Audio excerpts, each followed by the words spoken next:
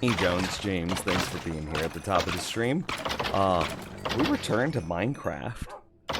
Before we do that, did you guys see the drama that's happening? Like, this is ridiculous. Of course they copied everything, right? Like I was just like, oh, casually scrolling through Twitter, and like I had seen it because, you know, I'm in like the streaming subreddits and stuff like that, and those communities and what have you. And I'm like, okay, this is a little bit of drama. But then I saw it was trending on Twitter, and I'm like, bro, this is like obvious. I thought everybody knew this. Saw a bit. I don't know much about it. My understanding, and I'm a human meat brain person, is that Streamlabs published a website that straight up copied, like word for word, layout for layout, the OBS website. And it's, I mean, I've seen that screenshot. That one's pretty bad. Here, I'll show it on stream real quick. Desktop. Boom. Like, look at this. Look at this. Like, on the left side, you have the OBS website. It's like, level up your Xbox and PlayStation streams. Level up your console streams. And then you have automatically add overlays, alerts, and other media every time you go live. And other media every time you go live. How does it work? Activate personalized stream. Cloud capture for console streams. Full layout and design control. Like, this is as obvious as you get. So anyway, this comes out, and then OBS, you know, this then gets like called to attention, right? Where is this at? Okay, OBS. Yeah. So they then make a tweet that's something like this. Near the launch of Slobs, which is Streamlabs OBS, Streamlabs reached out to us about using the OBS name. We kindly asked them not to. They did it anyway, and followed up by filing a trademark. We've tried to sort this out in private, and they have been uncooperative at every turn. So OBS is open source. Literally, it's in the name. Open broadcasting software. Streamlabs took their open source project and then remade it into their own thing. They didn't even really remake it. They just kind of slapped a new skin on it and said, oh yeah, that's good. They put a paint job on it and then put their name in front of it and then took credit. So with them straight up copying the website, OBS has been pretty quiet about this. Like, I thought it was obvious. I thought that it was so obvious that Streamlabs was just like casually taking OBS's work and then saying, okay, we're gonna use it and now make it our own proprietary thing. And it's like, that's, to me, it's a little sketch, but I didn't realize how bad it had gotten. And with that website being published, which they claim is a placeholder website, but I think that makes it almost worse, because rather than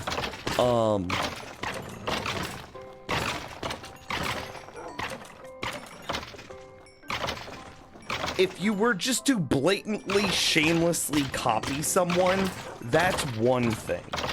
But to make it to say, oh, that was our placeholder website, we didn't mean to publish that, because that's what happened. So Streamlabs then says, oh, hey, sorry, didn't mean to publish that website, that was just our placeholder thing. That means that they admit that they know what they're doing is wrong, that it's shady, that it's kind of shitty, it's sleazy, it's gross. And that means to admit that they were copying, but they didn't want to copy that hard, means that they know copying is wrong. rather than just being like, oh yeah, no, yeah, we're just using them as a template, blah, blah, blah. And just being like, yeah, we copied them, didn't think it would be a problem. And then just claiming fucking ignorance. Okay, I could maybe give you the benefit of the doubt if you were just a dumbass. But nah, they knew what they were doing with Sketch. They knew that they were being sleazy and did it anyway. So, the internet's kind of mad. Which I think is just juicy.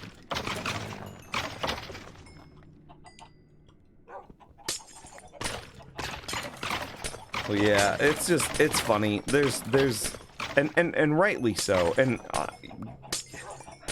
I don't use Streamlabs OBS to stream. I just use OBS to stream. However, I do use Streamlabs for alerts. I don't know if there's an alternative. Real talk? Is there an alternative to Streamlabs alerts?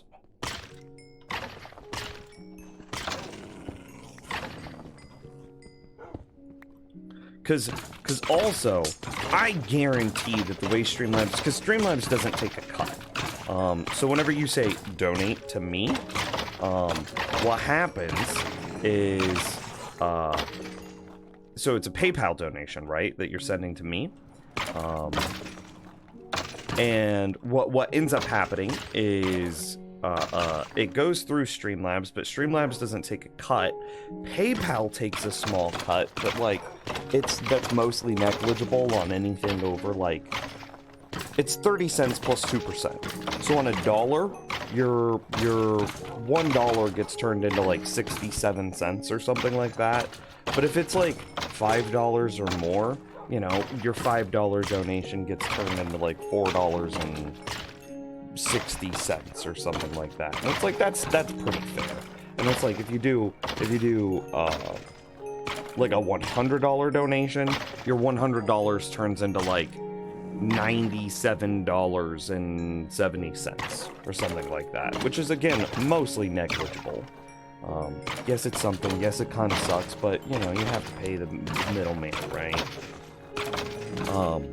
So Streamlabs doesn't take a cut, which means that their whole thing is harvesting and selling data. For sure is how they make their money. It's the only way that they could possibly, right? And so, not being a part of their data harvest would kind of be nice. But I don't know if there's even an alternative to Streamlabs for notification delivery, at least.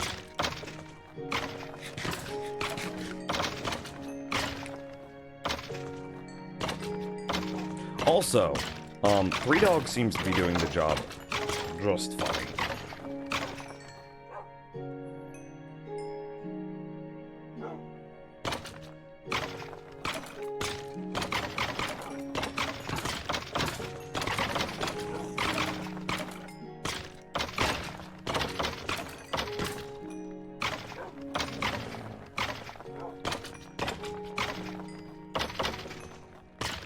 Mostly. What's the dog there for? He kept dying. We had to, kind of complicated. The height of the nether trees is 27 blocks. Well, that could clip into the wither skeleton farm above us, because that was only 24 blocks up. So we had to move down 3 blocks, which is what you can see the difference between the glasses. It's 3 blocks. And moving down, it gave the skeletons more momentum, something, in order to, which then aligns them further. This is my best guess. I don't actually know if this is objectively true or not. Which then aligns them to this side of the drop tube, which allows them the ability to attack and kill this wolf. So rather than being centered in the tube, they were far aligned in the tube so they could attack and kill the wolf, and, you know, problems ensue. So we pulled the wolf out. He was dying a lot. I panicked, got a bunch of rotten flesh. I healed him a bunch. Saved the wolf's life, but, you know, I pulled him out just to see what would happen to the farm. And the farm seems to be working just fine without the wolf, so... You know, it is what it is. Anyway, I need to... Goals for today's stream is we are going to be... We're gonna break this old tree farm down and move it to this position. So I guess that means that step one is, yeah.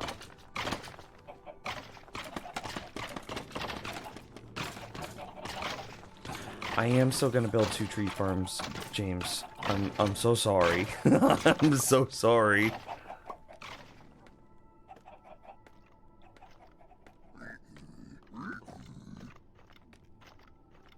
Please don't be mad at me. Please don't go watch. Please don't leave me for the Shark Girl streamer. Please don't go. James, we love you.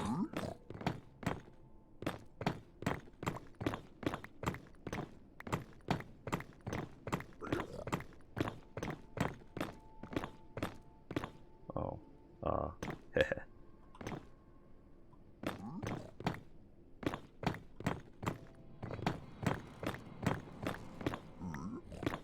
Don't worry, Shark Girl isn't streaming yet. Oh, okay. Okay, I see how it is.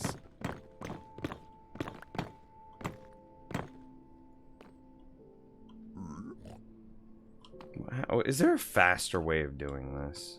There's definitely a lower brain... Oh, God. There's definitely a lower brain way of doing it. Dims, have you played any Valorant lately? No. We talked about this, I don't know, Monday. Riot? Maybe it was yesterday. Riot's anti-cheat for Valorant bricks my mouse and keyboard until I reboot. And it's like, part of me understands this because, like, I do create, like, macros inside of my mouse and keyboard. So I kind of get why they do it. But also, it's like a name brand. Like, it's Corsair, right? It is, you have, like, Logitech, Corsair, and Razer as the 3 big peripheral companies, right? And with... If they're just gonna brick my name brand, you know, blah blah blah peripherals, it makes me really annoyed with their product.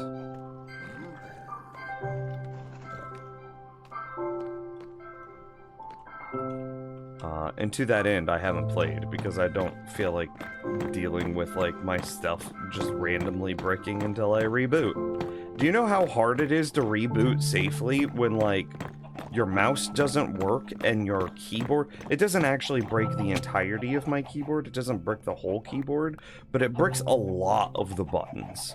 And so I'm like, I have to, like, use tab, but not even... Tab doesn't even work correctly. Like, it tabs to, like, wrong things. So it's just... It's really annoying. So no, I don't really play Valorant anymore, which makes me sad, because I do enjoy it.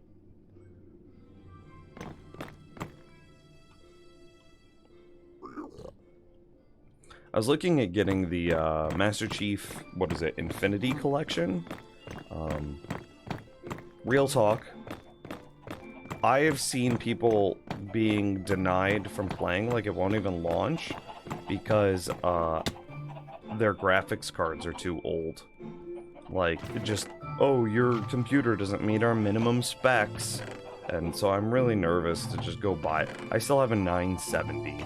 And so I'm really nervous to just go spend a bunch of money on the Master Chief Collection.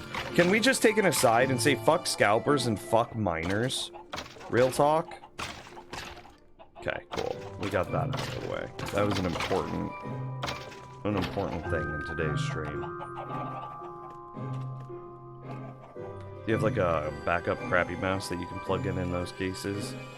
You know, I never even considered doing that, but I do.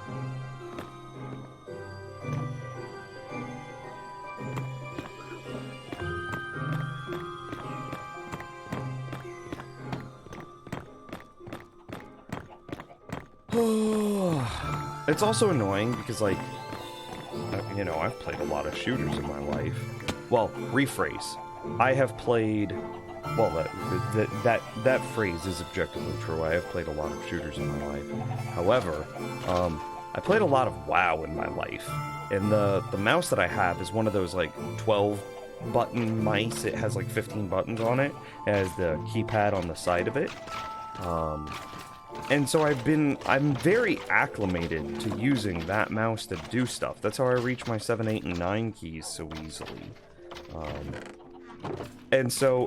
And then I have played a lot of shooters in my life, and one of the first ones that I remember getting started with was Left 4 Dead and Left 4 Dead 2, and I used... It wasn't a 15-key mouse at the time, but I did use mouse key 4 and mouse key 5, which are standardized mouse buttons. I used mouse key 4 and mouse key 5 for melee and reload in Left 4 Dead and Left 4 Dead 2. So I'm very acclimated to melee being, you know, mouse 4 and reload being mouse 5. Now, Valorant doesn't have a melee. You have to, like, it's actually a thing where you have to swap to it, kind of like in Minecraft, where, like, you can't... Well, it's not a perfect Minecraft analogy, but you switch to your knife to then melee with your knife, right? But reload has always been mouse 5 for me. In like Overwatch, reload is mouse 5, in Valorant, reload is mouse 5, and Left 4 Dead, reload is mouse 5. So it's really annoying that, like, reload suddenly becomes R for me. Because I've just been using mice like this for forever. For actually, like, 12 years. And then all of a sudden Valorant's just like, oh yeah, no. We're not gonna allow that because mouse 5 reload is cheating. The fuck?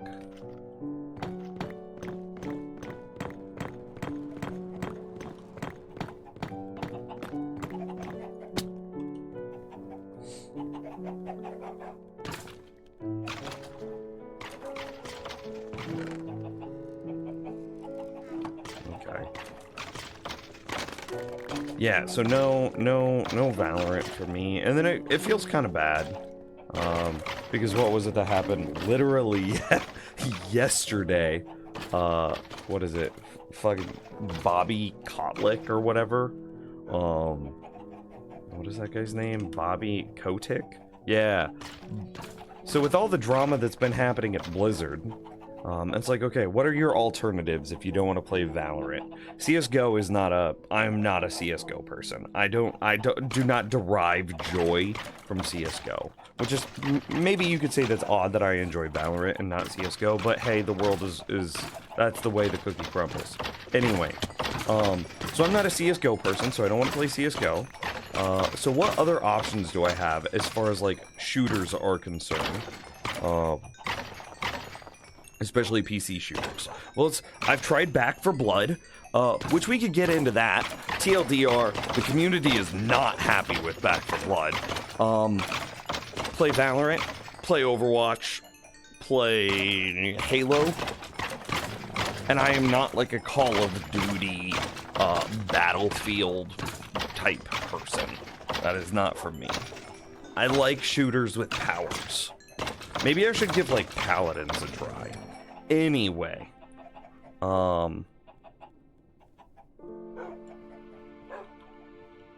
was looking at playing, like, Overwatch again, just looking at that game, if that game is okay. And then it comes out that, like, Bobby Kotick is, like, also a rapist, and also, like, enabling other sexual assaults inside of Blizzard. And it's like, I don't know if I want to give Blizzard Activision any money right now.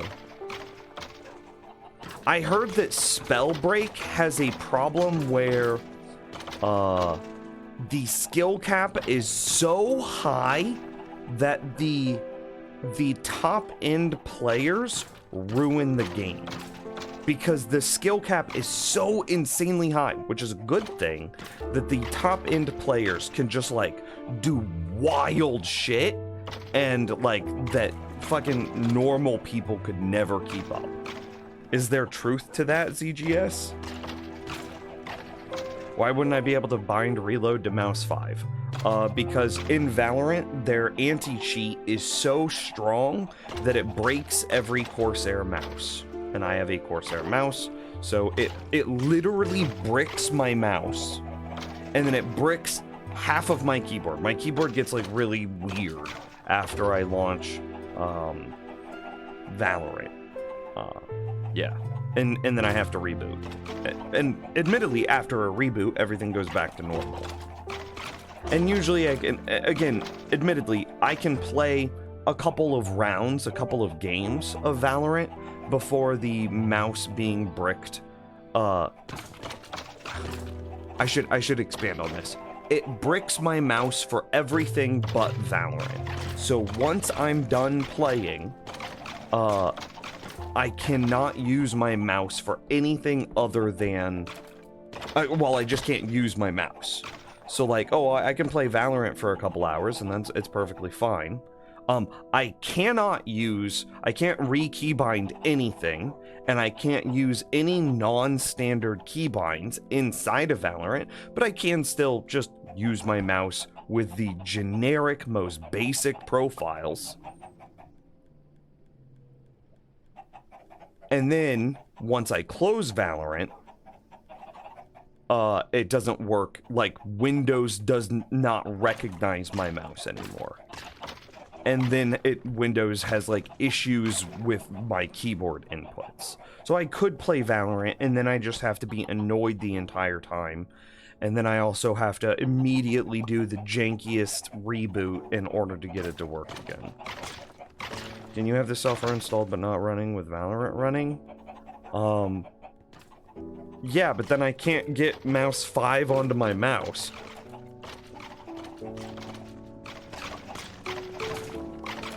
I stopped playing Overwatch and gave Paladins a go for a few months. Paladins are more complicated than Overwatch. Okay. Skyrim Anniversary Update, new content added fishing? That's cool.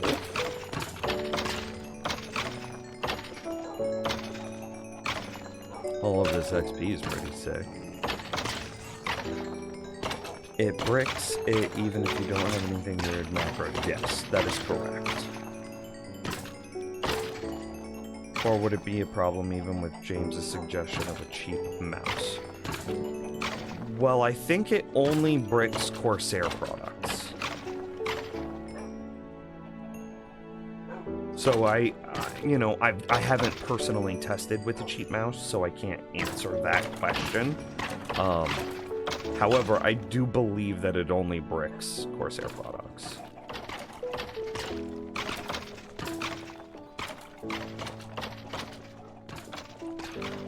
I feel like at a certain point nowadays, you kind of have to divorce games from their creators in order to enjoy any games. Feels like there are skeletons on any and every major game company's closet. I mean, that's absolutely true, because just look at Minecraft, the game that we are playing literally right now. Notch came out and said some really fucking racist shit, right after he sold it to Microsoft for a record-setting $2 billion.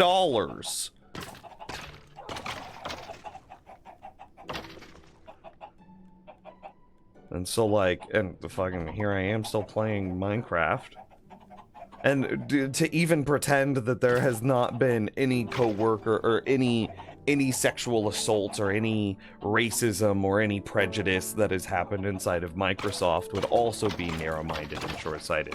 Candy and I go around on this a lot, in that there is no ethical consumption in capitalism. Somewhere, at some point along the supply train has, someone somewhere at some point along the supply line has been taken advantage of in order to deliver the cheapest, most widely available product to the masses.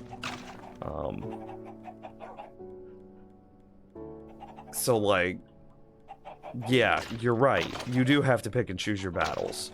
My thing is, like, I don't want to support people that are actively doing it. like actively, knowingly, willfully participating in hatred. That's like my line. So, that kind of means no Blizzard. Yeah. Activision, Blizzard, yeah. And it's like, again, we were just talking about Valorant. What was it, like 3-4 years ago? Riot came out with literally the exact same problem of just, air quotes, bro culture, creating an environment of sexual assault and racism and really shitty business practices and blah, blah, blah. And this was just like 3-4 years ago. And it's like, they then paid massive fines. They had to go through like a bunch of, what do you call those? They got a bunch of like classes. They got a new HR team or something like that. And I think that they had to go through a bunch of classes, like the company-wide mandated sensitivity training. That's what it was. In order to not be ists.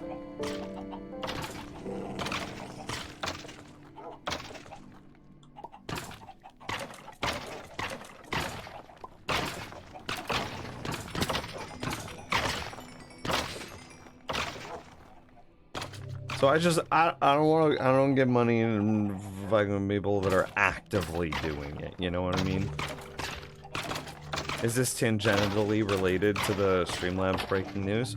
I mean, kind of. I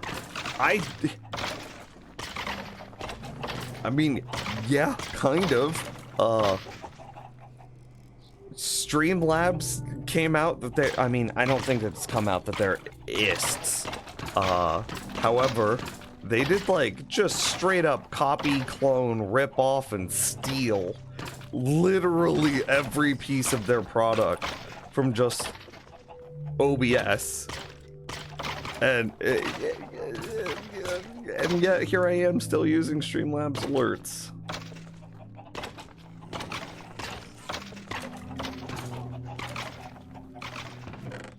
I need blue door. Blue door. 1, 2, 3, 4. 4. Right? 1, 2, 3, 4. Yeah. Does OBS do alerts? No.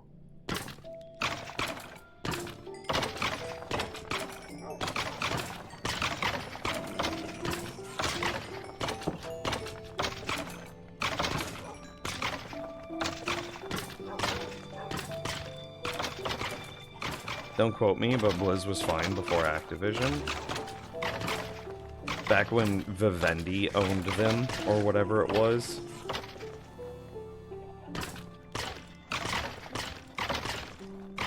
Yeah.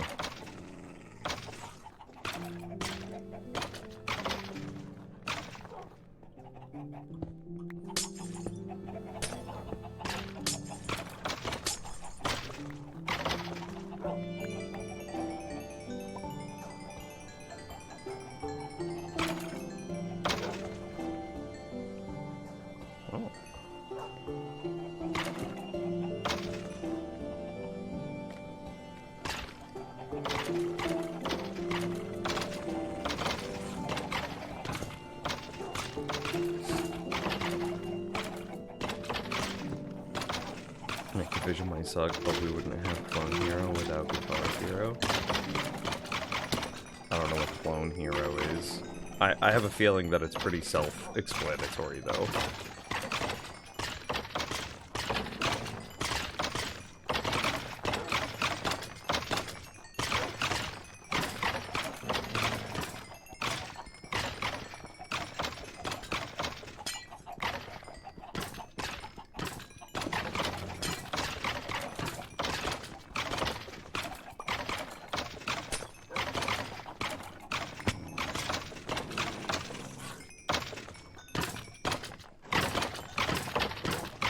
I mean, I think that this is still working just fine at 3 wolves. I think that it's a little tragic that we can't use the fourth, because it is slow, it is a little slower now. But it's not 25% slower.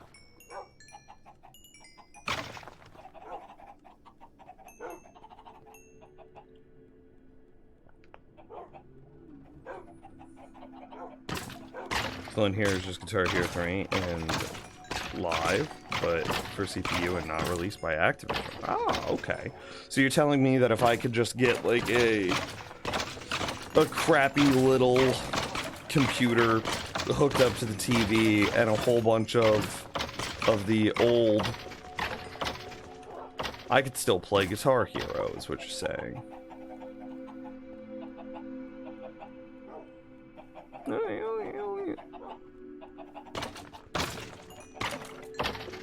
Oh, and Rock Band? It does drums and vocals too? Oh, okay.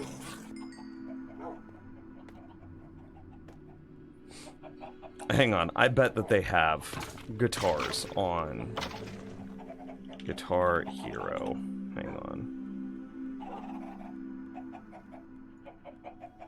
on. Xbox. Wait, no. PC guitar. Hang on. PC Guitar Hero controller. Oh god. Oh god. I had that? And now it's... Why is it $300?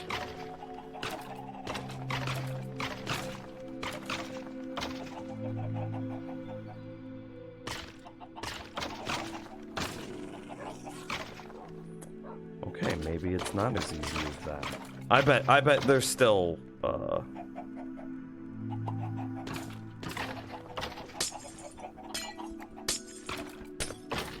I bet there's some guide, tutorial, how-to out there on how you get the cheapest, most bestest Guitar Hero setup.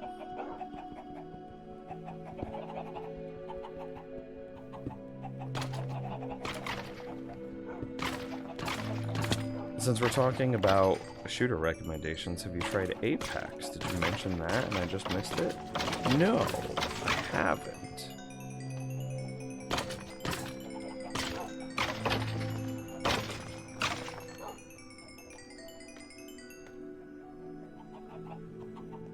I sure haven't, James. I don't... is it good?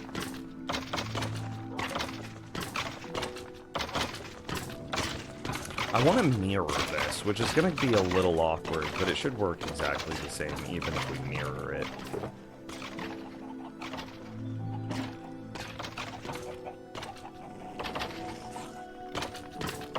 That way we can have, like, the output both go to the same side. And...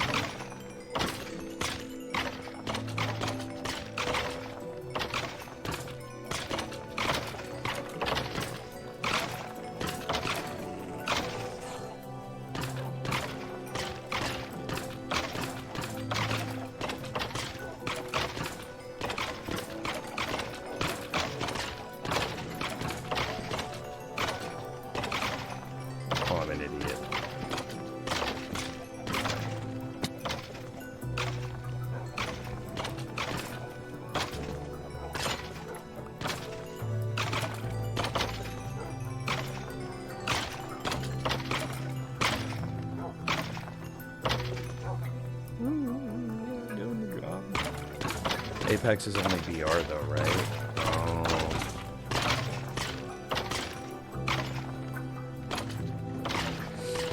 Still haven't played Doom Eternal. I watch videos of Doom Eternal. I think I own it. I think maybe I don't own Doom Eternal. Maybe I own, like... No, I think I own Doom Eternal. I think I played it on stream, actually.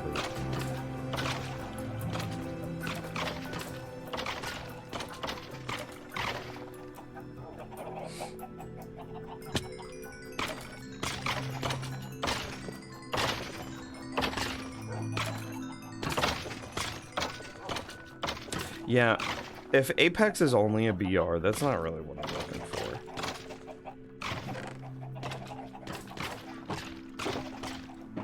I just want to check and make sure I don't have any other hoppers floating around somewhere.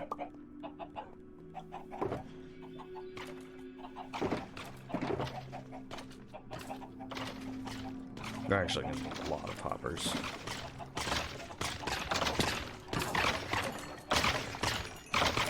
Okay.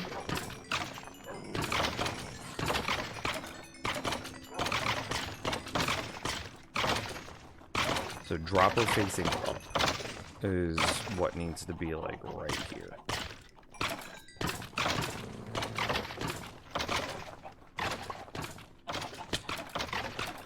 Oh, I didn't mean to fall.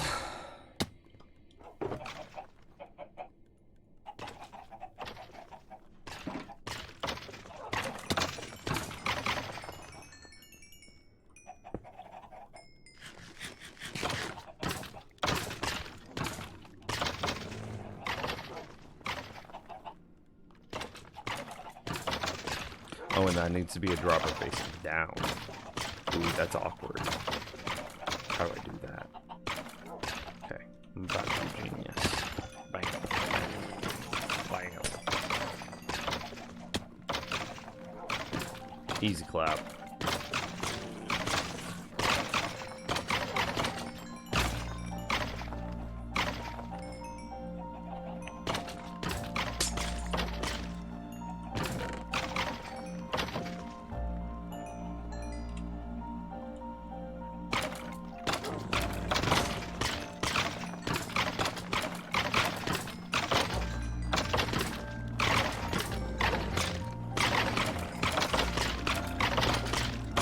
I wonder if, because we don't need this dog anymore,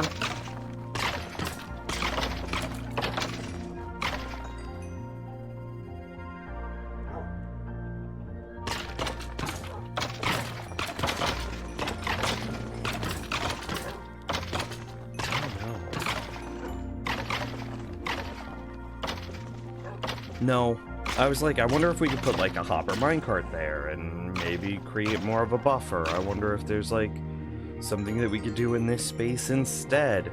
I don't know. I couldn't think of anything. And then I was even thinking like, maybe is there a different way that we could get a dog into that position? No, I don't think there is.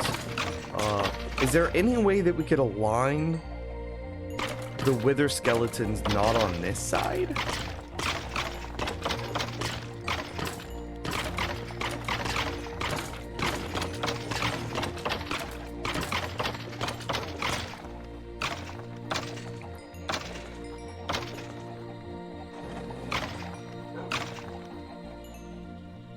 I could put trap doors on the inside of this thing. That doesn't seem particularly, like...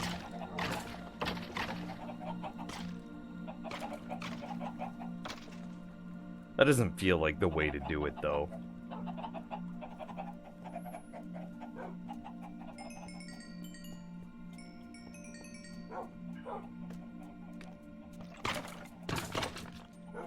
Like the new Minecraft Caves and Cliffs, generation of lush caves and glowberries. Ooh, that's hype. What I'm really hoping is that, do you remember when, it was like early Minecraft, like 1.8 Minecraft? Something real early, where,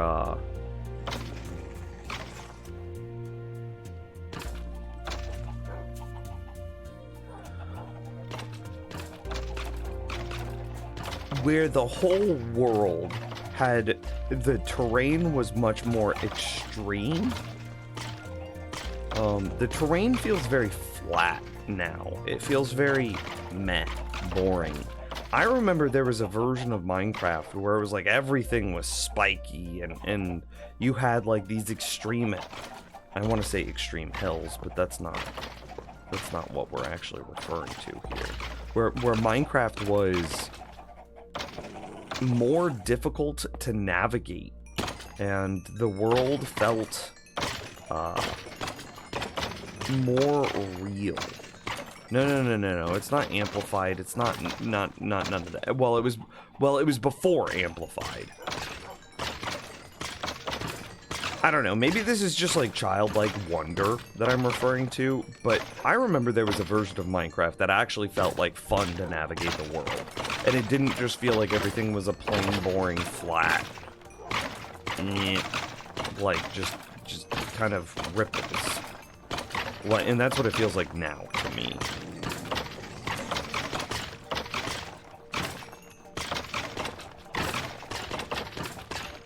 I need a piston facing up.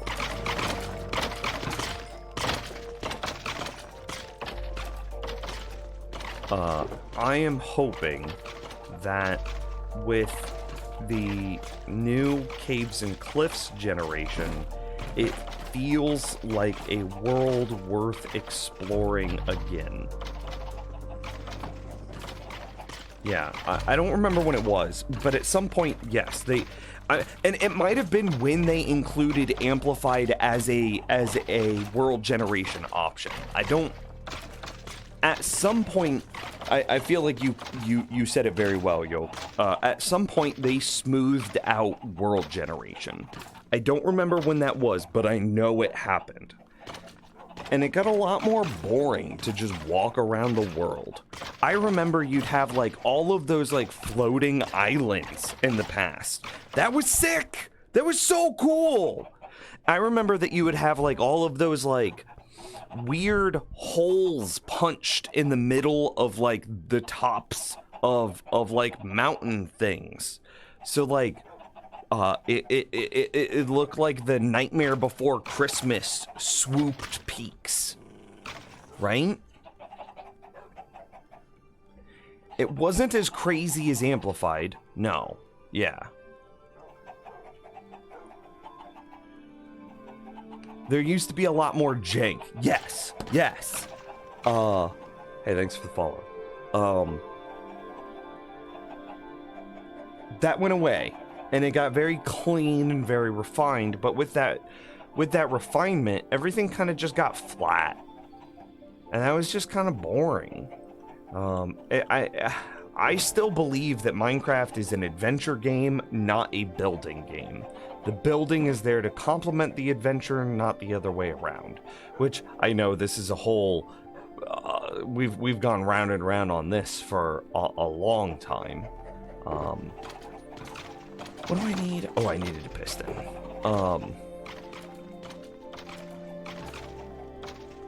Yeah. And I feel like they have been denying one of their core principles by not having a fun world to walk through. James is typing, yeah.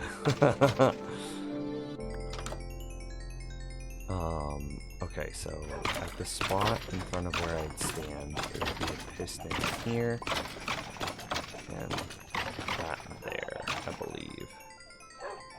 Oh, look at that dad joke. I am new here. What are we doing? Well, I'm in the Nether, building Nether tree farms. These are some designs that I've been working on for a while, and I feel like they're ready to actually build in a proper world. I have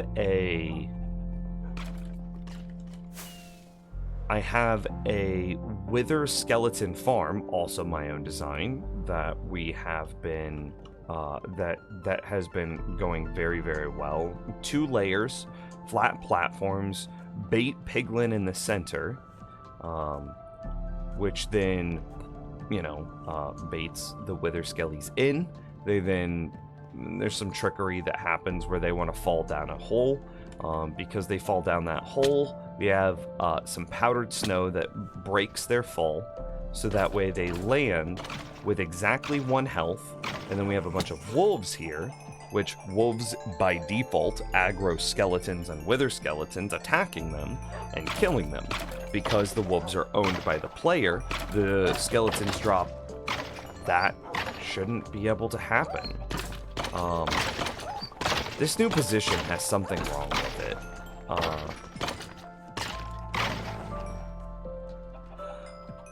We'll figure that out in a bit. Because the wolves are owned by the player, it means the Wither Skeletons can drop both their experience and rare drops, which is good. So we can get Wither Skulls completely automatically from this farm. And then because we get the experience, we can use the experience to repair, say, a mending tool while it's being actively used. So I should be able to come inside this thing, and then I can hold right-click, left-click, and I don't have fungus ready to go yet, but I could set up an AFK farm growing and cutting down nether trees automatically for me, while the experience from the Wither Skeleton farm keeps my tool fully repaired. So it's a pretty involved something that we're working on. But we've got some bugs to work out, clearly. Clearly some bugs. I don't know why moving it down 3 blocks broke it. What was it about being 3 blocks higher that made it fine? That it just doesn't make sense to me. The only thing that I could figure out is that there's a momentum that carries the Wither Skeletons further to the right, you know, from this perspective, and aligns them against this wall and would allow them to attack this wolf. However, that does not explain how this wolf was then able to be attacked. I don't know. Let's finish this and operate under the assumption that we can fix the Wither Skelly farm at some point.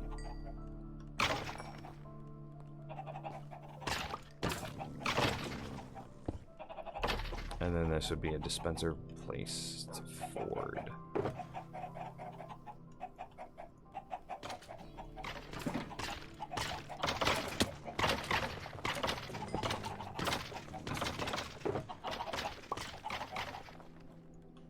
Remember that there's redstone there.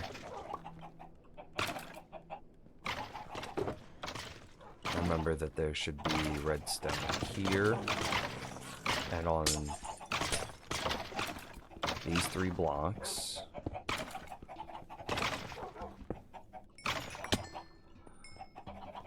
Nims is famous for Nims tutorials on YouTube. I don't know if famous is the right word, but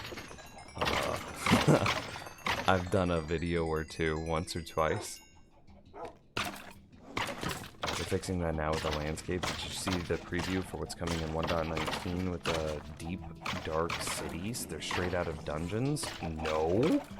What? I didn't even know there was a 1.19 preview. Please tell me there's a video. The Wild. Set to release in 2022.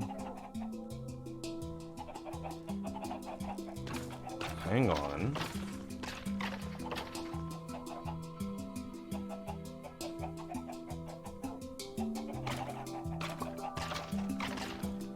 Nims is the least informed Minecrafter. I mean, true. I knew that Wardens got pushed back to 1.19.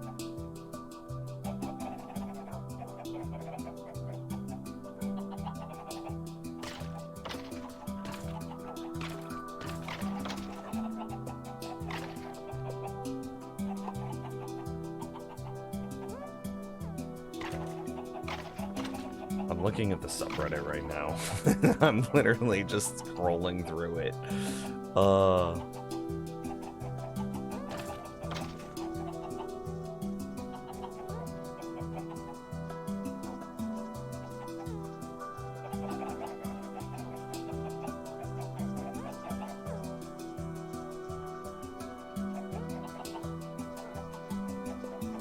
There are frogs and fireflies.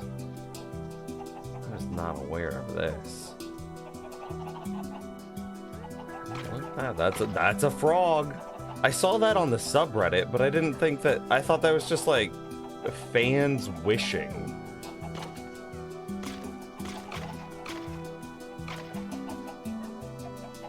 We're gonna have a mangrove now. Okay, new biome.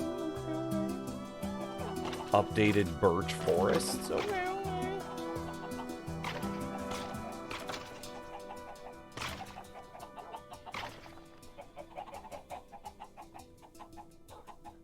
What is that? Why is this just a floating thing? I have no idea what those pictures turned into. It doesn't matter. Okay.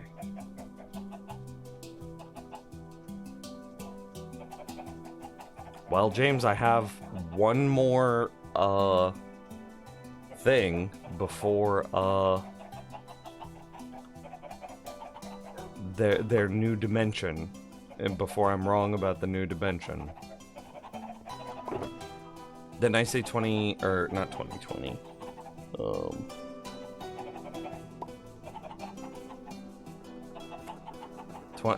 Minecraft 1.20, Minecraft 1.21, something like that.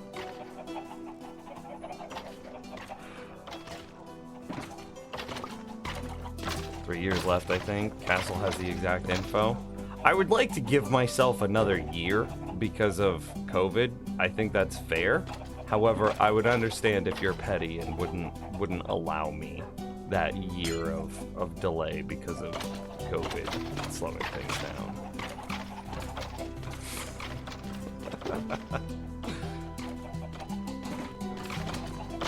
Petty. I need a piston facing down. Oh, I had one.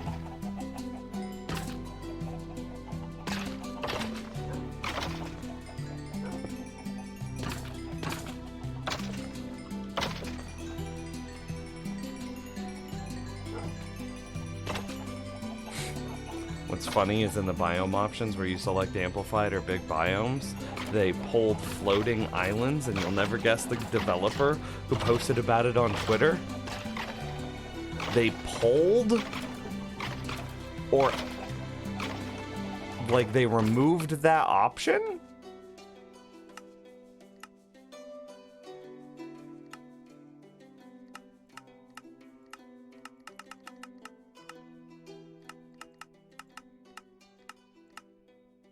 Because there's floating islands.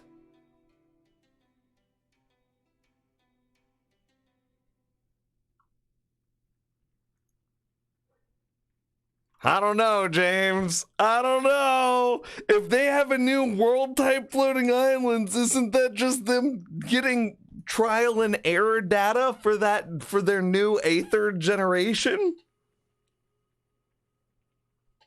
I don't know. And if they're getting rid of that option, I don't know.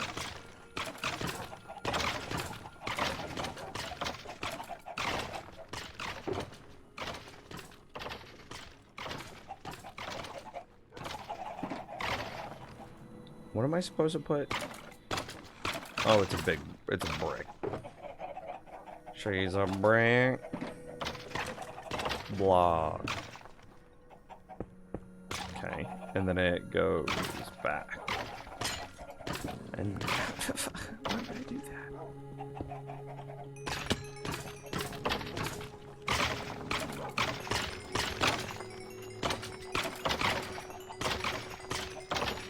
I feel kind of bad that I'm just like losing all of this experience, but at the same time, I know that I've got like infinite amounts of it.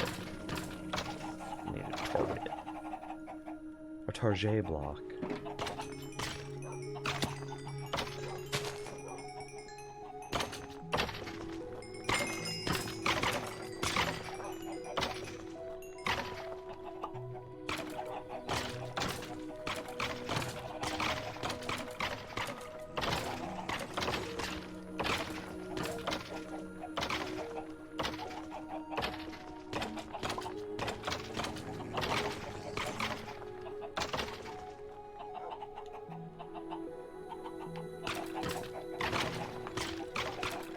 I mean, we might be at a position where we have to put the floor back to where the floor was and just accept that we're going to have some experience loss and then we have to enter and exit these things via freaking ladders.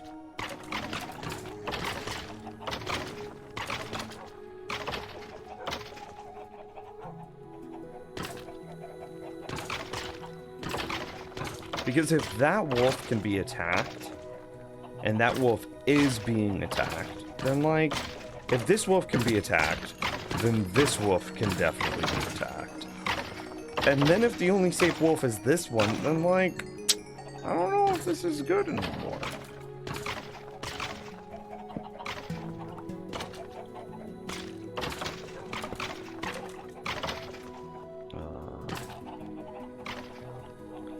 There's a torch towards the inside of the farm.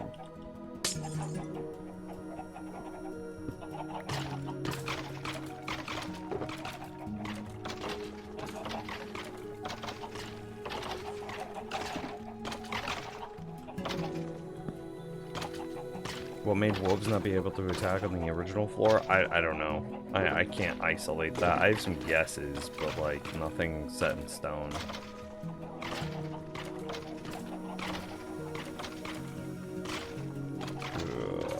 Yeah.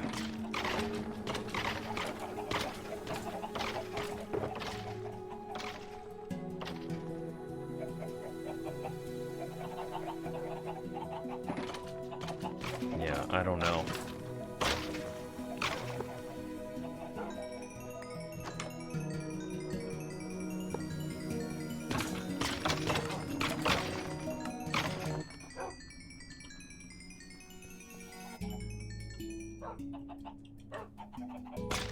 I don't know, and that makes me very sad that I don't know.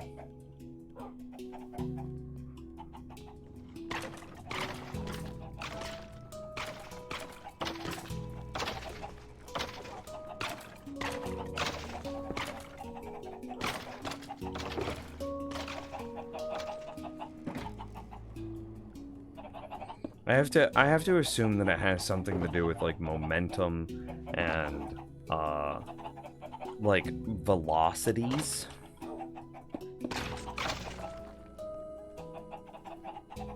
But that doesn't, like, the amount of time that it takes for them to fall down the tube shouldn't matter, because it should take the same amount of time to fall down from the powdered snow break, the second powdered snow break, as it did the first. So the distance between the first break in the original floor and the second break in the new floor should be exactly the same, right? No, probably isn't. And then, but it does make sense that they would have more like angular momentum to carry them against the forward wall, and thus allow them to attack this wolf. That makes sense to me. I don't know how that wolf could be attacked. And Zim asks, where do they come from? I'll show you. It is a wither skeleton design that I have been... Oh, we've got that world glitch where the nether's dark. Turn on hitboxes so you can see them spawning a bit easier. A four-way intersection in a nether fortress, covered in wither roses, 4 blocks of air with carpet in order to improve their spawns. And then I figured out how to have a single bait pigman be able to bait 2 floors of wither skelly spawns, which is what you're seeing there.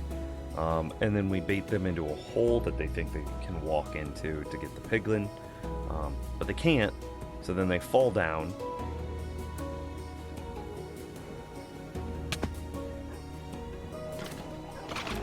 Then they fall down, and they land with exactly 1 health. And then our wolves, which are owned by the player, so wolves attack skeletons and wither skeletons by default, and then no interaction required. So they attack the wither skeletons. When the wither skeletons then die, they drop experience and rare drops because the wolves are considered a player kill, which means that we can get wither skelly skulls automatically. I'm having some bugs.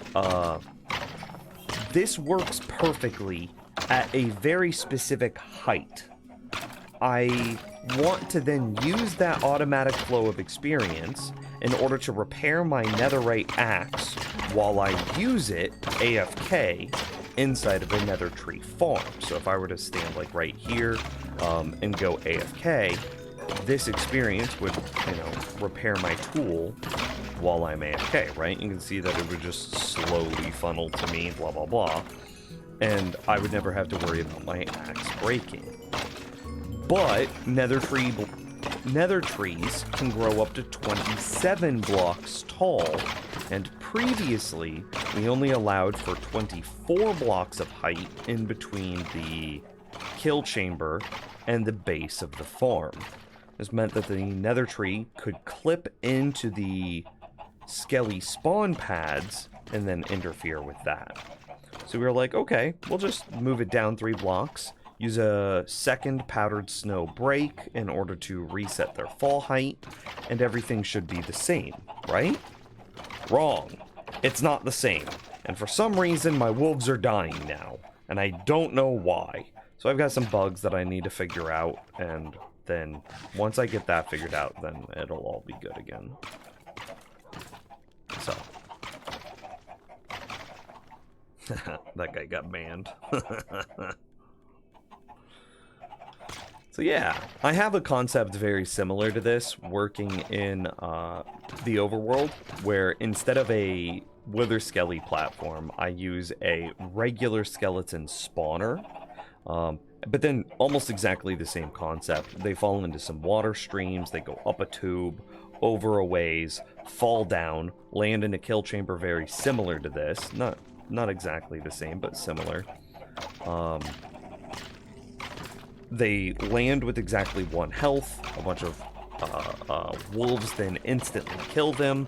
This gives me bones, arrows, bows, armor, all of that. If I wanted it, I get rid of everything because I don't need bones, arrows, none of that garbage. And then I use the experience that's generated by that to run a whole bunch of overworld farms. So I have a AFK tree farm that I drive, a fishing farm that I combo with it, which just then gives me mad experience because it's a bunch of skeletons giving experience along with the experience from the fishing farm. I have a cobblestone generator, a pumpkin carver, a nano farm, a little miniature netherwort farm. Is that it? Did I get it all? Cobblestone, netherwort, pumpkin carver, tree farm, nano farm, fishing farm. Yeah, 6 farms driven by 1 overworld version of this using regular skeletons instead. How often did the dogs actually get hurt? In this version, it should be never. In the overworld version, they never get shot by skeletons, but they do eventually die from Thorn's armor, right? So if you think regular skeletons can spawn with armor, that armor can be enchanted, that enchant can be Thorns, and then Thorns has a chance of reflecting damage. That means that the overworld skeleton version of this, the dogs can eventually die. It takes like 24 hours to lose 1 dog in the overworld version. So you just heal them every now and then, and you never have a problem. In this version, because wither skeletons cannot spawn with armor, there should be a way for me to make this, and I had it. It was just a different height. And I don't know why changing heights ruined this mechanic, but there should be a way to make it so these wolves never die. Because wither skeletons can't have thorns and therefore can't. Yeah. So anyway, let's finish this real quick.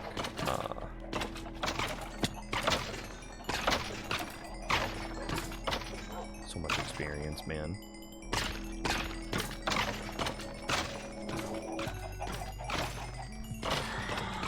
Okay, so what do I need to do next? It's like,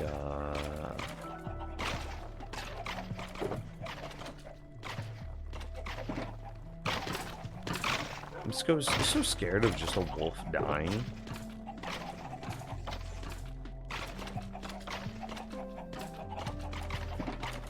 this, I believe, goes butt up against the bottom.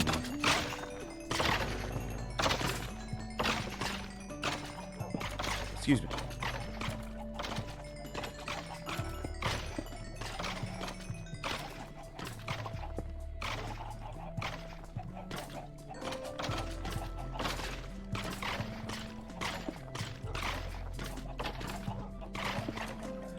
I mean, even if the problem here is as rare as Thorns, the problem with this one, like with this issue, is it's way more deadly.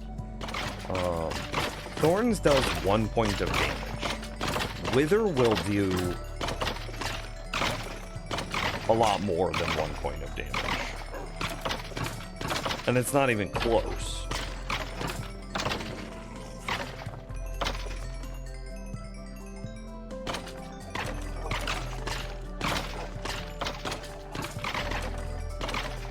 Maybe it has to do with the distance from the top bait piglin. Actually, that's a great idea. Holy shit, that might be such a good idea.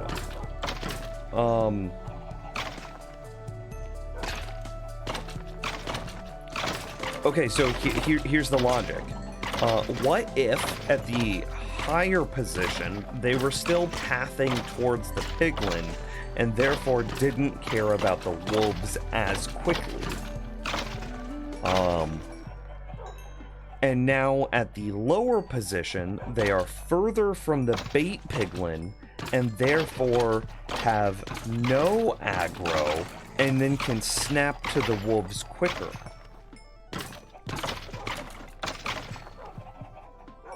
And that might also explain, it might not be a thing of angles in regards to being aligned against this wall and thus able to see the wolf quicker, but it might be a thing where they're aligned to this wall and thus lose sight of the piglin quicker.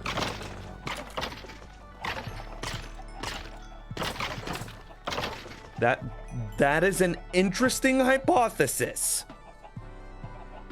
Did you move the original powdered snow as well, or did you just move the one? I just added one. If you look at the glass here on the side, those are at the powdered snow heights on the inside. The problem is there's a bug with powdered snow that currently exists, where powdered snow causes fall damage. So you have to use multiple powdered snow breaks in order to not get fall damage.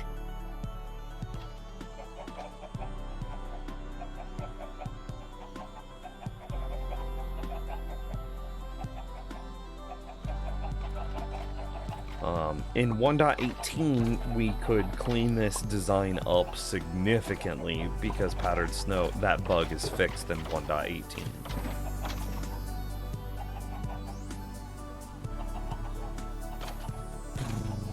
Okay, I need an observer. I need several observers. I need to be observed. Psychiatric institution. You know what I'm saying?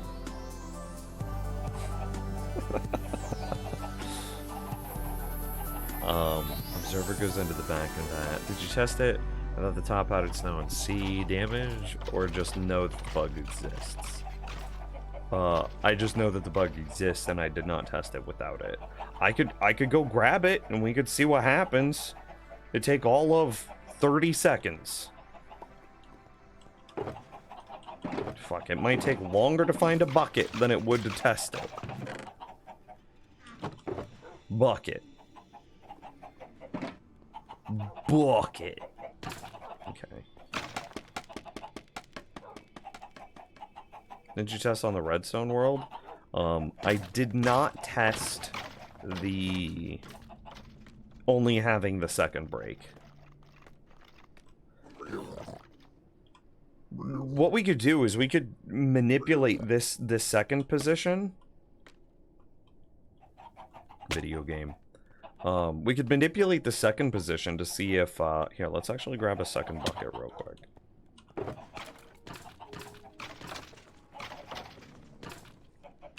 I did that the most complicated way possible.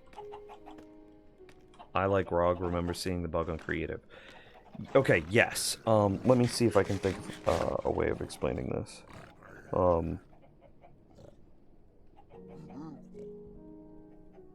If they take fall damage at the second powdered snow position, that does not necessarily mean that they will die upon hitting the ground. We could also manipulate the height of the second fall position. It's better to take 2 medium fall, like as far as damage is concerned. It's you take less damage taking 2 medium falls than 1 big fall. So when they take, if I remove this powdered snow and then they take this fall damage, they still might land at the bottom with health remaining.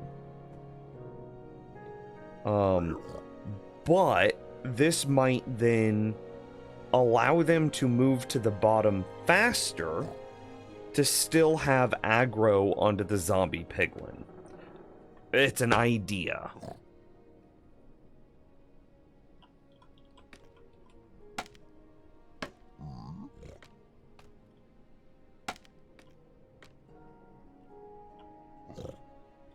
Do I have obsidian? I do.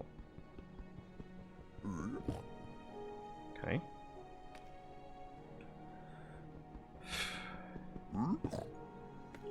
Okay. All I'm going to do for now is I'm going to remove that one. And they'll still be stuck here because of that guy. I'm going to put a bunch of buttons down so mobs can't spawn here. Okay.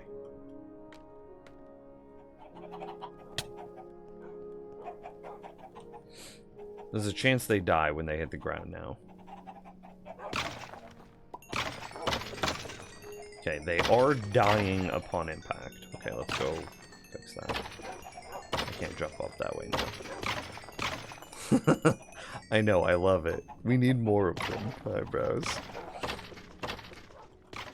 Possibly Dana, potentially Eric, maybe Peter. It's great. We need more.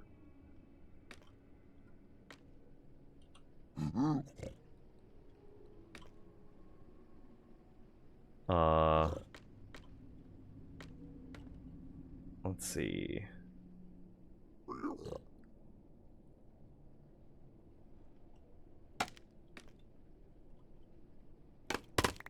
No, I didn't want to do that. Damn video game.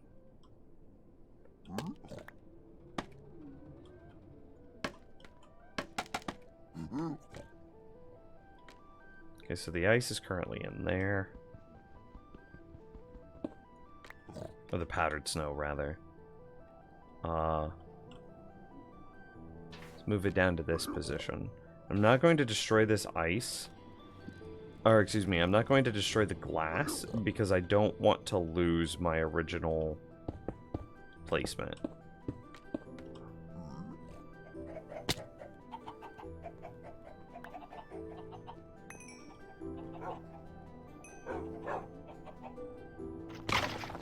Still dying.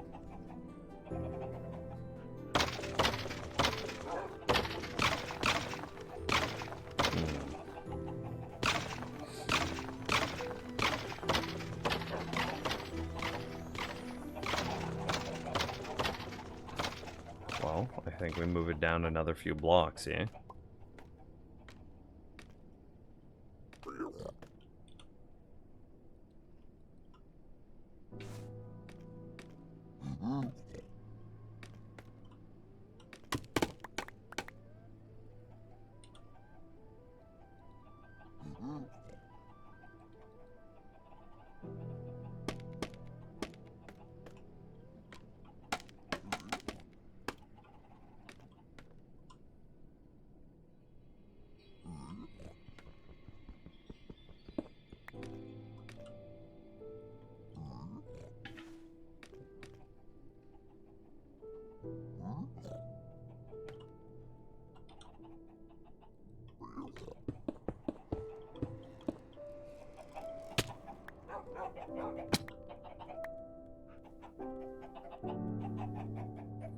What we're hoping for is 2 medium falls to set them to 1 health.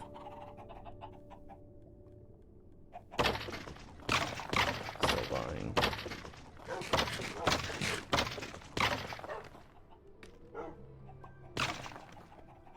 There should be a position where this is true. Where this becomes possible.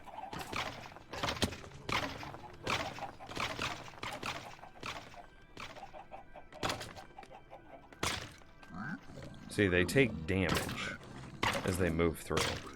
And, that's a bug, for the record. And it's fixed in 1.18 pre-release 2.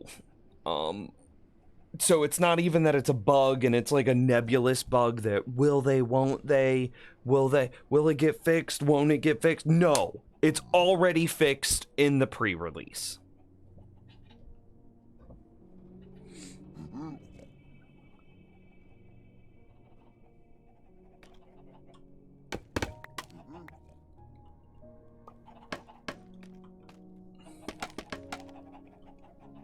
Can you put powdered snow in every block to the top? We want them to fall quicker though, don't we? Isn't that the whole reason we're doing this test?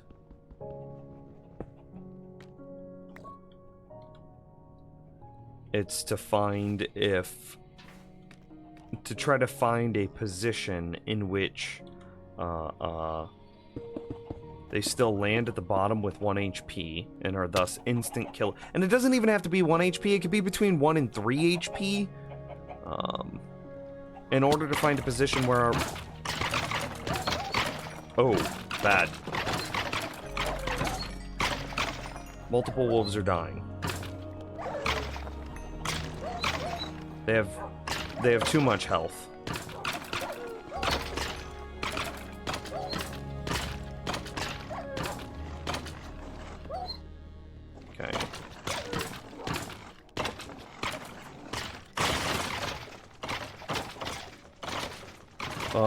What do we do? So do we move this up a block?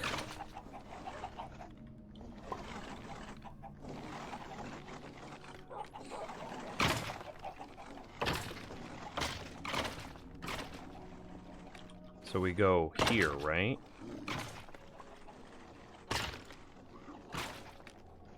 And then hope that this works.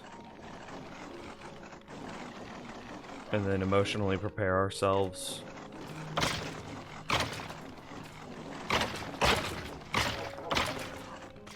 I mean, they should all be 1 HP because they've been getting crammed, right? I might be able to help my wolves. Okay. I killed all the skeletons without hitting my wolves, and they're back to dying on 1 hit.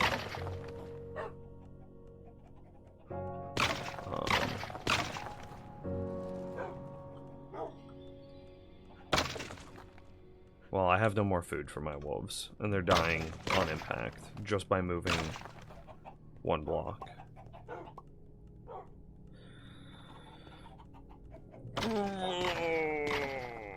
I don't know the answer. I am annoyed.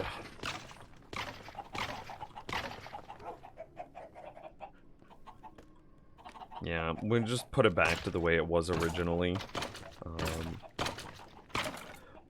I have another thing that might be a solution in that if we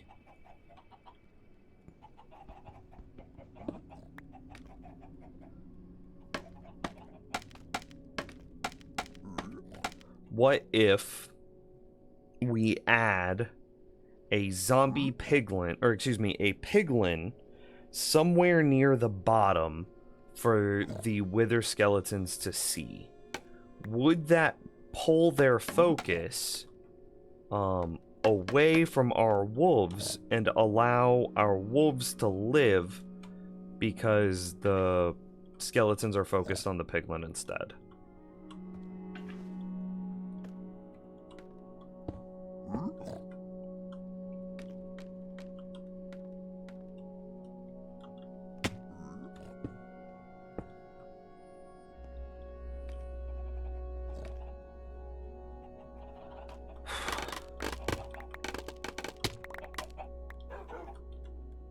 That makes sense? I hope that makes sense. So, like, what if I had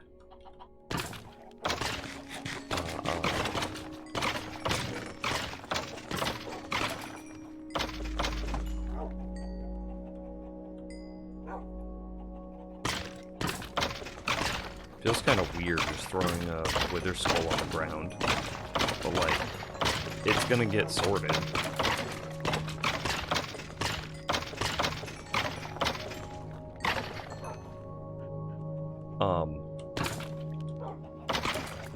Also, how am I able to pick these things up? That shouldn't be able to happen either. Is this just so full of garbage that it's not being picked up immediately? Do I need to increase the speed? Do I need to sneak another hopper minecart into that space?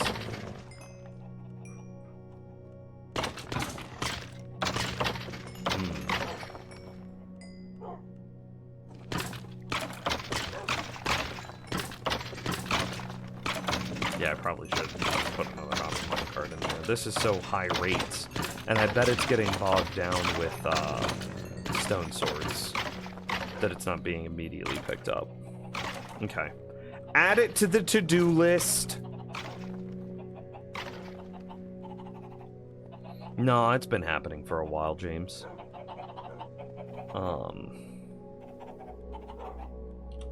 Okay, blue tree. Because I think I've got a lot of this part done, yeah? No, I need to do this back section. Okay, we got the observer facing forward. I need an observer facing down under the observer facing forward. Boom, nailed it. God, I'm a genius.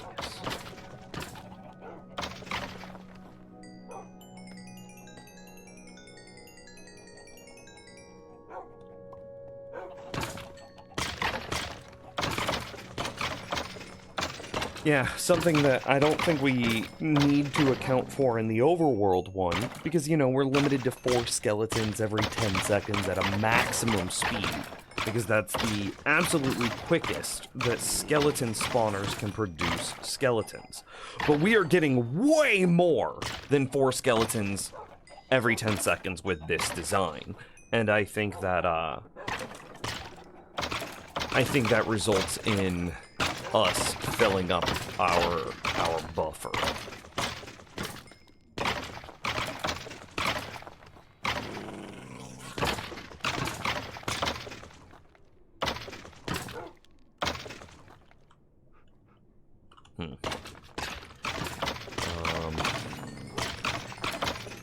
Maybe you're getting more than 4 in the killing space at a time, and maybe the 5th is hitting the dogs. Could that be a thing?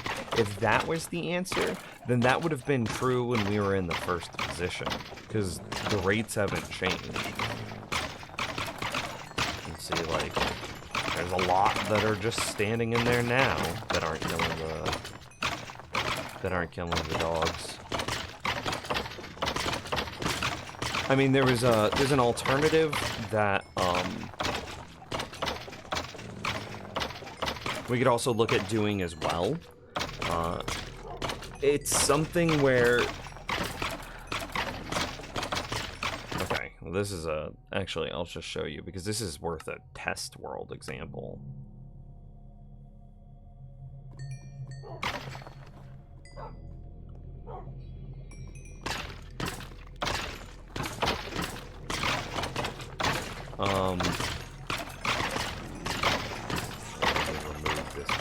No. We add my button. Okay, I'm gonna kill a wolf. Sorry, chat room.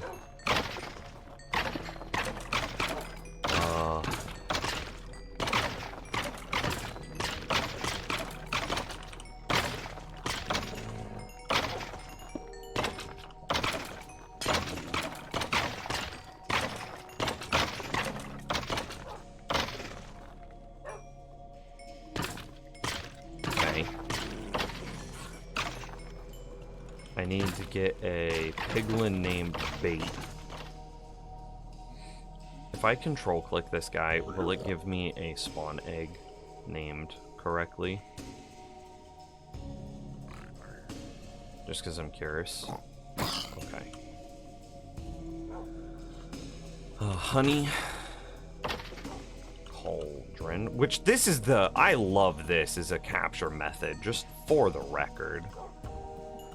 Okay, we want eye lines to be the same, which means something like that. Okay, and then I need a name tag. And then I need an anvil. I need to name him Bait. And this is for my command blocks in this testing world. Once I turn this kill everything on, it would kill all piglin except for things named Bait. And so now he gets to live.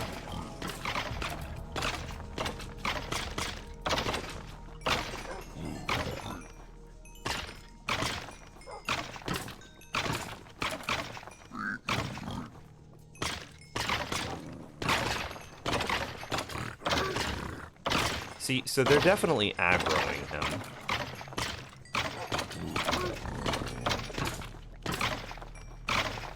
Yeah, they definitely see him. They're about this life.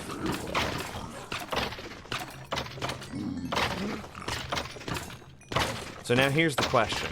If we put in some full health Wither Skellies, what happens? So I'm just gonna block this, right? Because that's not what we're interested in. That's a full health Wither Skeleton. Okay, he does turn around and attack our wolf.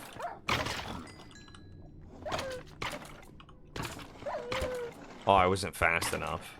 I'm an idiot. Does the same thing happen again? Yes.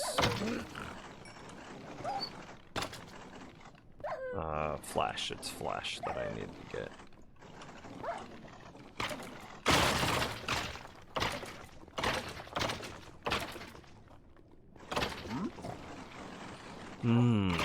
You see what I was going for? I was hoping that in the act of falling, they would see him and just not care about my wolves. But as soon as the wolf attacks him, he doesn't care about...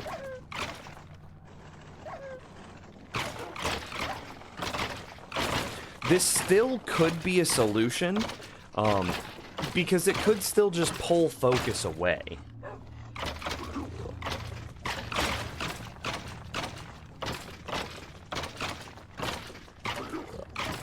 Is this testing at the original height? It is.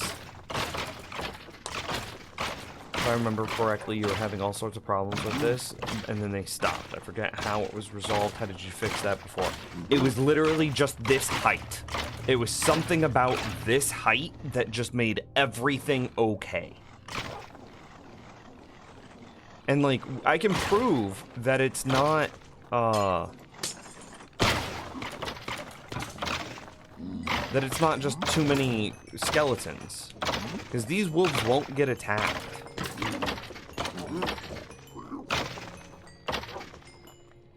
Even without our dude named Bait here, which they can now no longer see.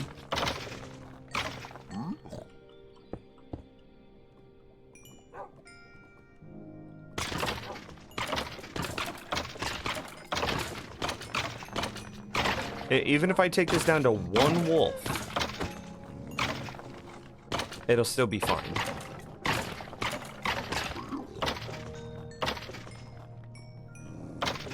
It'll be slow. But our one wolf won't get attacked. The resolution was something about this height.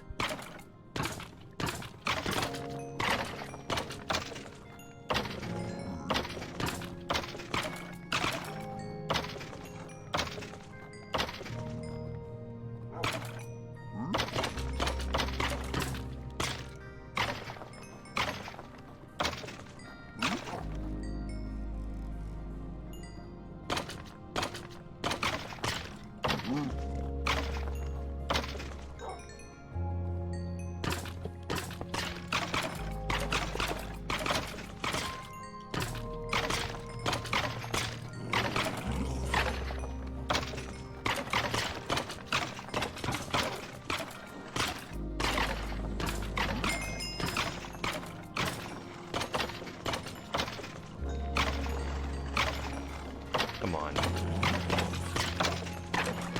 Come on. There we go. So it's definitely not a thing of too many skeletons.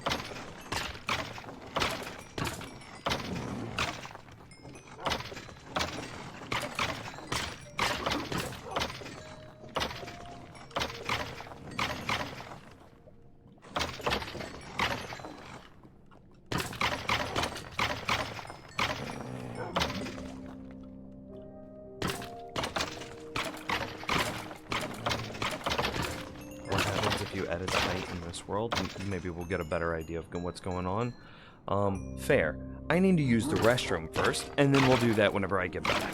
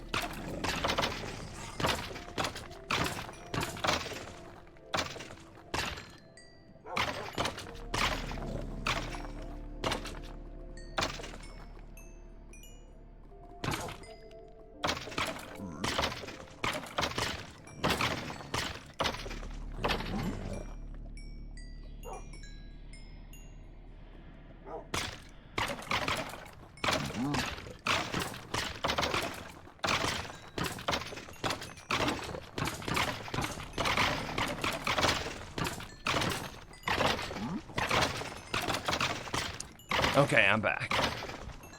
Oh, I do not speak. Is that French or Spanish? I don't know. Okay, so here's what I plan on doing. We are going to save and quit. I'm going to open up a new thing, app data roaming Minecraft. I'm going to back that up. What is that called? Test Witherwolf. Save. Test Witherwolf v1, and we're going to copy that. Copy Test Witherwolf v2. Easy. Test Witherwolf v2. Which version do I play? 1.17.1 vanilla. Okay, anyway. We want to move this down a little bit. Oh, also, just a question of... Are we putting a lot of time, effort, and energy into fixing something that's gonna change in 1.18?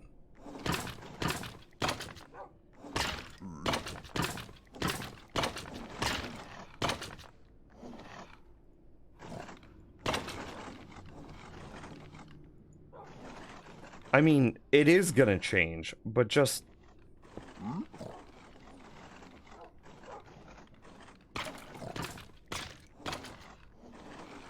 1.18 is gonna kill the world, right? No. To the best of my knowledge, we are...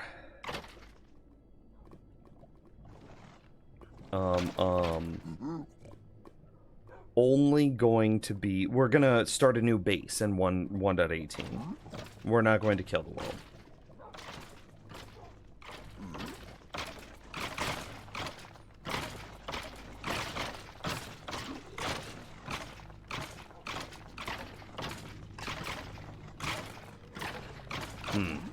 Okay. So we need to move this 3 blocks down. Would the new base have the same farm, though? Likely. It'll be a fresh base where we want to put all of the farms in. As in the one we are building now. Oh, I see your question. So not only would the base be the same, but, you know, we're going to be, like, 10,000, 20,000 blocks in a direction. And if we are 20,000 blocks in a direction, we'd probably want to make a Wither skeleton farm closer to us, right?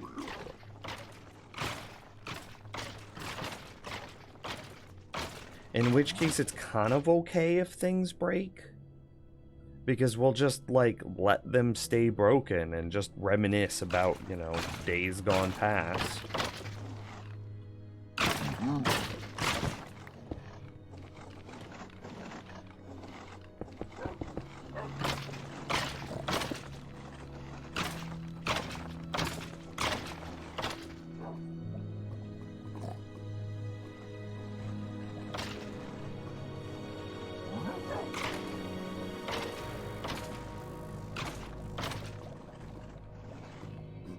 Yeah. How long have I played in this world? Close to 2 years.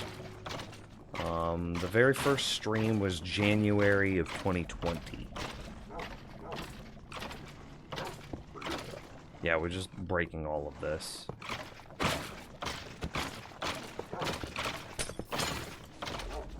Yeah, let's just do a fill command. This will be way faster.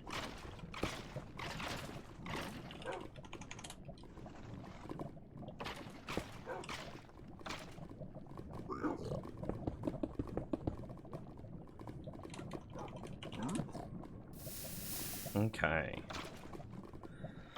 So now I need to do a clone command, like 3 blocks down.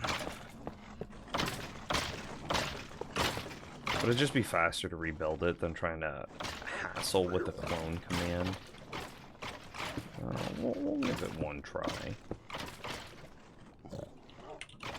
clone from there.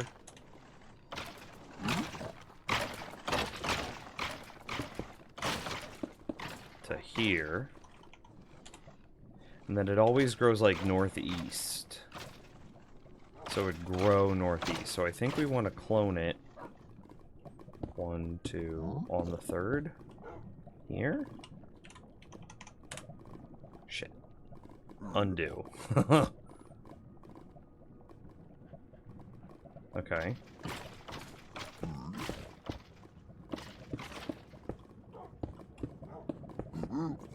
Okay, so we'll try cloning it to here. Okay. That was definitely still faster, even accounting for needing to break this space.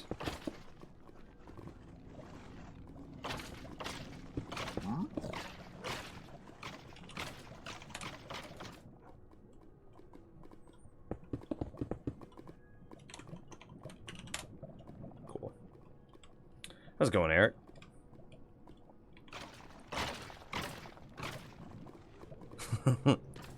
Maybe Peter, potentially. I fucking love it so much. Okay. I need buttons. I don't have buttons. Buttons. Okay.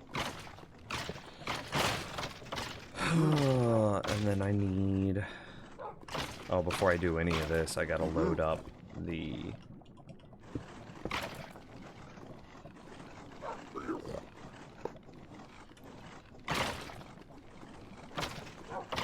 whatchamacallits.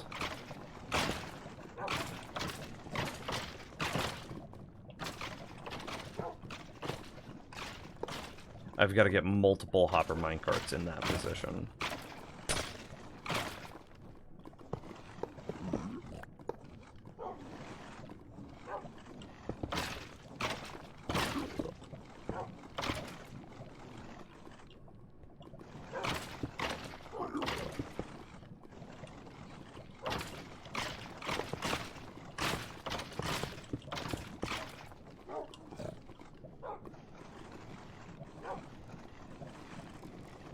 Oh, they stack now.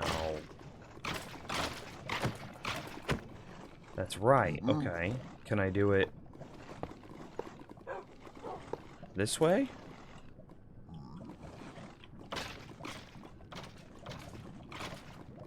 Where's my entity count? Okay, entities. Okay, this works. I have 5 of them there.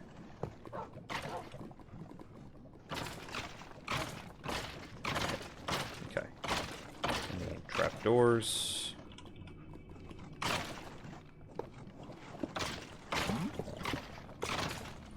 Okay, and then we need rails, just like before.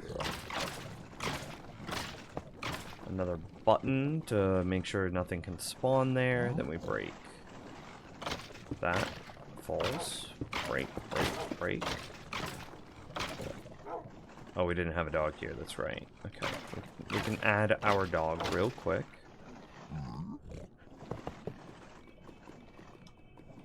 Bun. We need a bun.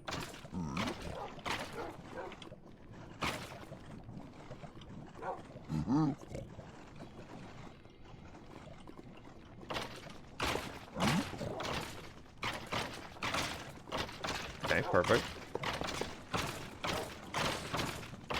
And now we just need to delete this top section. Okay, so... yeah. No, you're just gonna die, bud.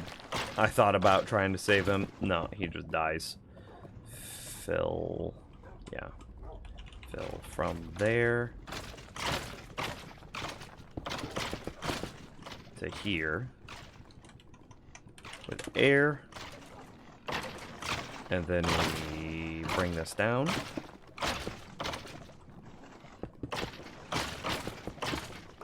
Okay. We add in our slabs. We can break this, but all of those guys will just die upon hitting the ground. Oh, no, not immediately, actually.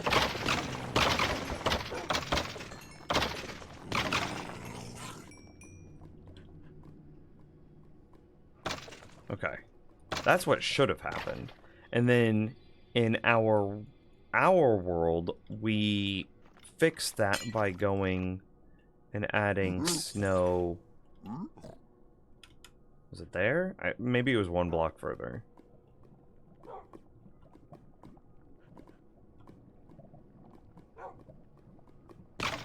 Nope. It's gotta come down lower than that.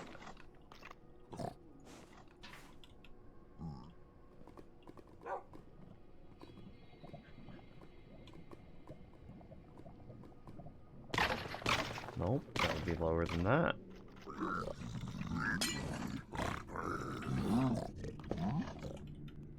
Okay, there we go. There's our height. So this is the same parameters that we have set up in our real farm.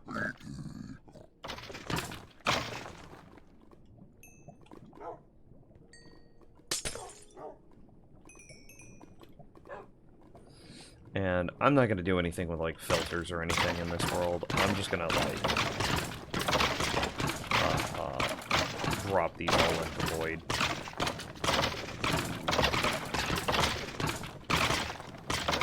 Isn't there, like, a magic wand tool?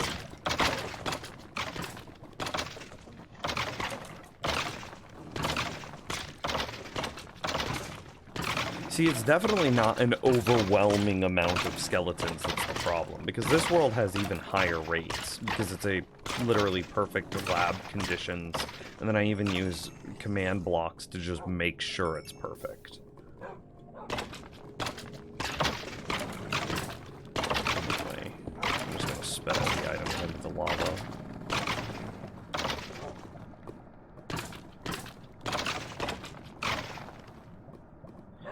No, I don't want to do that. That's just going to get really annoying with the...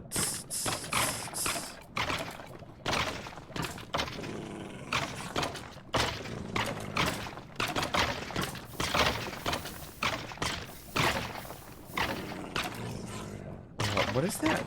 It's like... Give Nim's magic... wand? No. It's something that allows you to, like... whatever. Set block there, copper facing. Okay.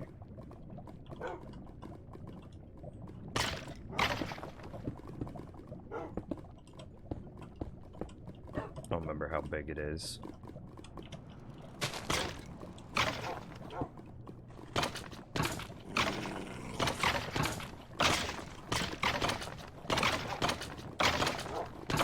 If you dispense into a lava cauldron, I even thought about doing that. Okay, I'll give it a try.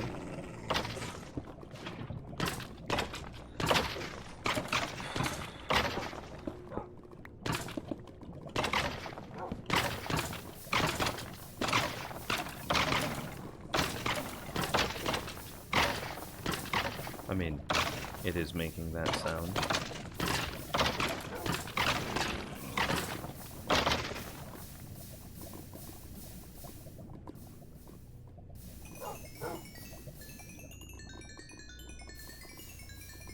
Oh, I need to add... My world's about to lag real bad. Hang on. Give Nims repeating command block.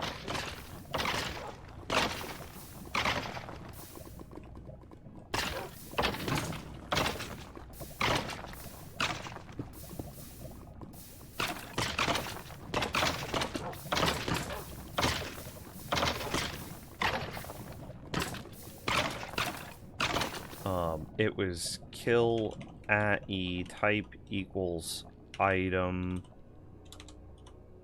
comma, distance equals ...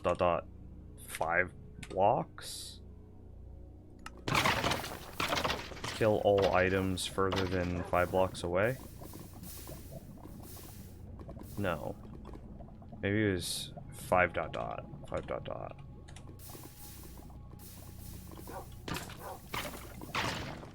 Oh, we never activated it. I'm an idiot. Pete. Unconditional. Always active.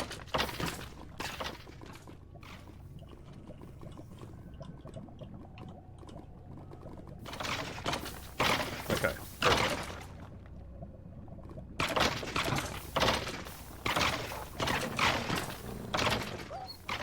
Oh, well, there you go. We got attacked.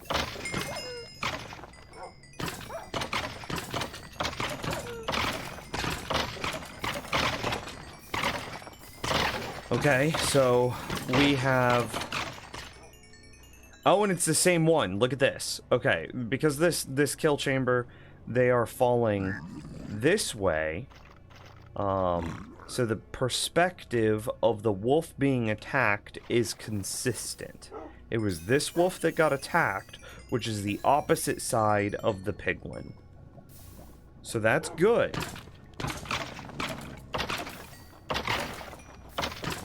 I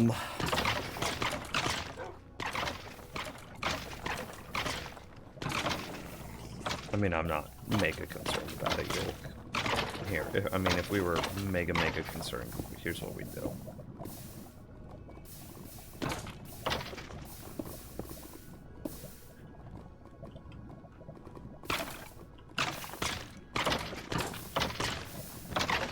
Problem solved.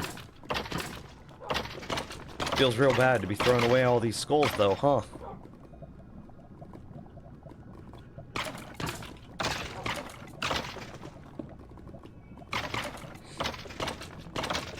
Again, I'm not heartbroken. Okay, anyway, the same wolf got attacked, which is a great sign. So the first thing that we want to do is we want to see if we can get a piglin named Bait. Where's their head height? So if I were to put a piglin named Bait roughly in this position, would that...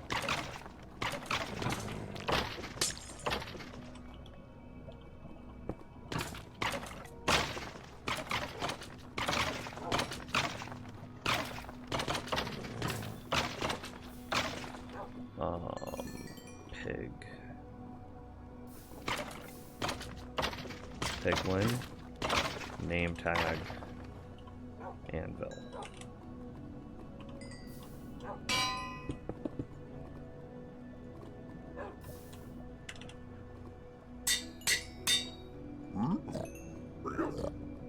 Perfect, he has a sword. Can't escape.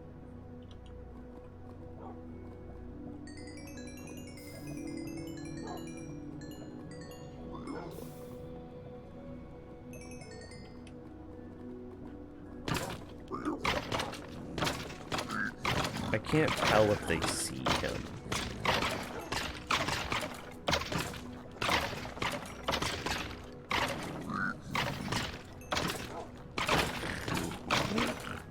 He definitely sees them.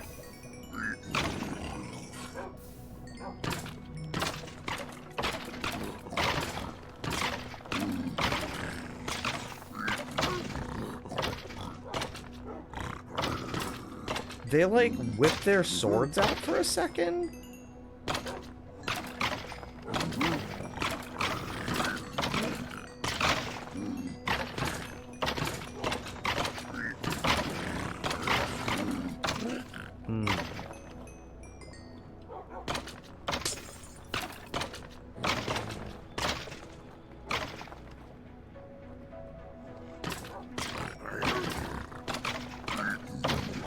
Could they attack a piglin named Bait?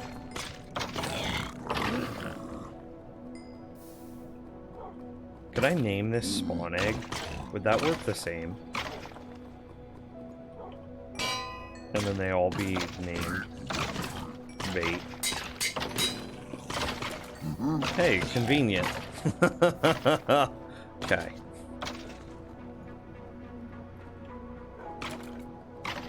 Just because I'm curious, what happens if we just, like...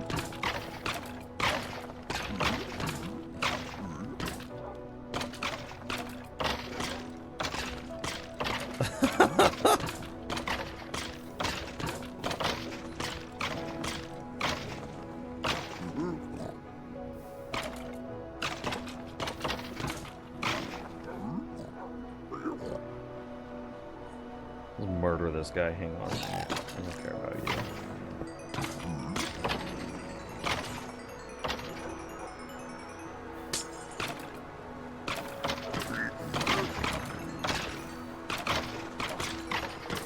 Yeah, I think it's so funny that they don't attack him as they fall down.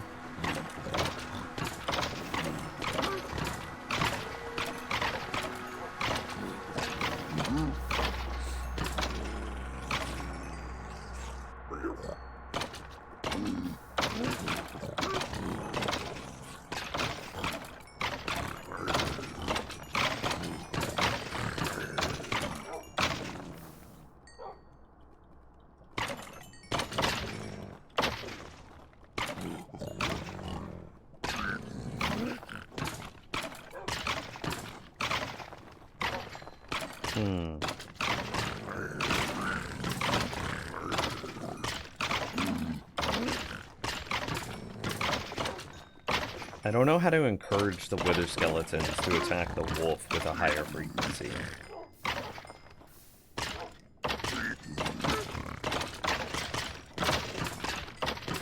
Because, I don't know, maybe this fixed it. But, like, it's a very... Oh, nope. Okay, there's our answer.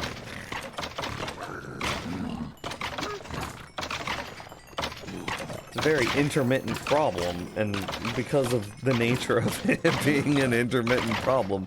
But, you know, I complained about it, and then we got an answer.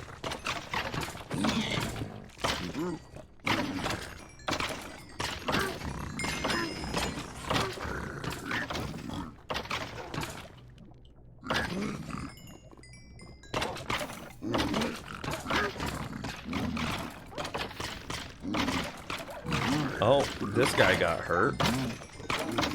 So this isn't a solution either. Okay. Now, here's the other idea that we had.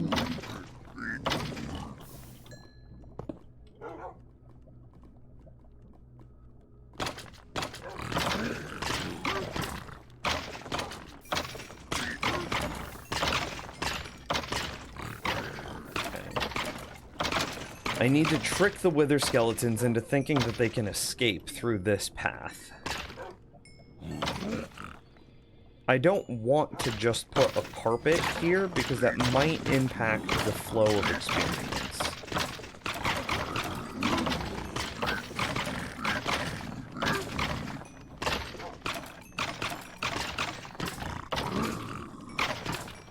I'm curious.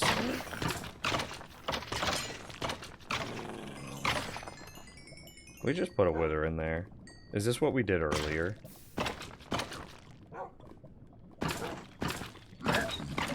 Okay. The wither skeleton attacks back.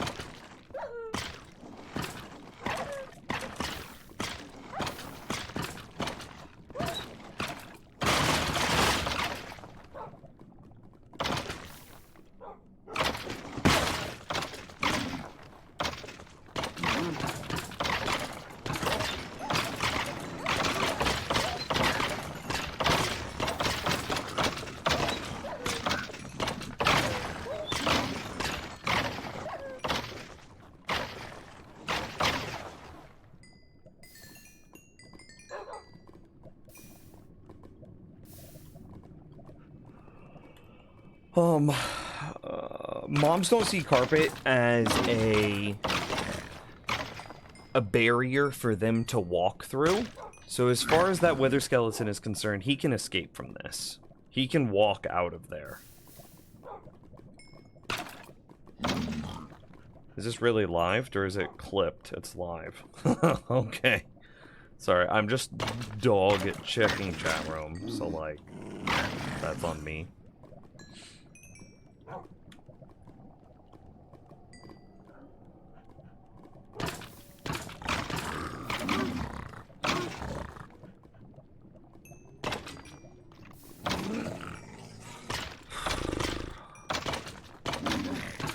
Yeah, it doesn't, like, pull their focus, because that's what we were kind of hoping, right? Is that, it would pull their focus. Okay, one, I'm happy that the same problem happened in a test world. That's always a great sign. Two,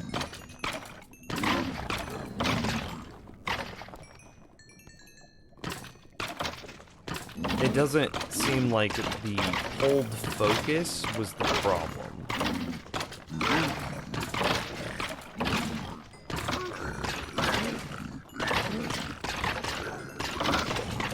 This then leads me back to like a redstone solution.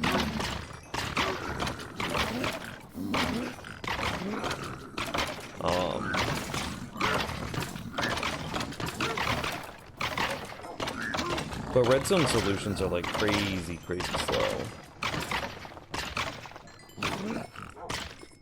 Thanks, guys. I appreciate you.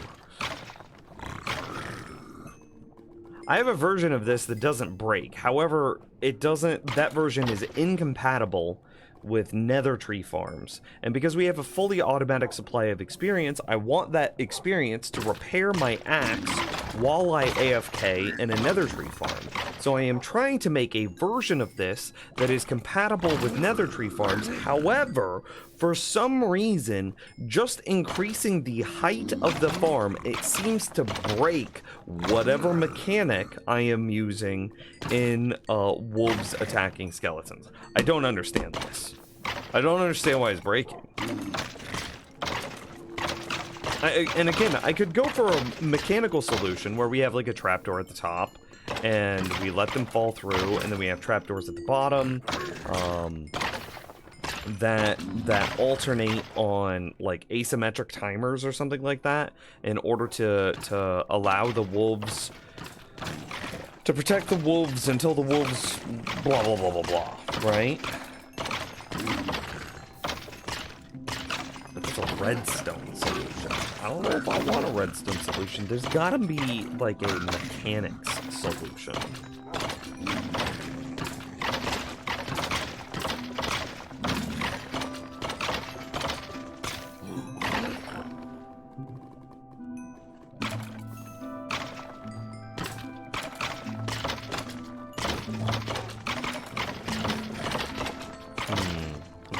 Is there anything else that wither skeletons are scared of? Is there anything else that...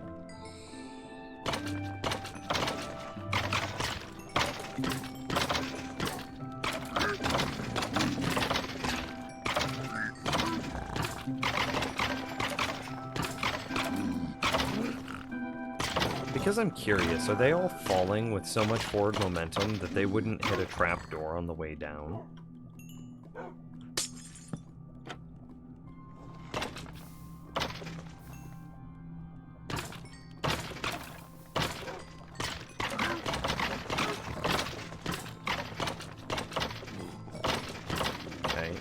Are.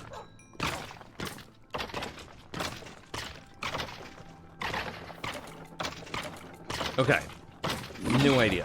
What if we just add trapdoors and realign them as they fall down this hole?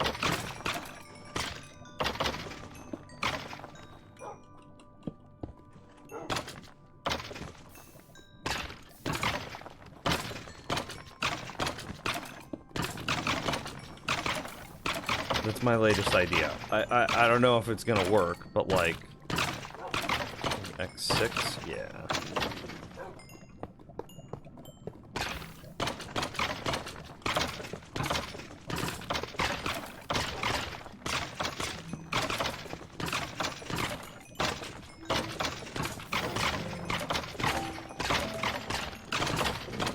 Nailed it.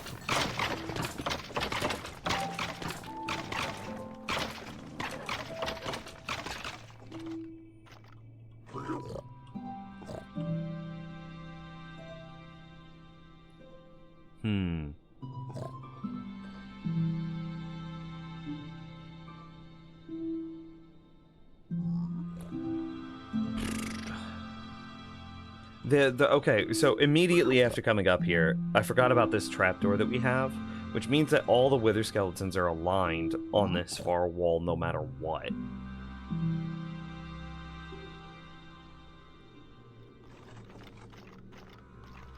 This is the lowered height, yeah, 27.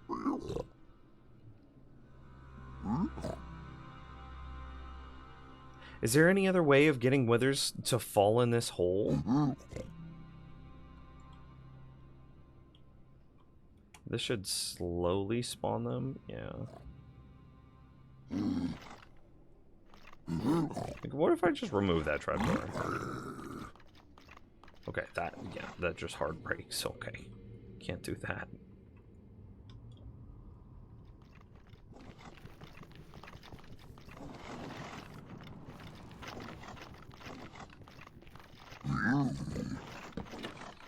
Probably can't do that either.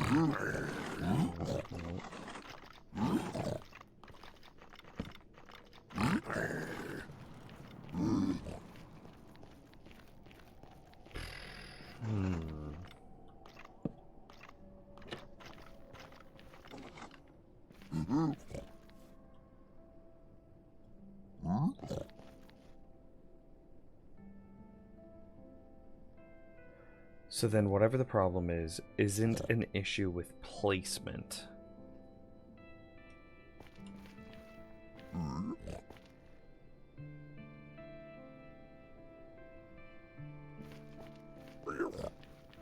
What do you mean, isn't an issue with placement?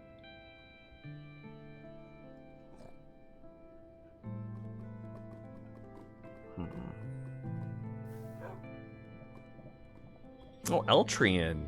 Yo, what up? What if you place it on one of the sides? Like the side of the fence. On one of the sides, like the side of the fence.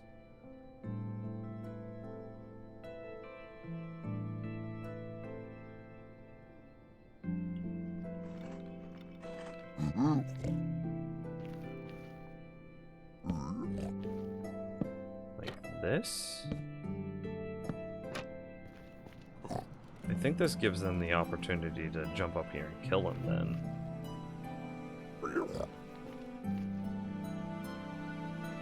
We'll find out.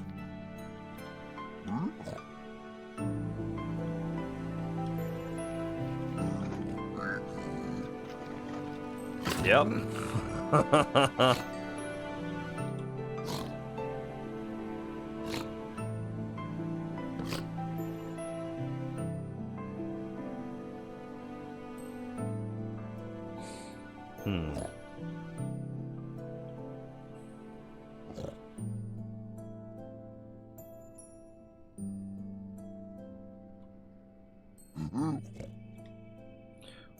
Why do they prefer to stand here over here? I think it meant on the same level as before, but on the left of the hole, not the front. So like this? Or like this? They would just be able to get to right here. I mean, sure. Yeah.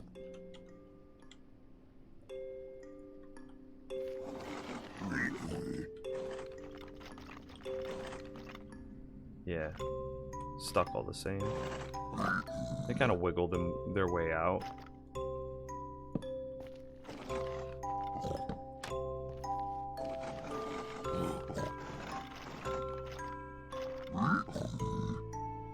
Stuck.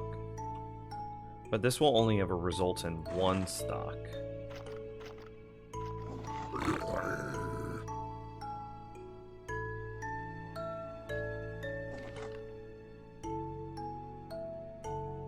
Is there anything else that has a hitbox?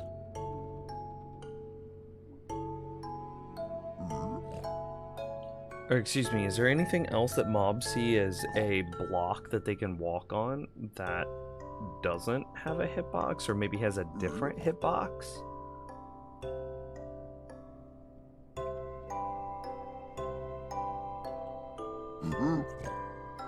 Like, is there a way that we could cause the Wither Skeletons to still prioritize this spot over, like, if there's no block there, they want to stand at the sides like this. Yeah, and see, that's just not great.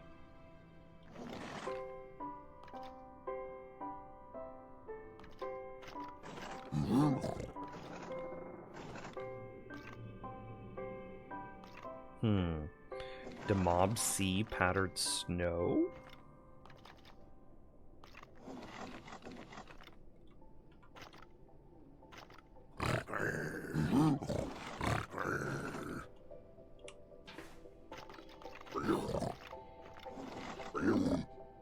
No. That's an idea. For whatever reason, they think they can walk on it, but they can't. That was a good suggestion. So this is an unbiased fall now.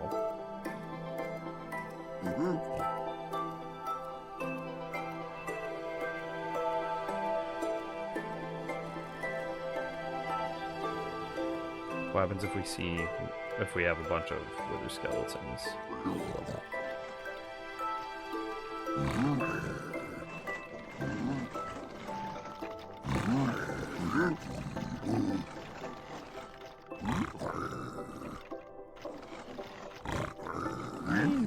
They can only really get through one at a time.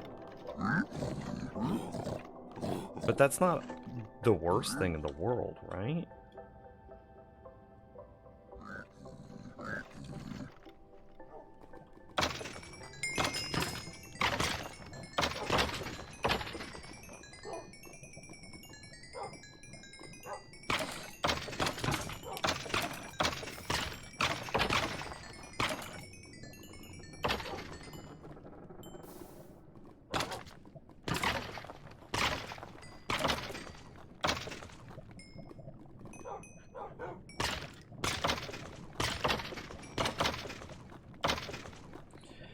What's the current hypothesis? Well,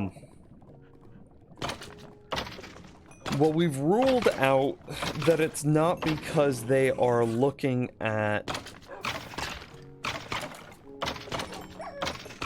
Well, that didn't work.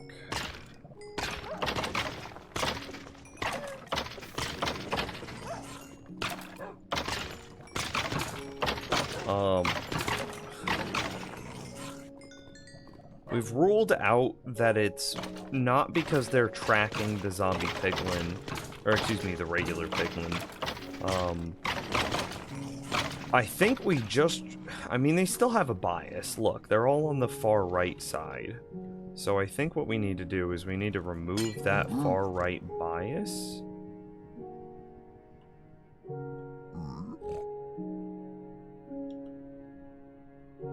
If I were to put something here, they just get stuck, right?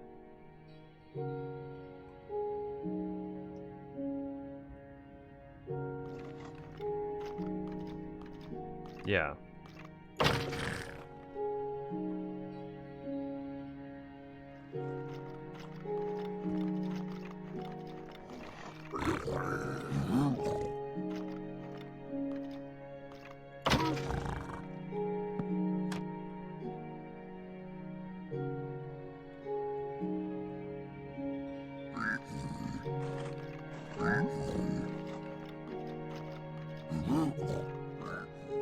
Now they should be falling through with like almost no bias.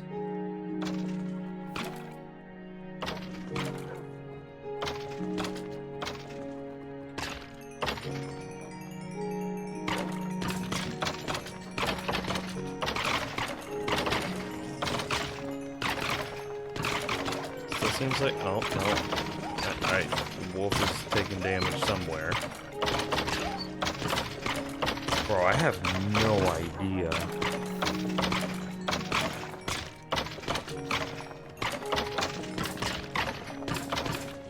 I think I'm just back at a redstone solution.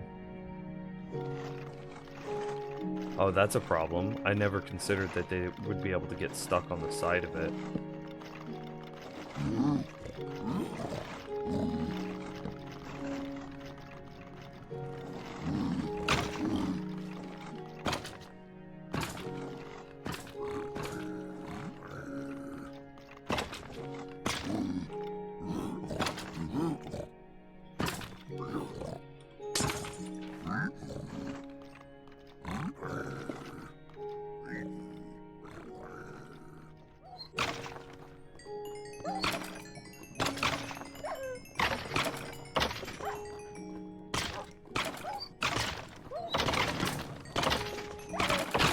Did he get attacked again?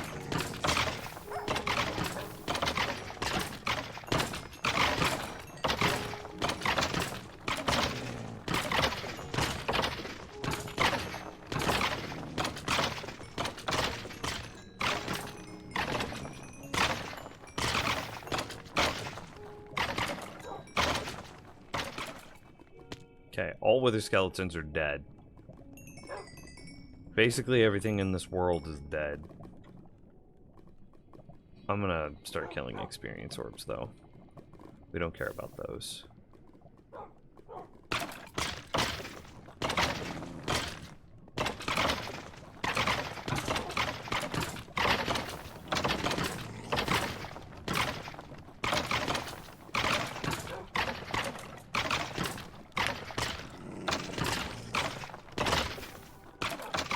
The best that I...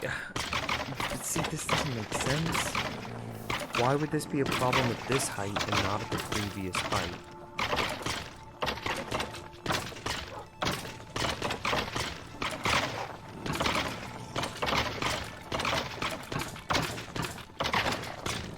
And even more rarely, they can attack the side dogs. And that's the thing I'm really concerned about. Like, if I have to give up one dog, oh well. Right? Oh well. But the fact that, like, once an hour they can get the side dogs, that's a problem.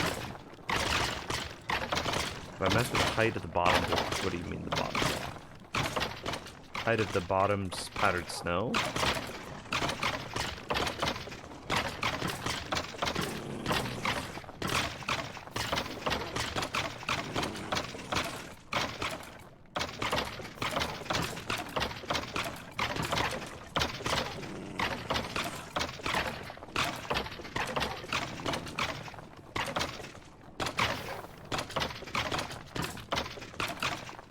I mean, a little bit. I can't drop it down too much further, or else they'll have too much health, and I can't raise it up too much higher, or else they'll just die when they impact. Is this working?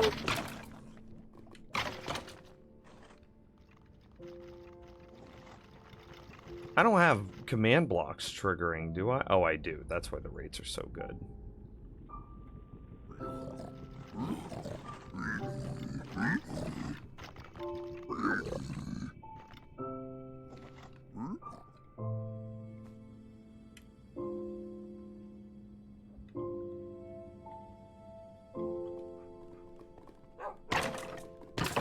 I was like, these seem like insane rates.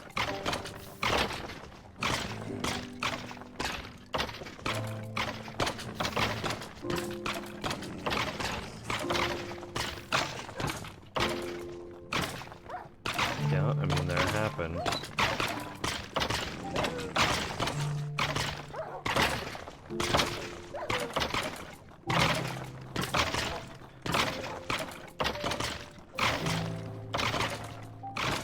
Okay, well, it happened. What do we do?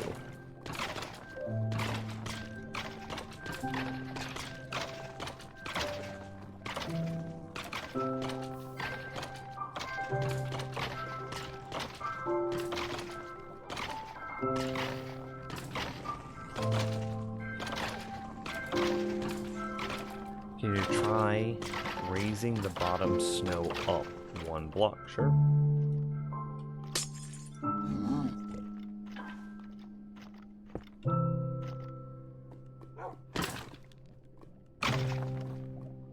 Why is he not dying?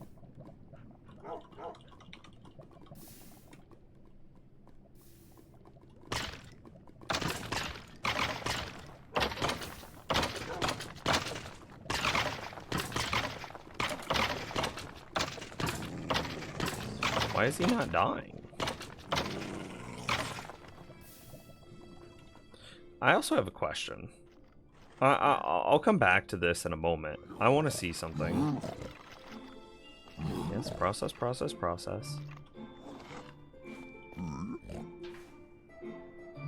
Do they fall for that?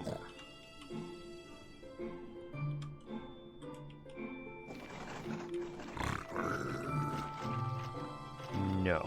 Okay. But they do fall for this. Okay,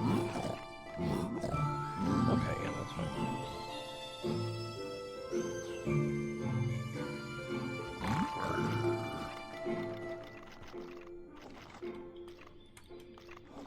Server difficulty? 1.47. That shouldn't change it, though. Server difficulty only affects things like, the likelihood of zombie raids and, the type of armor monsters get when they spawn.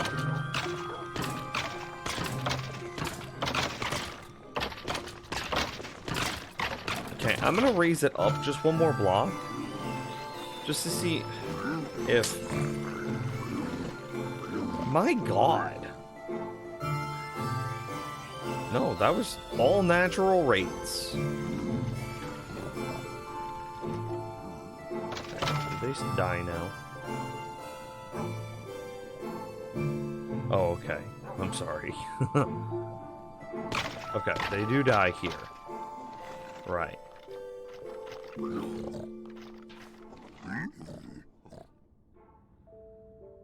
I don't know why this works, but it do. Yeah, that's fine. And so now can they attack my wolves?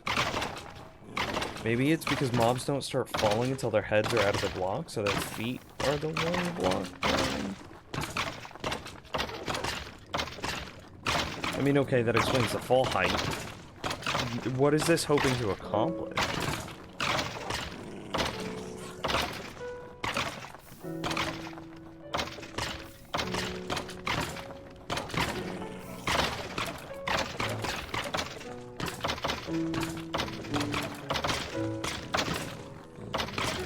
And is this something that, like, the farm is now... Okay, so the only thing that I can think about, I'm now walking around my new office. The only thing that makes sense to me is that as the mobs fall, when they impact the ground, they take damage. This then gives them an invulnerability frame, or iframe, or damage frame. There's a bunch of different words for it.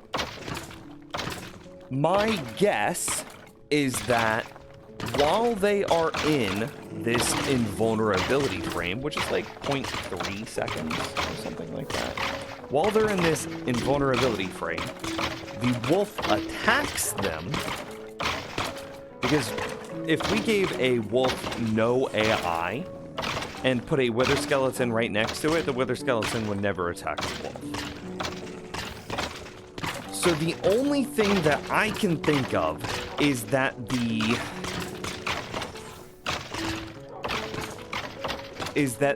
wolf is attacking the wither skeleton while it still has an iframe. And this then triggers the wither skeleton to counterattack and thus doing damage. The wither skeleton then just dies on the next attack from the wolf because the iframe is over. But you know, the damage has been dealt. The wither skeleton has now hit the dog and withered the dog, which has caused a problem. So then my question in regards to a design like this is this server or is this client-side lag problematic? Because if the client is processing, like, wolves faster than they process the iframe damage that the wither skeleton should have taken, does that then make this vulnerable to client lag?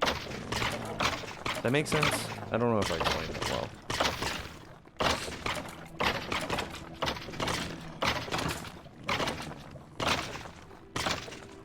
Just to clarify, how much of this is caused by 1.2 bugs, or have we discovered something else? I think James did answer that question. The only bug that we know of is Powdered snow should completely negate fall damage, and yet you can land in powdered snow and take fall damage.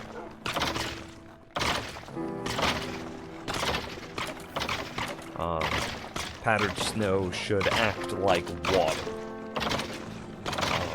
in that moving through it should completely stop fall damage, but it sometimes doesn't.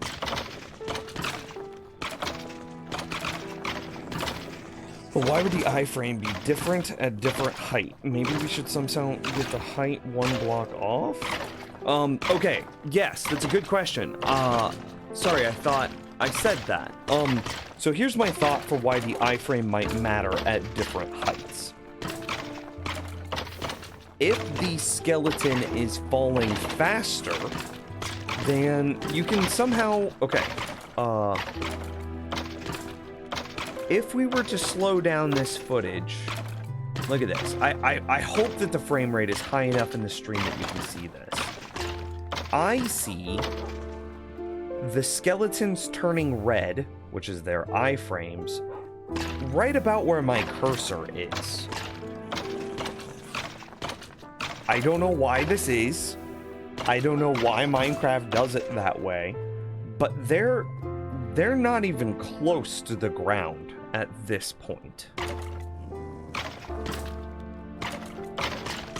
And yet they're still in iframes all the way up here somewhere. Maybe I even see it. Yeah, absolutely I see it here.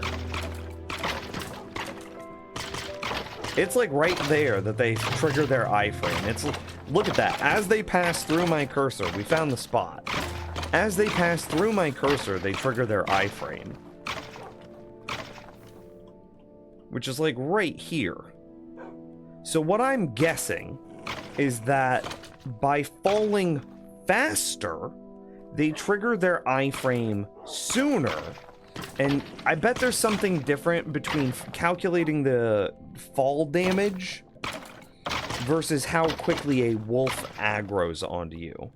And when it calculates the fall damage, I bet it calculates the fall damage like here or something.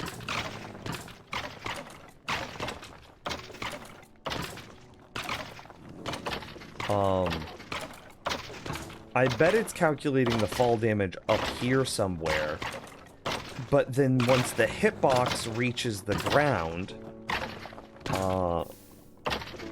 the iframe from the fall damage, which has been calculated up there, is over. And so in that half a second that it takes for the wolf to then aggro, the fall damage is already over and processed. This is vertical subchunk witness. Well, all of this happened inside of the same vertical subchunk, so good theory. Doesn't hold water because we only moved 3 blocks down. Well, if we were 3 blocks further up, the fall damage calculation would have been taking place there.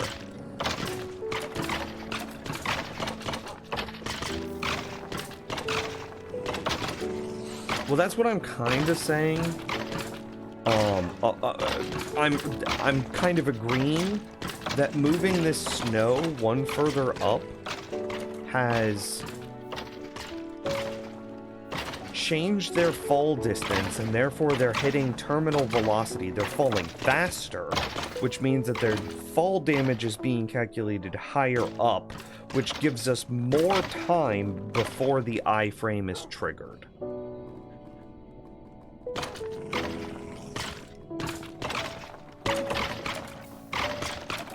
I hope I said that well enough. Because we moved the snow up, they're then gaining more speed and falling faster, and therefore the fall damage is calculated higher, and thus they have more time before the they have more time for the iframe to end before the wolves see them, preventing the wolf from attacking them while they're still in an iframe.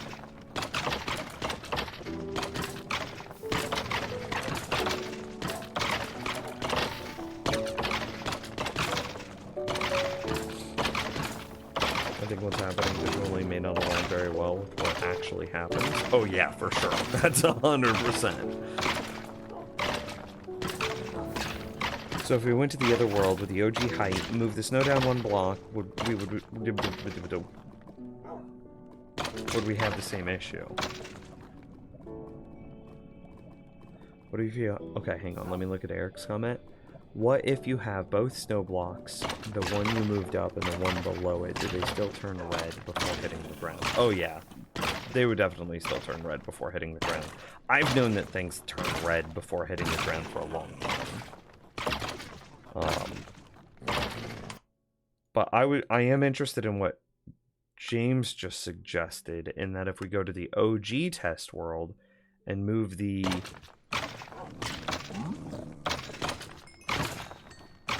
Hang on, I gotta reset this world a little bit.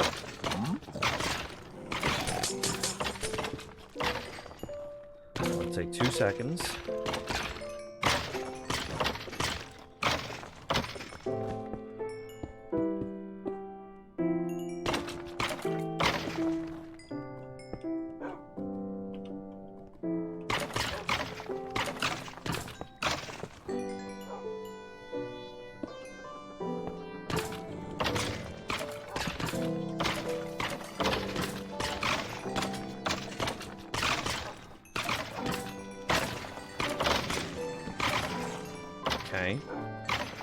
So now the suggestion is if we move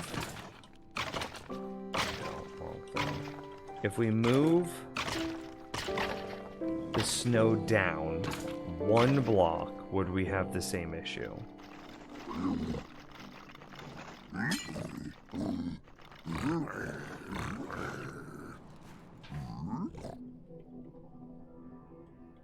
I missed.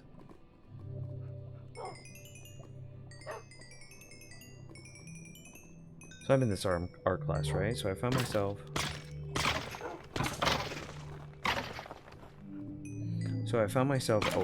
after a week after the due date for an assignment trying to draw a sinister piece of broccoli.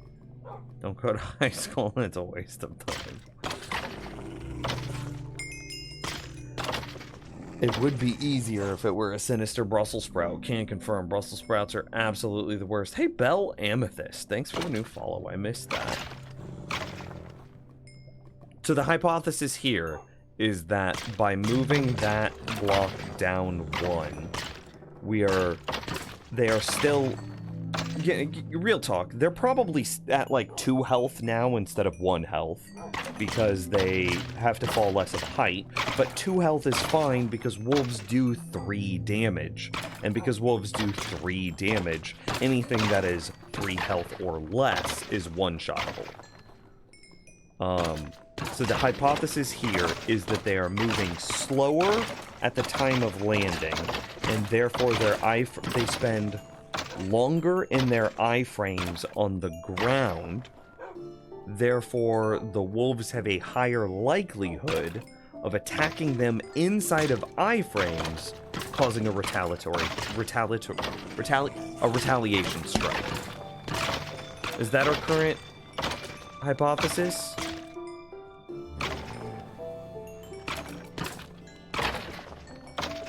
I understood what you just articulated. I would be curious about... would be cautious about concluding that level of causation. Minecraft just has some weird stuff sometimes, and it may well be a rounding error in the math with velocity or something. Oh, it's not rational. Okay. So we should expect a failure here.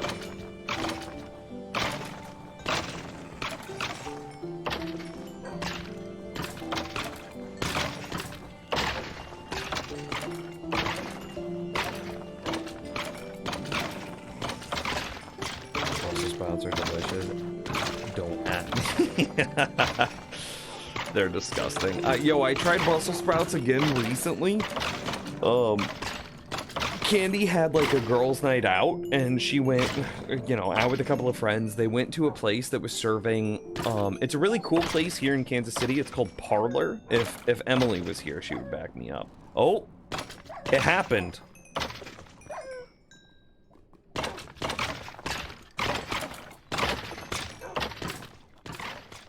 Okay, so conceptually, all we need to do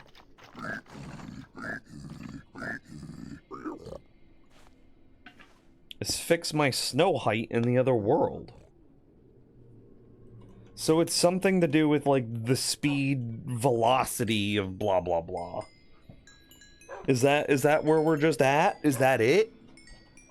So conceptually, the other world shouldn't have a problem, because we've now got maximum velocity with the maximum snow. So this has to be really tightly calculated. Okay, well, if this is our solution, okay. I'll give it a try. I believe in us. Anyway, if you're ever in Kansas City, I've recently found a place called Parlor. It's been open for just a little while now. So James, when you came through Kansas City, I was not familiar with it. Oh, hey, by the way, James, when you came through Kansas City and you went to the World War I Memorial, did you get on top of the World War I Memorial and look just across the city?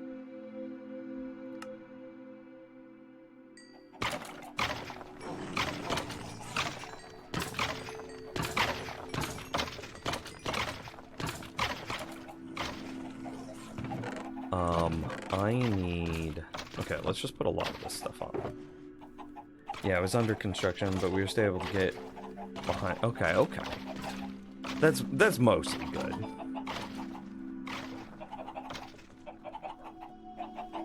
Okay.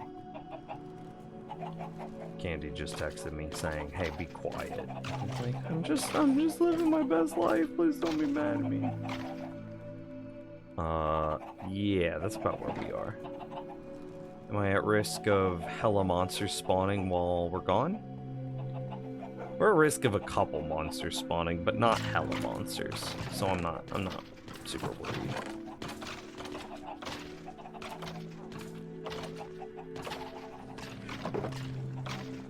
Okay, so let's go get some more powdered snow.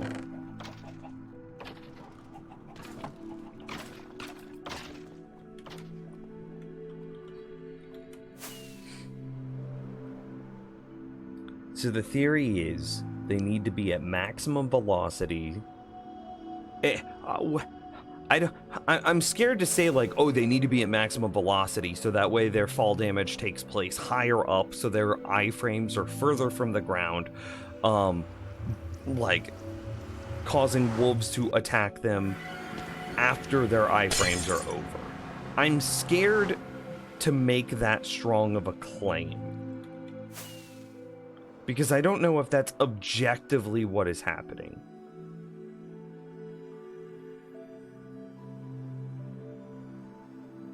However, it kind of makes sense.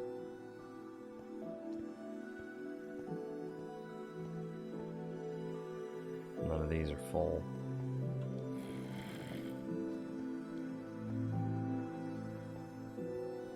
Okay, let's go take a nap real quick, and maybe in the morning it'll be raining.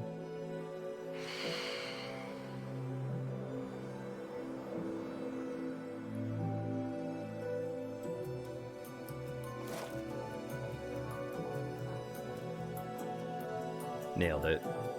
Anyway, there's this place in Kansas City called Parlor that has like imagine hipster mall food court, and that's all it is.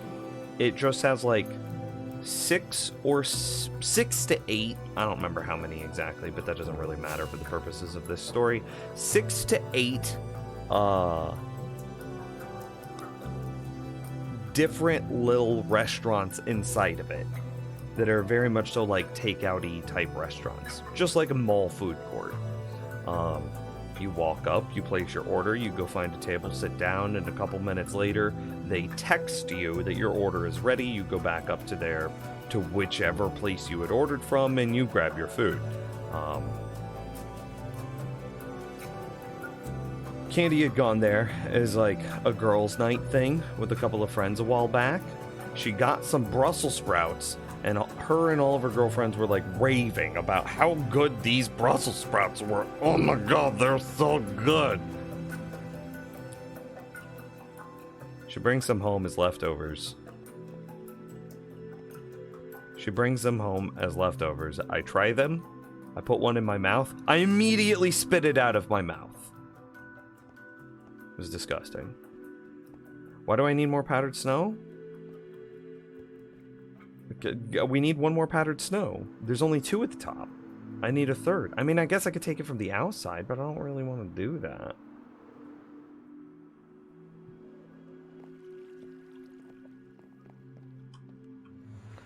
Fine. I don't think you need to add the 3rd. Bro, if it's working in the test world, I ain't gonna fix what's working. Or I'm not gonna break what is working. I'm not gonna fix what ain't broken. Something like that.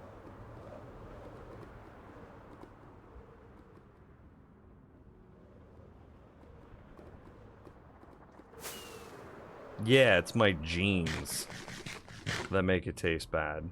Lamau.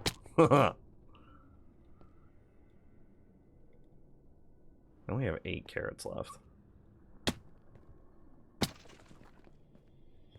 Okay, you want me to go up here. You want me to go up. And move it. That's it. That's all you want me to do. Move it up 1. I think I need another one.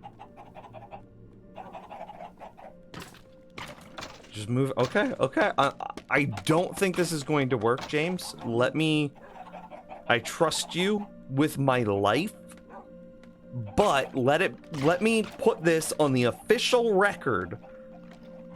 I don't think this is gonna work.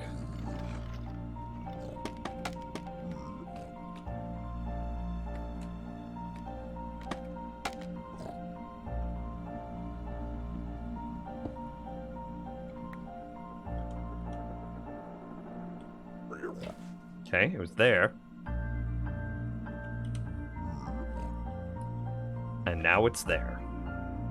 Okay.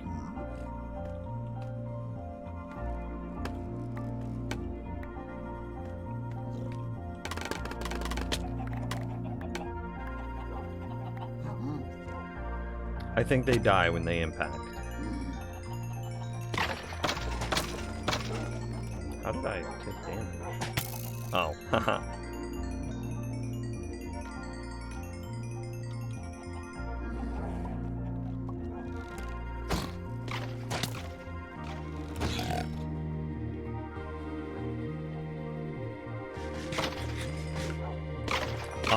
I believe what the issue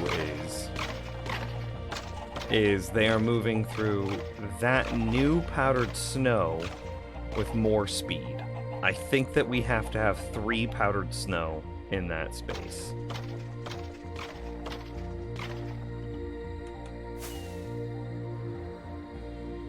Which is why I want to get more powdered snow. But, I mean, to your point, I can just, like, blap, okay. Blap, okay. Because those pieces, this outer ring, mega optional. I don't even know if it affects rates. However, if it does, it has to be like a percentage of a percentage. Like 1 in 10,000 wither would be affected by this outer ring. So just not necessary. I do need to get more golden carrots before I do this because I am going to take wither damage and that's going to damage me a lot. And I want golden carrots before I do that.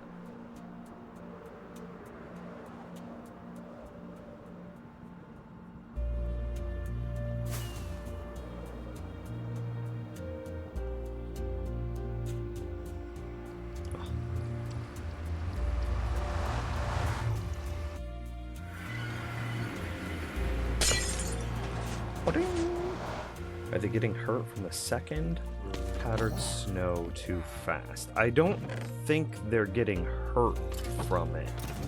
I think they're just moving through it too fast? Yeah. And therefore their fall damage is not correct. Yeah.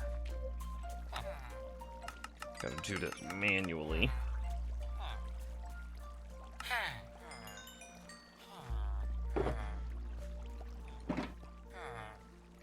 Can't believe I can't just like macro that anymore. So sad.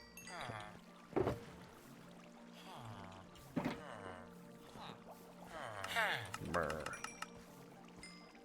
You can have that last potato. That's on me.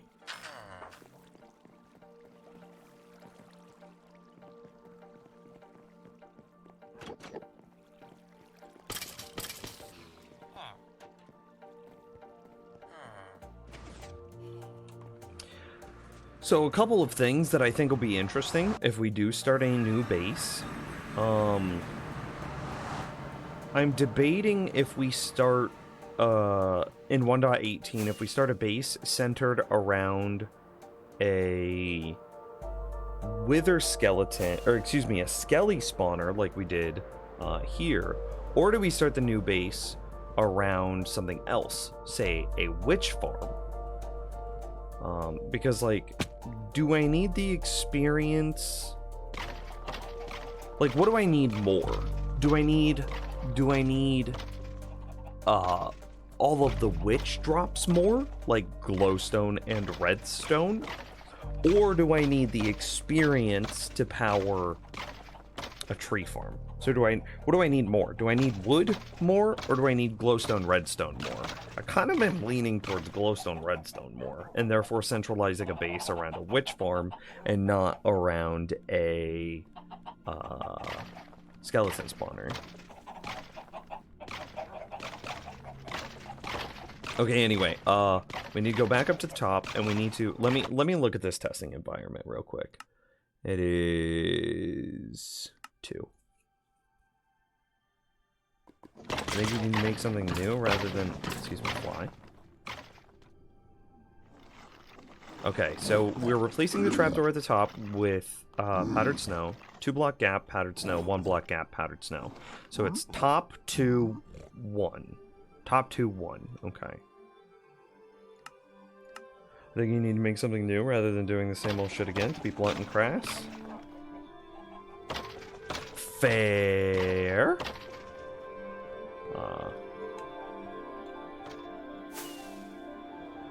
That being said,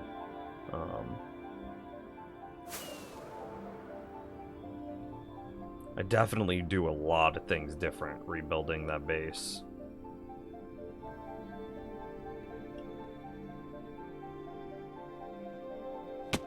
Cool.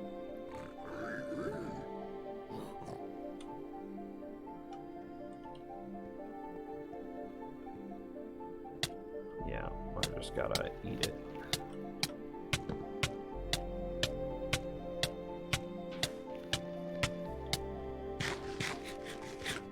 Okay.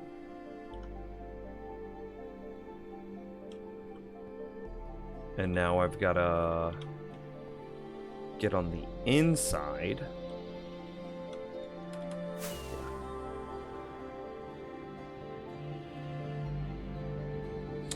Are you getting Shimon Diamond or Brilliant Pearl? Aren't I supposed to get one of those? Eric, can you ask that question again in 10 minutes? Like, set yourself an alarm on your phone to ask that question again in 10 minutes. Because I want to finish this project, but I really want to talk about that question.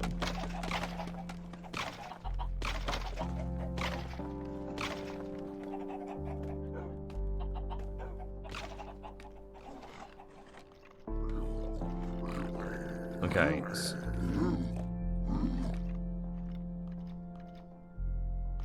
Okay, so they're still falling through. That's good.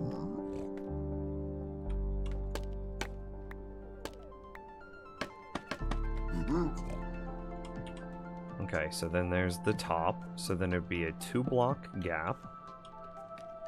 Right? So here's the 2. So then there should be a snow here, block, snow.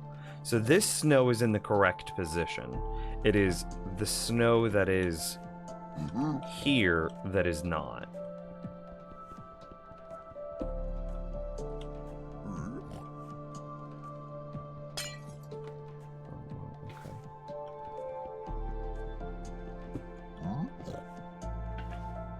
Do I have this correct? Okay, so there's snow there, 2 block gap, snow, 1 block gap, snow.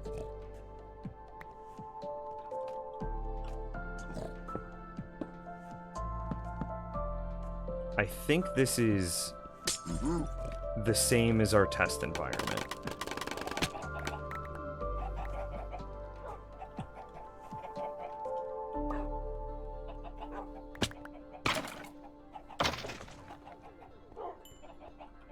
And I'll put this wolf back.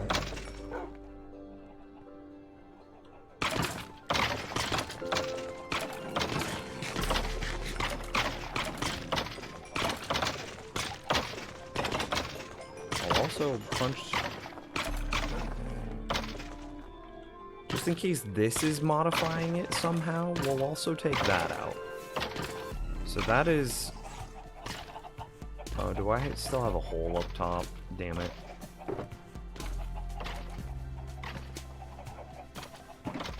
We're just slowly running out of...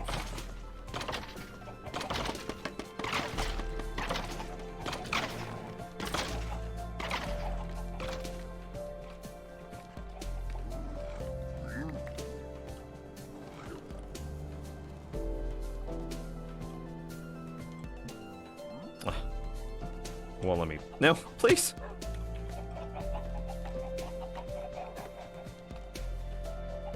Love to see your base designed optimally. It would be very cool.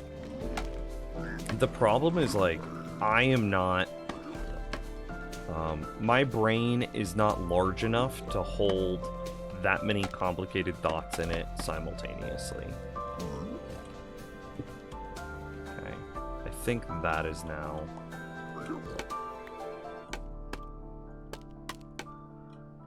I want to try to recover the majority of my... Okay, that's good. So, like, trying to think through, conceptually, if we were to rebuild the base, and try to think through, every farm that we would want to put in it at the same time, and then plan those out all optimally. My brain is not... I can't hold that many complicated thoughts in my head at once. There's no way that we would be able to build it optimally. However,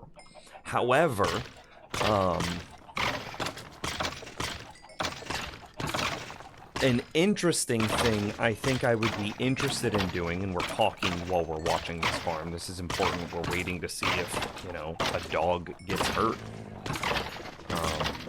Ooh, I don't have any food to save a dog if a dog gets hurt. Let's go get food just in case. Right off the bat, one of the biggest, most obvious things that I can see us changing is there's absolutely... Damn it. There's absolutely no reason to build the mob spawner that we use again. There just isn't a reason. The only reason that we build that mob spawner is so that way it can process spiders and endermen to give us string, not even spider eyes. We get the spider eyes from witches, not from spiders.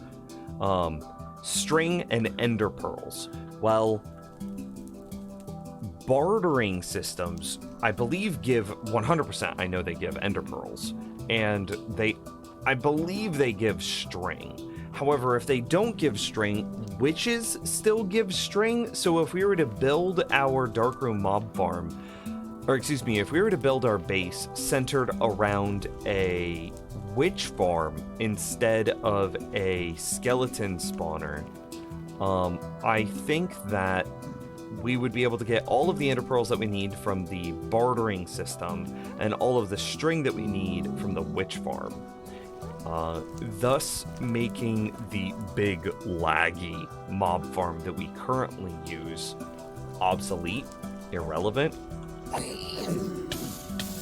course I step in the fire.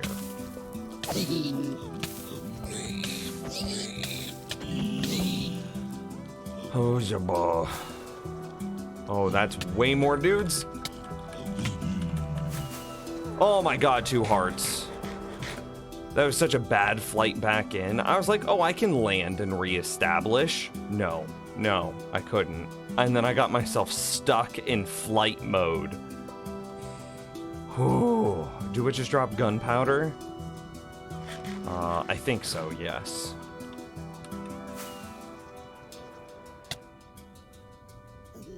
Well, I can't get back up there now to get that meat.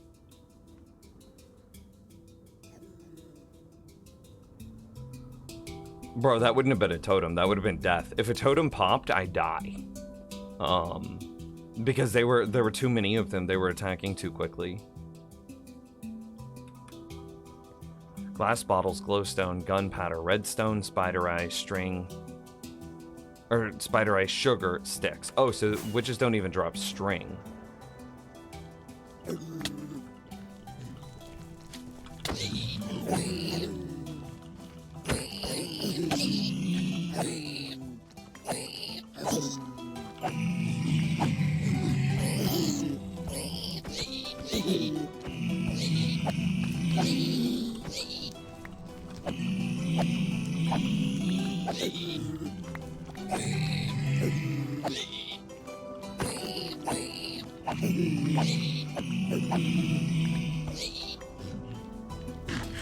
Meat, is that enough?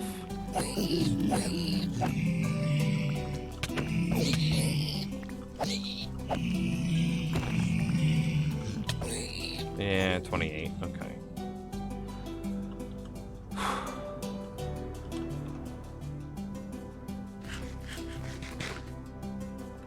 Yeah, that would have been death. Holy crap. That was scary. That made my stomach hurt.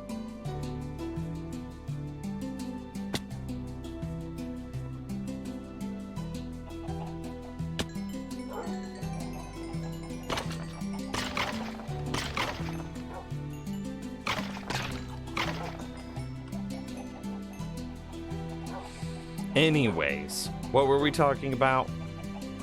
Oh, yeah, I don't think I would build the Darkroom mob farm the same. We'd still have a Darkroom mob farm for sure, because getting just rotten flesh is just convenient. Getting gunpowder is... Hell, actually, now that I think about it, fuck, we might not even build a mob farm. Because, like, to what end? What does it do for us? It gives us witches, zombies, skeletons, and creepers in the most standard basic format. Well, zombies, we don't really care about anything other than rotten flesh. And, like, we can get rotten flesh from, a more dedicated, drowned farm, in which case we also get copper. So a drowned farm handles the rotten flesh. From skeletons, the only thing we really care about from skeletons are the experience that we can process automatically through dogs. So, like, don't even care about those. Because bones? Nah, I'll build a bone meal farm. Arrows? Nah, I use infinity. So we don't even care about skeletons. Creepers, we kind of care about the gunpowder, especially whenever it comes down to, like, TNT and stuff like that. And then gunpowder... Shoot, there's something else that gunpowder does that we're kind of interested in. I don't remember what it is. But still, if you're interested in gunpowder from creepers, then just build yourself a dedicated creeper farm. You don't need to get creepers from a Darkroom mob farm. So again, that's outdated. And then the last thing that you could get from a standard mob farm would be witches, but this is like 1 in every 100 mobs, 1 in every 200 mobs is a witch. So while witches have very, very good relevant drops that only they can create, they spawn and then drop them with such rarity that you'd be better off just finding and building a dedicated witch farm as well. Oh, gunpowder is TNT and rockets. Okay. Yeah. So, like, zombies? No thanks. I'd rather do drowned. Skeletons? I mean, it's kind of nice for experience farms, but... eh? Creepers? Legitimately still helpful. Legitimately still nice. Oh, I remember the obscure thing. Yes, you're right. Gunpowder is TNT, rockets, fireworks. It's also mob heads. Because then you send off your creepers to make them church creepers with lightning rods, and then you blow up those church creepers with another mob standing nearby, and then you get mob heads. That was the obscure thing I was trying to think of.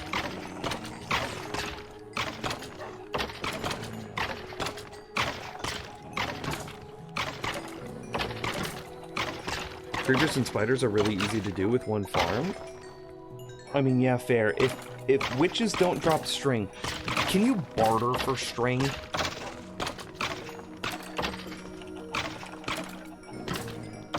That's the only thing that I can't remember.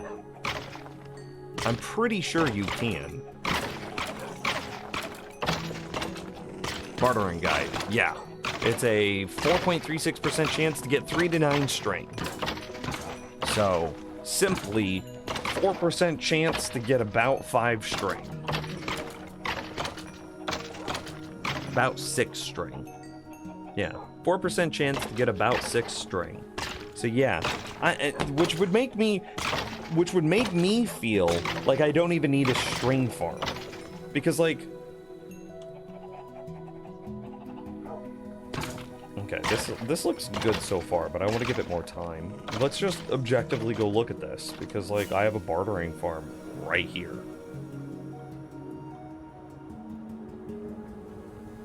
Cats can drop string when killed. We're not gonna... We're not gonna build a cat farm. Jesus. Yeah, string.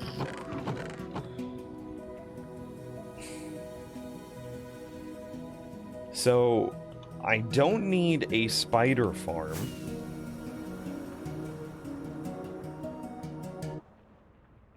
I don't need an Enderman farm.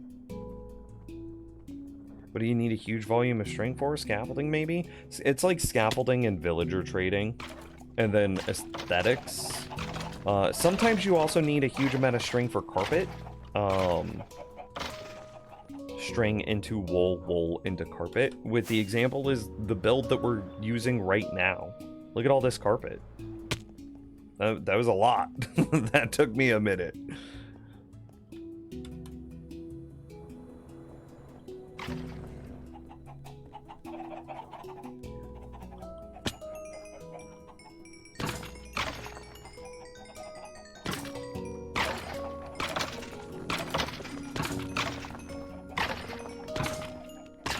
Checking tails and health and stuff. Okay.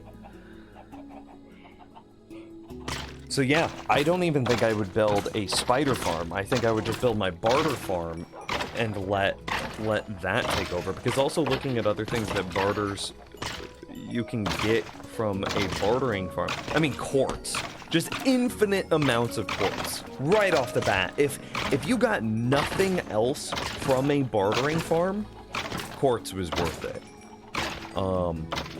Similar, I mean, continuing that though, you get infinite blackstone, you get, I mean, spectral arrows are nice, because like, if you're not going to, if you personally don't like infinity, that's fine. Everybody has their preference. You could either have an infinity bow or a mending bow. Everybody has their preference. If you don't like infinity, use the spectral arrows that you get from your bartering farm, because then when you shoot a monster, you can, he highlights. The monster becomes highlighted.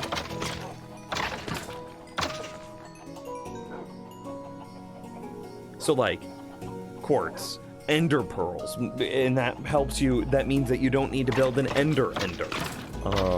Hell, they give you iron nuggets, so conceptually a bartering farm system, whatever the hell you want to call it, means that you don't need to build an iron farm either. You could just, admittedly, this is now a little bit more removed, because you then need to upcraft your nuggets into ingots, and that's kind of obnoxious and tedious, but still. Just looking at the, let's get rid of that. Let's just assume everything at face value. Ender pearls, incredible. Quartz, incredible. String, pretty good. Blackstone, aesthetics. Some people will love that, some people will hate it. Gravel, that's the only non-glitch way to get infinite gravel. Spectral arrows, strictly better than regular arrows. Soul sand, only unlimited way to get soul sand.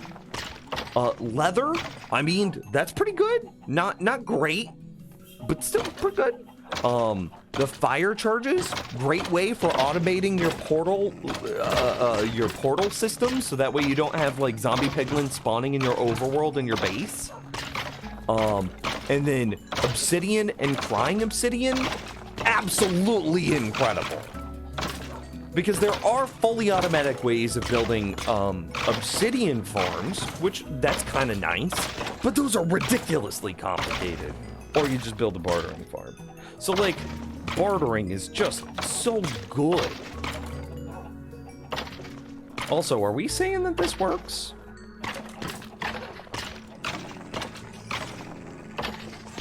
I think spider eyes are the primary thing that witches / spiders can provide. Spiders can only drop spider eyes as their rare drop, which means that the player has to kill the spider.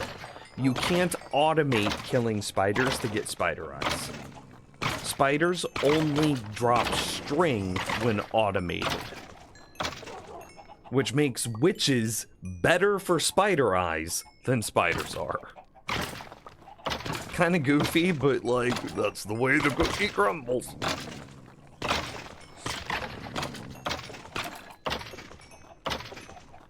And you do need spider eyes for a couple of things, if I remember right. It's, is it splash potions of farming that you need them for? And those can be kind of convenient. We're still going to keep an eye on this. I'm going to work on finishing our blue tree farm.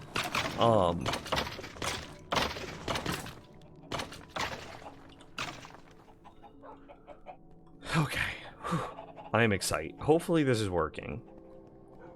But also, how ridiculous is it that you need to have, like, just the perfect amount of momentum in order to make it do exactly what you want it to do?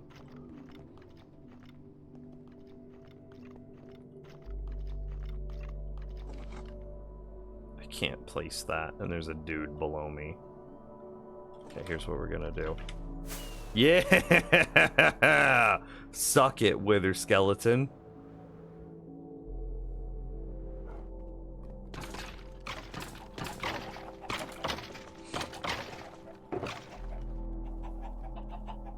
Okay. The rotten flesh is right there. Hang on. We should put this rotten flesh. We should have a stack of rotten flesh in our ender chest to heal wolves, actually. We should probably also enchant that golden helmet with unbreaking, mending, protection.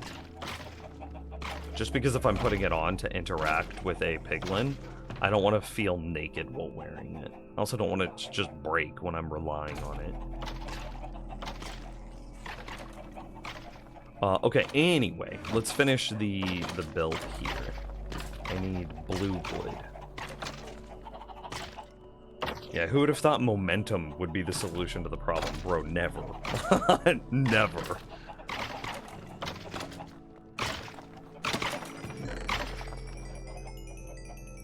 It does make me really nervous that momentum is the answer, because that makes it very vulnerable to even the slightest of changes in a Minecraft world.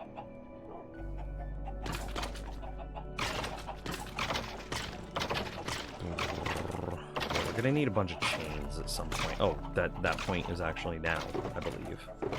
Hella chains? Hella chains? Whips and chains? No, there are no whips in Minecraft.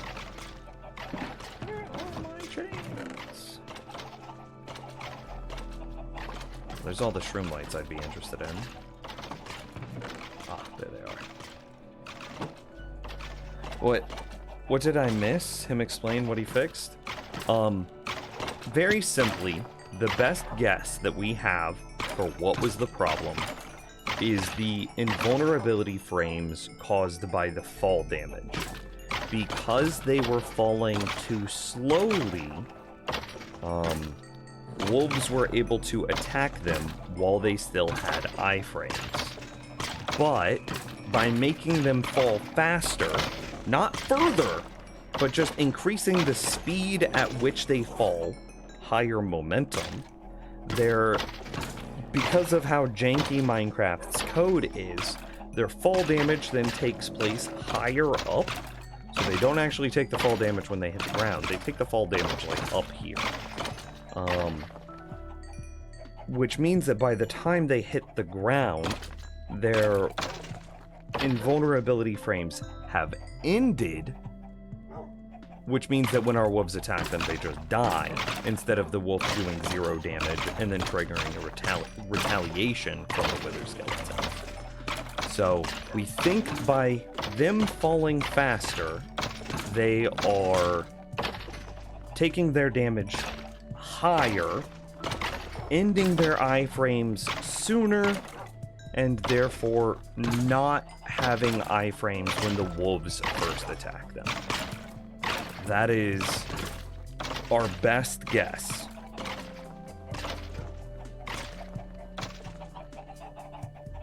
And that's just a guess. All we know is that we changed a little bit with the way the snow powder is placed, and that seems to have fixed it. We actually don't know if that guess is accurate. We just know that we fucked with the snow powder a little bit, and that maybe made it better. That's the best we got. So, like, it's a game. 2,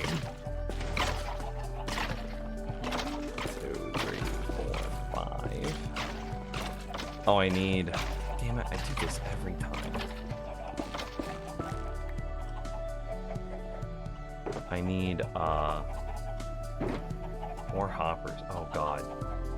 I'm, like, out of hoppers.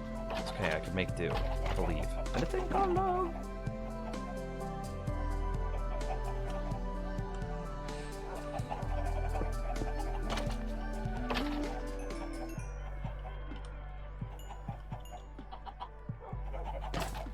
No way.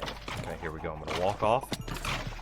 I was gonna walk off and place it, and it would have been sick if I had nailed it, but I didn't.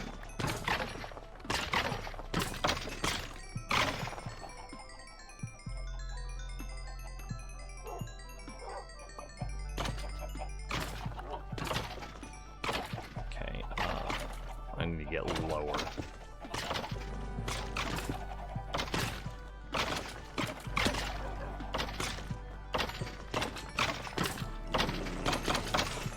But, Imus, since I know this is your first time in the stream, and this is your first time seeing it, this is what it's supposed to look like. You know, and you could dress this up aesthetically however you'd like it. I use obsidian here to just indicate to myself, don't touch these no matter what. And then I also use granite to indicate that it is some part of a redstone circuit. So this is for future me. If I ever need to come back through this, let's say in 1.18 it does break, hypothetically. If something has been made out of granite, then I know that that is somehow important for my redstone circuits, and therefore to take extreme care. And I know that I can break all of this glass and obsidian with no care, because I know what it is. But I know that obsidian, I need to slow down and really evaluate what I'm doing before I break it. Because I know that it's a part of a redstone circuit. And so that is me communicating to future me what I need to be, where things are in my world.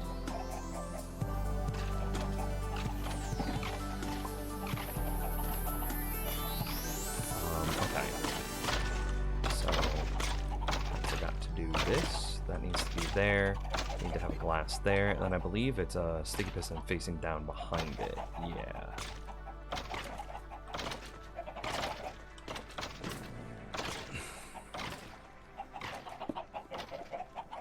Oh, I can't.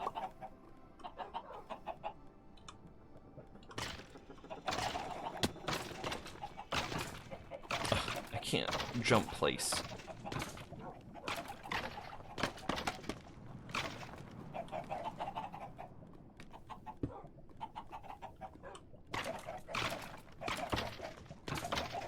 Yes, that is correct.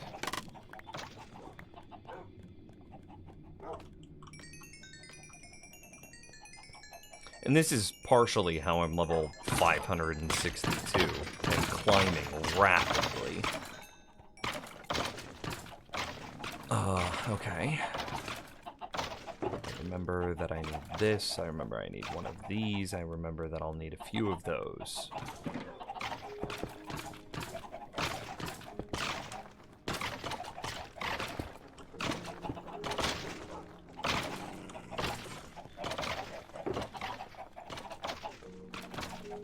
I know I need some of that. I know I need some of those, and I'm out of redstone blocks.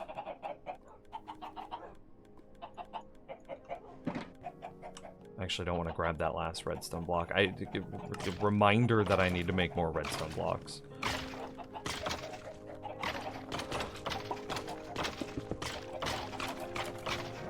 Yeah. I just want to say, your content so is the best. Oh, well, thanks. 2.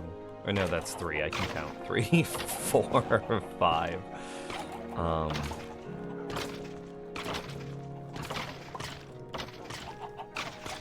Okay. Yeah. So we should have...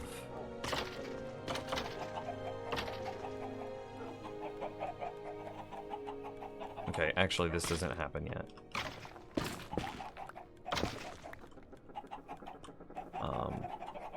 We first go here, and then we do another dropper facing down. And then we have a hopper here. And then I think this is where we do the thing. 3, 4, 5. Yes, this looks correct. Yes, we nailed it. Look at us. Just consummate professional. I don't even know what that word means. What does consummate mean, chat room? But damn, that's how professional we are. Okay. Boom. And then that triggers the redstone to tell us that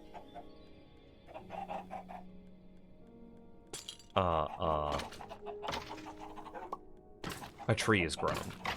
Yeah. Okay. So good. We're smart. Oh, bro, what a cool noise they make when they get placed. Oh, those are sick.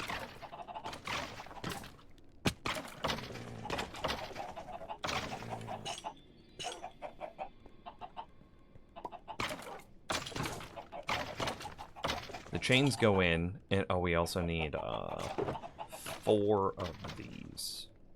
The chains are going in because they prevent the warped warp blocks from growing in that space, and also allow our broken logs to fall straight down into the hoppers and be collected. Fence gates do the same thing, but chains aren't affected by redstone triggering, so they're a little bit, I can just be a little bit more no-brain when I use them. Got a work call, but we're gonna talk about Pokemon. Let me know when your work call is over, because I would feel bad if you brought it up and then I talked about it while you were gone. Actually, I'm gonna talk about it anyway. I'm sorry.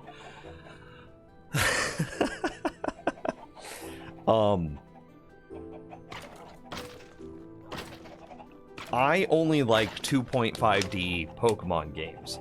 I like Gen 1, I like Gen 2, I like Gen 3. Is Gen 4 still 2.5D? Ah, okay. Oh, perfect, perfect.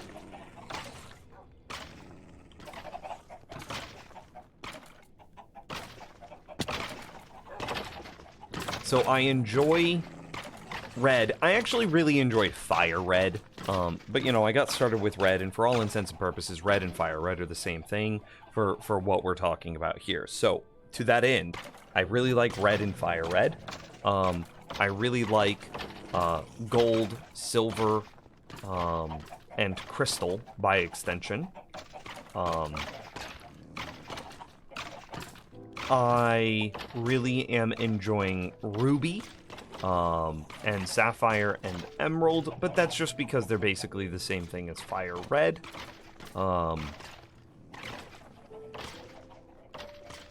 Here's your take, Nims. You don't like the 3D of Gen 6 Plus, which Brilliant Diamond Shining Pearl will be Gen 8, so 3D. Get your hands on Platinum. Gen 4 is also 2.5D by the same definition of Gen 3. Okay, there you go. Eyebrows knows me very well. So I need to play those. So no, I don't really have much of an interest in playing Brilliant Diamond Shining Pearl. I would really only become interested in playing a 3D proper Pokemon game once it is open world MMORPG, where it's like everyone is a trainer moving throughout the world battling. Like, give me World of Warcraft meets Pokemon. That's what I want.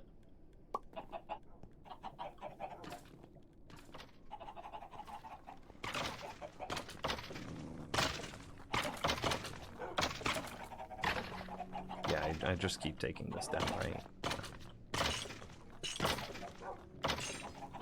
And once I get, like, freaking World of Warcraft Pokemon, then I would be like, oh yeah, I'm about that life. Which I think is very similar to what Legends, I don't know how to say that Pokemon's names, Arceus. I think Legends Arceus is going to be close to that. Which means it might be coming. Maybe that's them testing the waters to see how it'll be received. And then if it's received well, maybe they make a mainline Pokemon game in that style. However, I don't really care. Either hard or soft C, doesn't matter. Okay.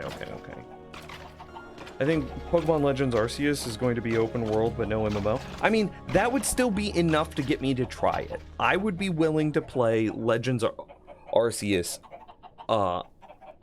because that is, I mean, I'm gonna put my money where my mouth is. That is the thing that I'm interested in.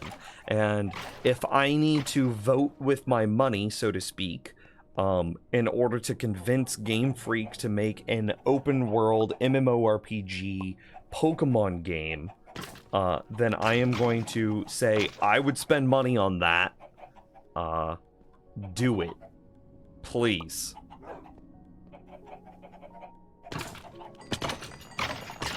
Also, this looks like it's working. I can't believe that was the change.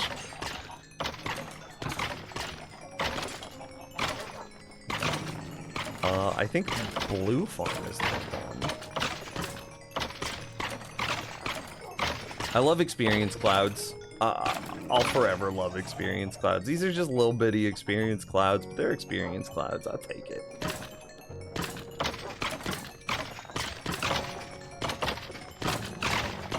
Like, if it's gonna be just this bound to a, 2D kind of canvas style game, then, like, I want my nostalgia to hit. I want to feel like I'm freaking 12 years old playing Pokemon Blue while my neighborhood best friend is playing Pokemon Red. He lived across the street from me, and he would play Red, and I would play Blue, and he would catch the Vulpix, and I would catch the Growlithe. I actually think I got that backwards. I think Red had Growlithe, and Blue had Vulpix. But whatever! And we would trade, and it would be excellent, because we had a link cable, and we were sick. We were so cool in our elementary school. We'd race home after school watch freaking Dragon Ball Z and play freaking Pokemon. I was such a cool 10-year-old. Whatever. I don't know what happened. Where did that go?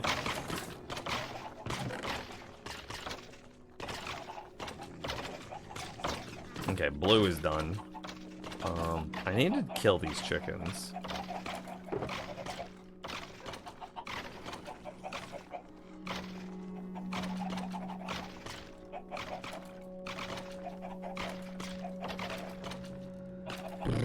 Okay, yeah, that's good.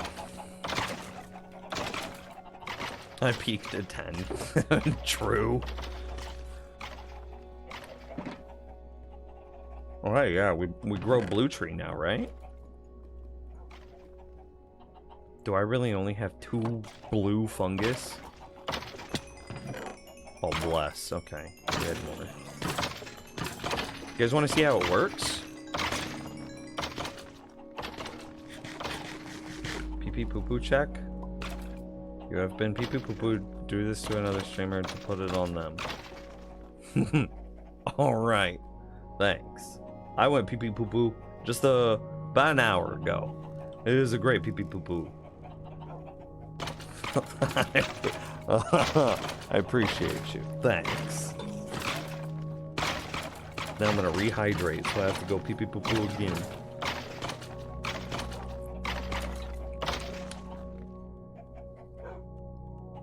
Okay, anyway, let's give this a test and see how it fares. Eventually, there's 4 pieces to basically running this. I need the automatic experience farm, which we clearly have. I need the farm itself to then process the trees, but I also need a fully automatic bone meal farm. In order to get the bone meal, I need to spam on the fungus to then grow the trees. And I also need a fungus farm, which, you know, is the sapling to then grow the tree. However, so I've only got a couple pieces of this farm set up with... I mean, I've only got the 2 pieces, right? Oh, we also need to put in a better collection system. Need to handle that as well. Anyway,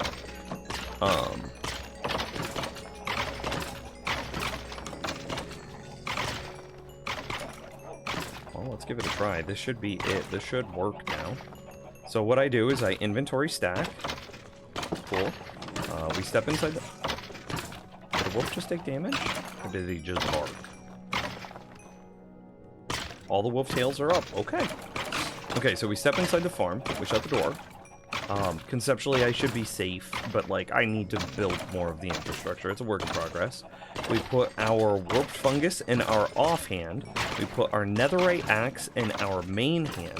We move ourselves until we're all the way aligned to the front, and then we look just under the top pixel of the first block, and then we hold both right click and left click at the same time. And this is it. My hands are off the keyboard. Like I'm clapping. So like AFK, and I want to draw your attention. Look at my offhand. I have 11 fungus in my offhand, but notice I place one down, and then immediately that's replenished by the farm. So if I had a fungus farm running, then I would have enough fungus. It should automatically be restocking and then resupplying the player over and over and over in order to keep the farm running into perpetuity. Additionally, I'm eventually going to run out of bone meal here. But again, I could just have a bone meal farm using like nether vines or cactus or something like that, which will get set up soon.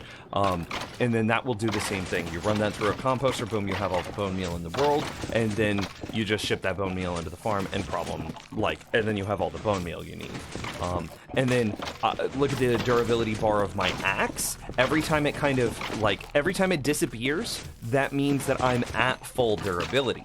And that means that the experience farm that is running behind me, that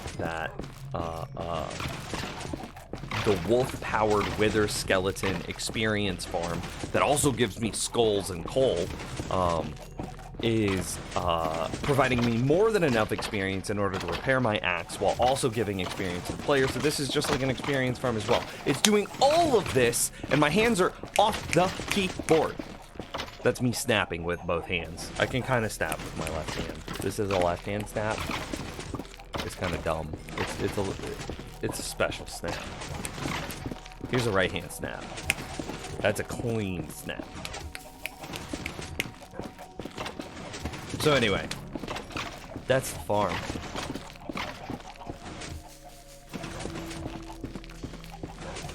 You started a potato empire? Nice, dude. Okay, I paused it there. And that's it. That's the farm. Look at that. And then see, it just like propagates itself. Now I gotta go up there and I gotta fill all of that in and blah blah blah blah blah. Blap. Put that there. Yeah. Just put that there in BD. And so now what I need to do is grab a bunch of the warp blocks and fill this in so that way we can't get any mobs spawning up there like that. Yeah, because that's a problem.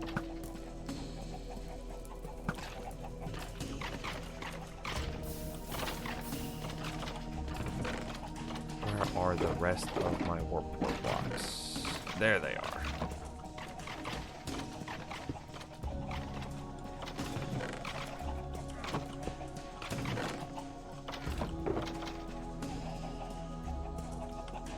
I also need a bit of scaffolding. And so then we basically fill in all of that space so that way mobs can't spawn up there. Yeah, TLDR.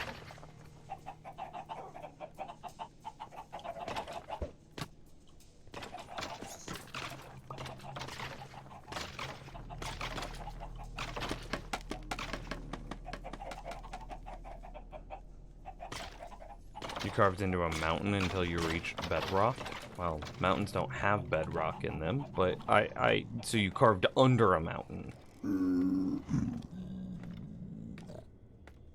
Until you reach bedrock. Okay, okay.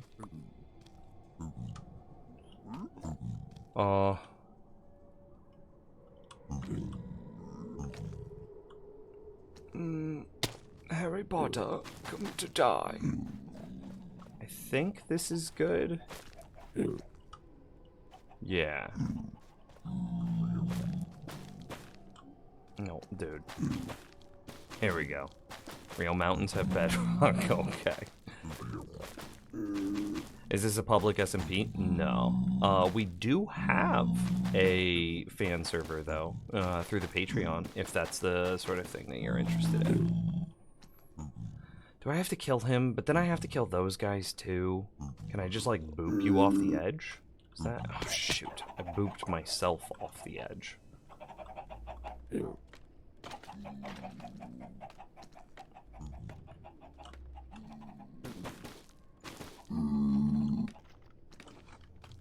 Okay, I'll do it this time, but better. Bam. Perfect.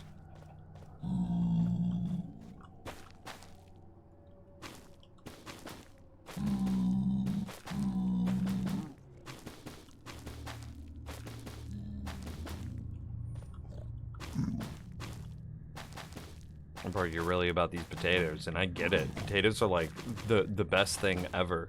They give you everything from like loaded potatoes to french fries to like mashed potatoes to vodka.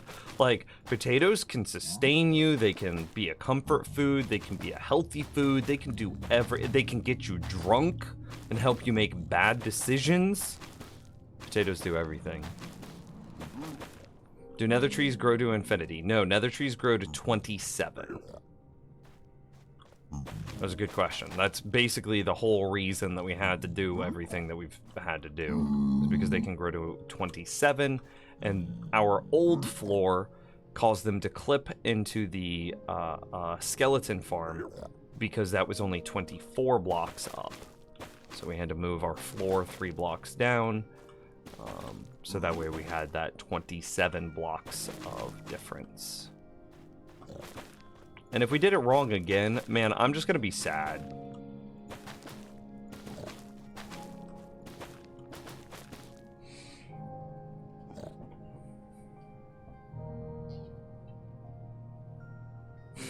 Eastern Europe, Nimbus is one of us.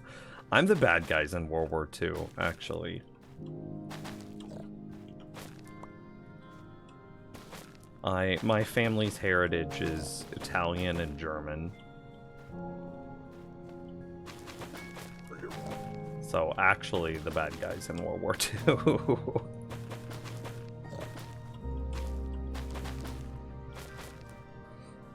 Yeah, yep.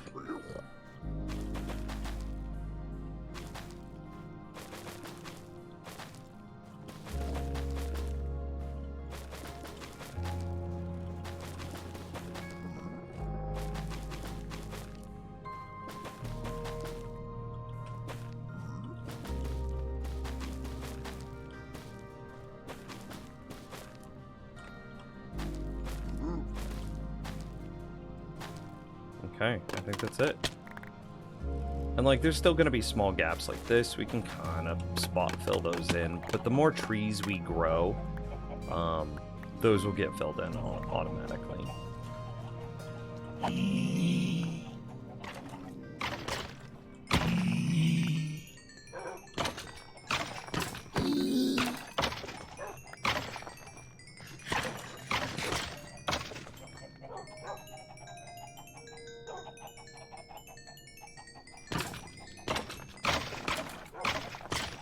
You sell potatoes for diamonds? My goodness. Who would spend diamonds on potatoes?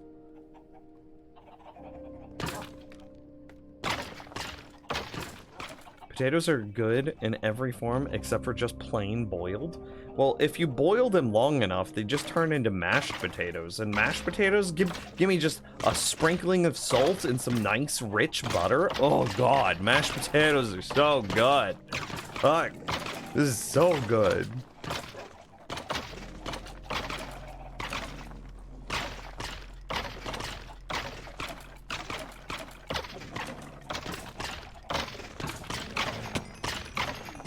This looks like it's working again.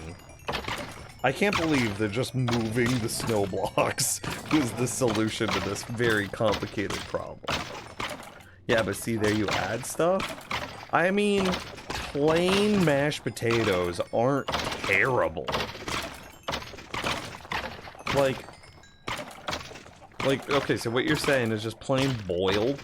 So you just boil them. You don't even mash them. You just boil them until they're soggy and soft. And that's it. How many hours do you have in this world?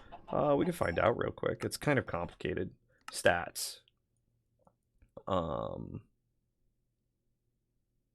54.04 days played. Alexa, what's 54.04 times 24? 54.04 times 24 is 1,296.96. 1,200 something something. I didn't catch the rest of it. I'm gonna be honest, I tuned out. 1,200 hours, give or take.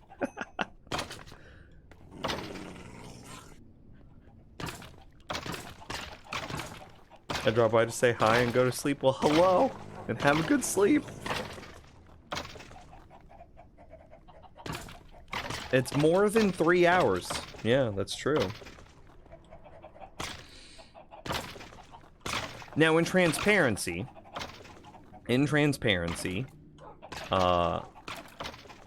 you know, I think that AFK farms are fine. And I accept that if I die while AFKing, that's it, that's the hardcore world. So, while yes, I have near 1,300 hours, be aware that I've AFK'd in that period, and I'm sure that I have a couple hundred hours of AFK time.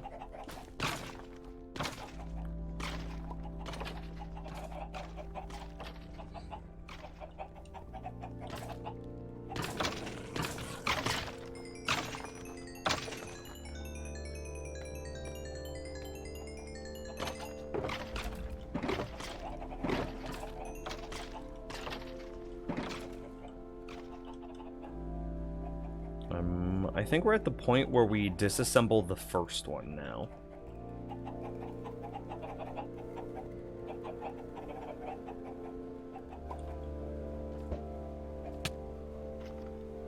That was a perfect ender pearl.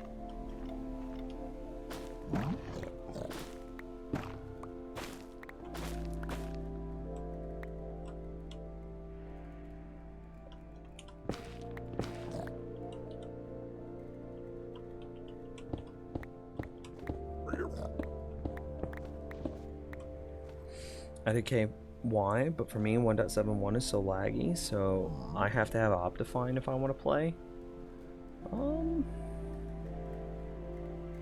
I mean, I do some tricks in order to make mine a little bit better, but yeah, I don't use Optifine. And Zmiff, thanks for the follow. Also, I have no idea what your name is. Anodot, there, but better. Sure. And also LV. Thanks for the new follows, guys. I appreciate that.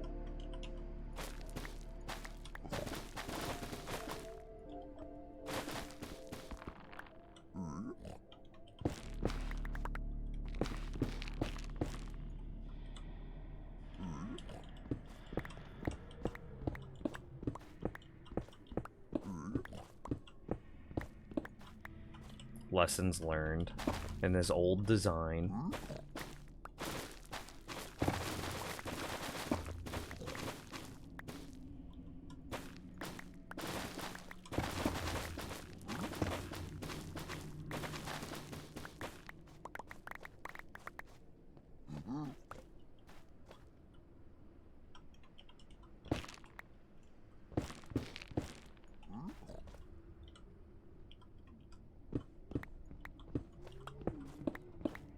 I got there eventually, right? Use TNT to blow it up? No. I spent so much time building their, like, neighbors. I don't want to blow them up.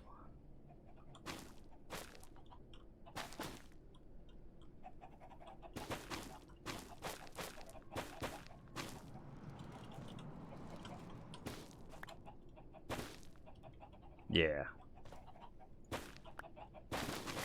Oh, I went one block too far down.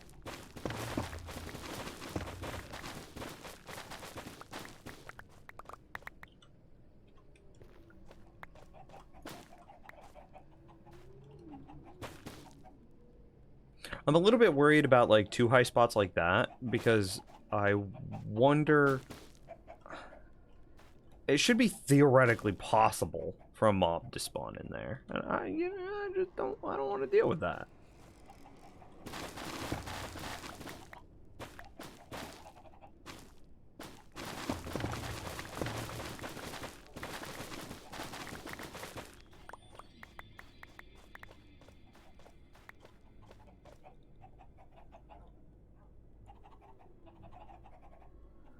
Check out Sodium Lithium Starlight on Fabric if you want all-out speed. It's faster than Optifine. You swear by it. Okay. Well, I mean, this kind of goes back to a conversation that we were having earlier, right? In that, me personally, Nims, I am very sad by the scalpers. I'm sad, frustrated, upset, blah, blah, blah. By the scalpers and the miners. Causing issues with graphics cards because I've still got a 9070. You can see in the, I think it's in the top right. Yeah, it's in the top right there. A 9070 or a 970 rather, not 9070. I'm on drugs. I'm on a 970 still, so I am quite a ways back.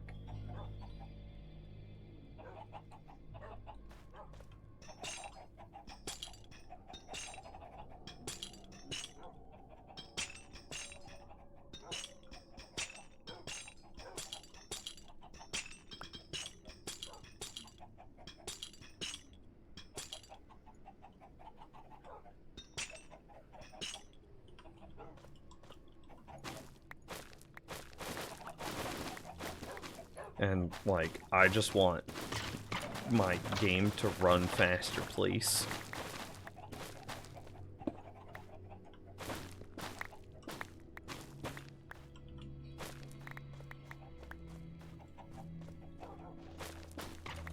But no, $300 graphics cards are now selling for $1,200, and it's like, nope, can't afford that.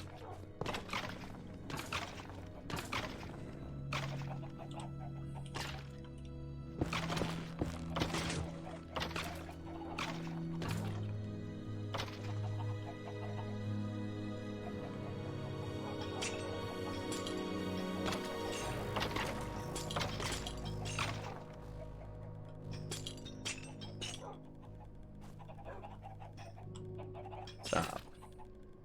How much you've spawn-proofed the area? It's not theoretical for something to spawn in 2x1 area. It's certain. I mean, that's fair. That's actually a super good point. It would be such a high chance that they spawn in there.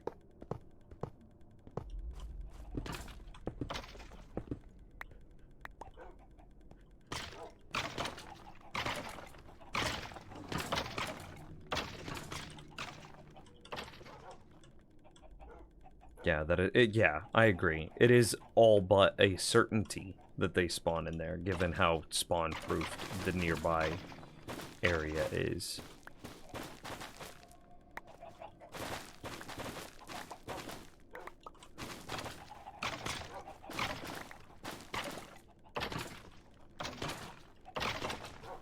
Did I get all the chains? I think I got all the chains.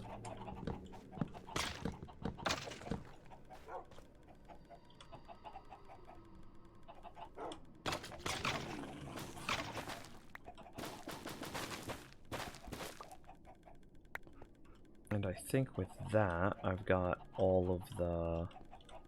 Okay. Is this Silk Touch? It is.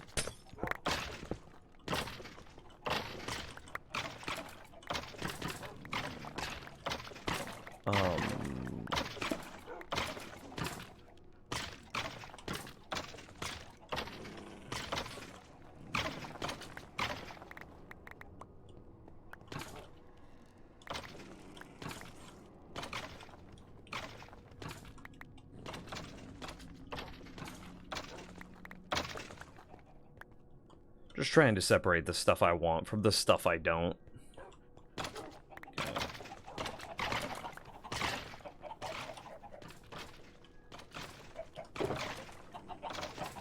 Hey, I found more. I made more redstone blocks. Perfect. I did it.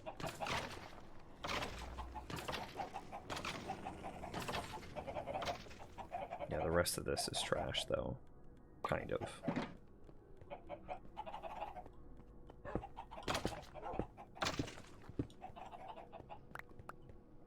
There should be just a buttload of bone meal in here.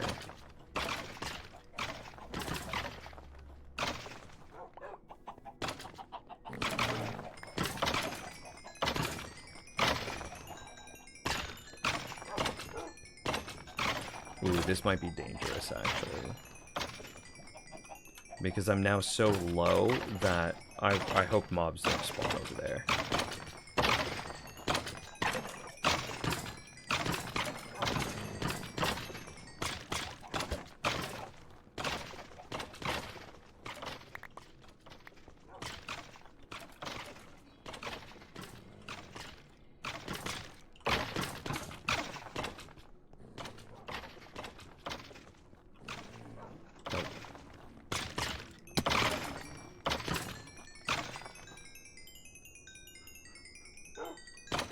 Cool. Perfect.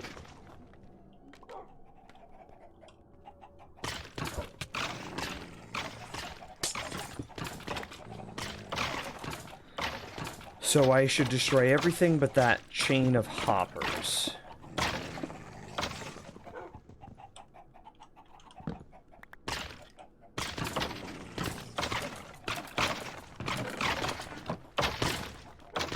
Yeah.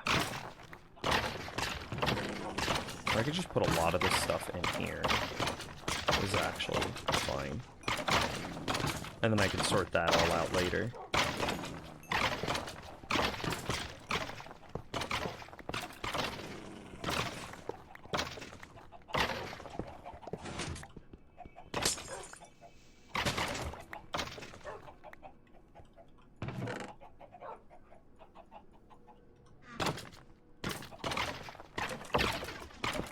I'll figure this all out later as well, because we are moving down now that we're 100% moving down now that we figured out the correct size, space, etc.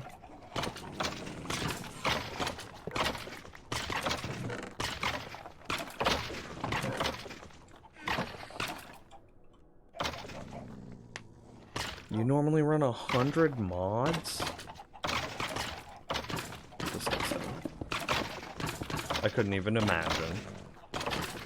Couldn't even imagine.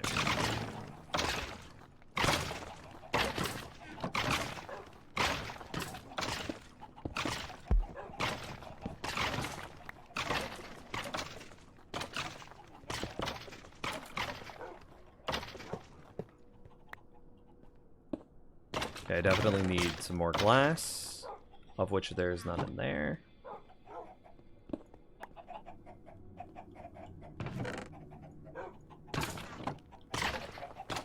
Okay, I think I got the majority of it.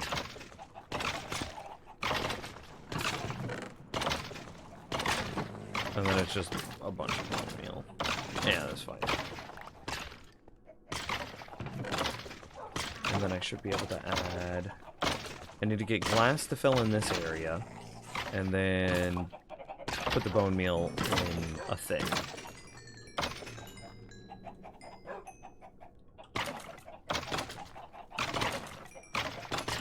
Bone meal's in a thing. And there's glass. We should just destroy the chicken farm as well.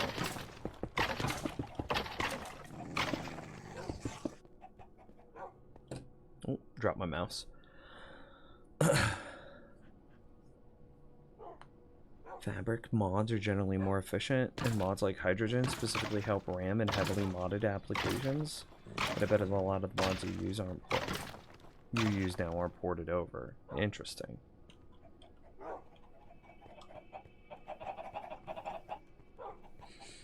Is Pixelmon still going? I thought Pixelmon got cease and desisted by Nintendo a while back. Or is that still a thing that we could play on stream? Because I was also thinking about it, and it's like, I wonder if I'm actually just like getting burnt out from streaming, or if I'm getting burnt out from playing like the same damn game over and over and over and over and over and over and over. To that end, I was like, there are different types of Minecraft that I'm also really interested in. Like, Minecraft is the GOAT. Like, full stop. There is no other game that can compare, especially with what I'm about to say. You have everything from, like, Pixelmon that you could play. You could do all of the, what are those called? What's the big one? It's like the factory craft. Something that everybody plays. I can't remember what that's called. I'm spacing. Somebody help me out here, chat room. It's not Sky Factory, it's, no.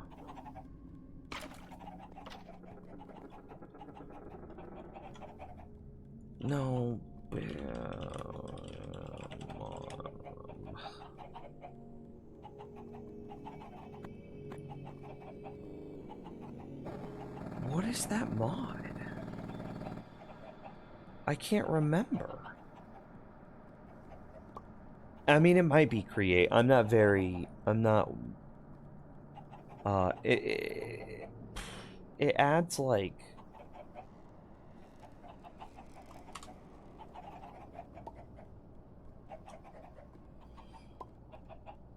I don't remember what it's called. Maybe it is Create. Maybe that's what I was thinking of. Feed the Beast. That's what it is. What is Feed the Beast?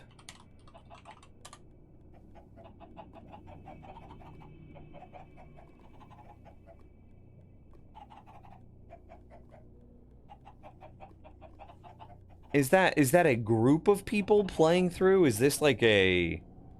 Yeah, it's a mod pack. Okay. Collection of 100 mods. I see.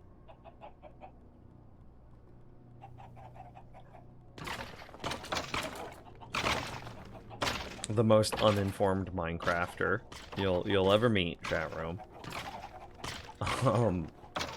Yeah, so anyway, you could do everything from like Pixelmon and Feed the Beast to like adventure maps that people have made, and I've seen some really high quality adventure maps. And then, I mean, you don't even get started on mini games, like all of the. I mean, there's just an endless amount. And so what I would be interested in doing to help alleviate some of the air quotes more traditional Minecraft fatigue is play some more CTM maps, like CTM adventure maps or something like that. Just treat Minecraft more like an actual RPG.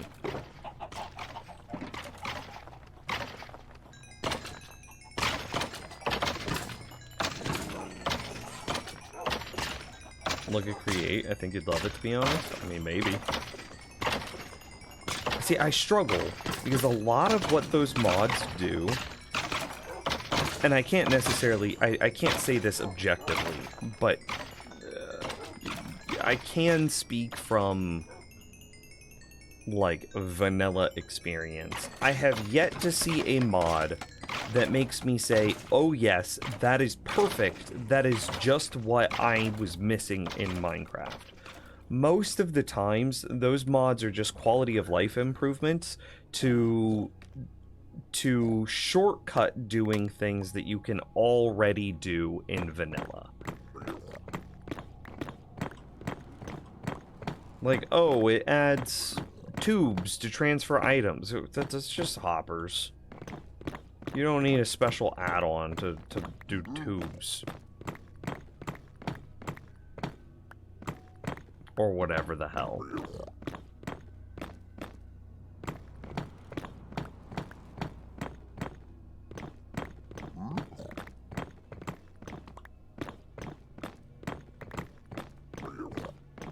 Tommy needs a wife. Hello, Tommy. I can't help you with that, but I can help you with some original Minecraft content.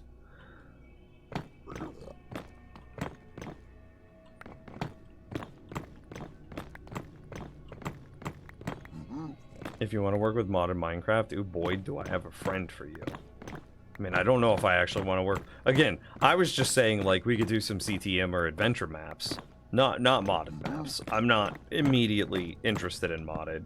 And, like, again, a lot of the stuff that even the mods add, I'm just like, oh, you could just do that with command blocks. You could just do that with, like, a data pack. It doesn't have to be this big, giant, unyieldly mod. You could just, like... data pack that in, or even simpler, just command block that in. Oh well, you're welcome, Tommy. Most of the time I play modded Minecraft, it's to change the way the game plays. I agree. That would be my interest. If the goal is still just to build things and like set up factories and stuff, I can already do that in vanilla. I think I have evidenced that that is very possible in vanilla. If I were to play, I agree with you, Eyebrows. If I were to play a mod, I would only play a mod because I would be interested in playing something that is like a massive deviation to what the traditional Minecraft experience is. Example given, e.g., Pixelmon. Yes, the core Minecraft game is still inside of Pixelmon. However, it is a massive change from what the base game is.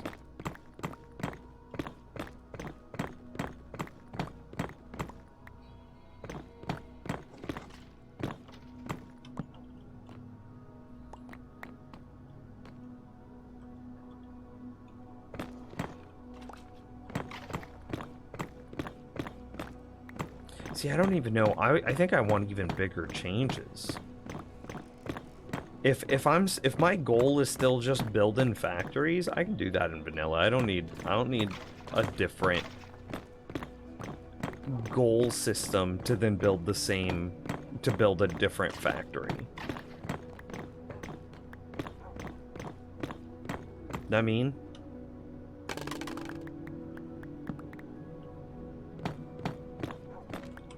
oh yeah.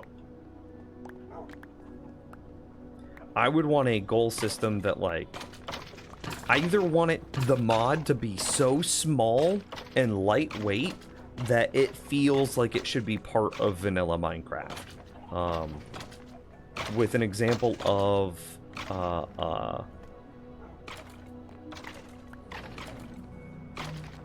like if it added a couple more boss monsters and like a couple more dungeons or something like that, that would be perfectly fine to me. If it were if it added what felt like future expansions, which is kind of what the Aether mod did, in my opinion. It just feels like, oh, I could see how Minecraft could get to the point where like the Aether mods becomes a reality. Then that is also interesting. But if it's just like, oh hey, I added a couple more machines for you to build, I don't care.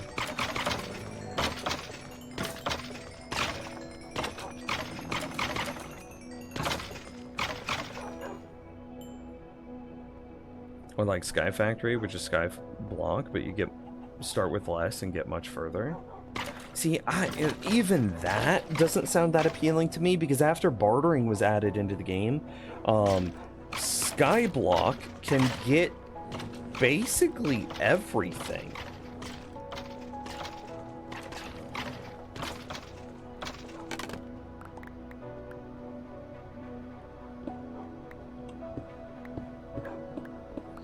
Because the big limitation for Skyblock was not having the ability to get quartz, right? Checking to see if anything could spawn in those spaces. And with bartering being added, you can get quartz now, right? I'll see you later, Tommy. Have a good night. Thanks for stopping by. What about ones that add a bunch of new biomes, monsters, and dungeon-like experiences? Maybe. It depend on how... I'm stretching. It depend on how fantastical they felt, how outlandish it was. If it felt like something that, you know, oh, in 3 years, Mojang could definitely add this to the game, then I would be interested. But if it just feels like, oh, some dude just had like, you know, is porting in all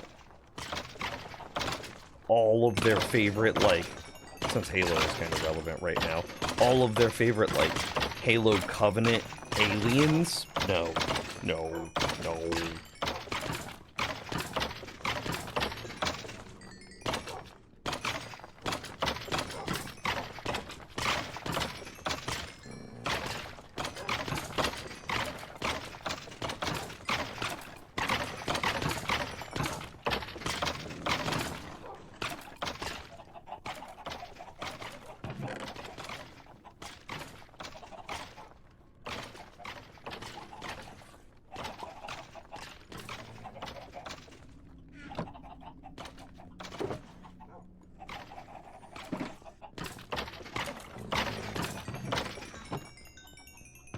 Red tree.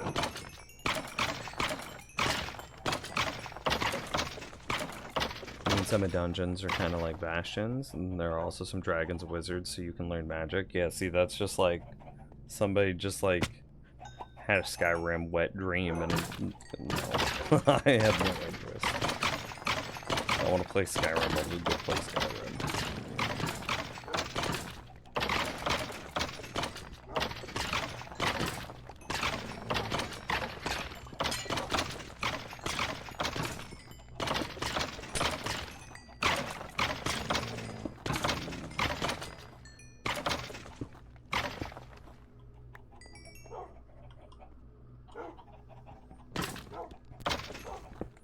Auto crafting would have to be done very well in order for it to feel correct inside of the base game.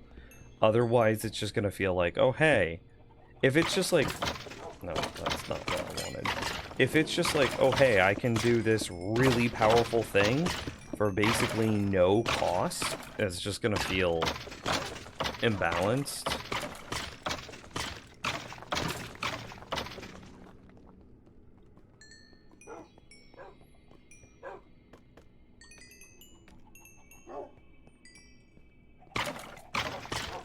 is it 4? 1, 2, 3 on the 4th. 1, 2, 3 on the 4th. Yeah. Okay. 1, 2, 3 on 4. Okay, cool. You just square from here. The Corona Trials is a really good CCM map if you ever want to do one of those. Hey, like, yes, let's bookmark that. Because I am interested in doing that. There is, I mean, like, okay, being very honest with you, there are times where I'm just like, dude, my brain is fatigued. Because all I basically do whenever I'm doing redstone in Minecraft is I'm problem solving. And that is a very intensive thing to do. And then I look at these people who are like famous for like playing like shooters or what have yous. And it's like, bro, all these people do is they sit down, they perform adequately well, get hyped when they do the hype thing, get sad when they die, and like, that's cool. It's fun to watch. And I'm like, and I'm over here trying to do like fucking complicated formulatic expressions, equations and shit. I'm trying, literally earlier this stream, we had to calculate the fucking fall velocity of a wither skeleton in relation to the game's janky code and how the iframes are then determined to figure out how long we need to, no, that's what we did today. It hurt my brain. My brain is sore. I just want to like roll up, blast some 12-year-olds in Fortnite, and have my clips go viral on the internets. All right? That's it. That's all I want.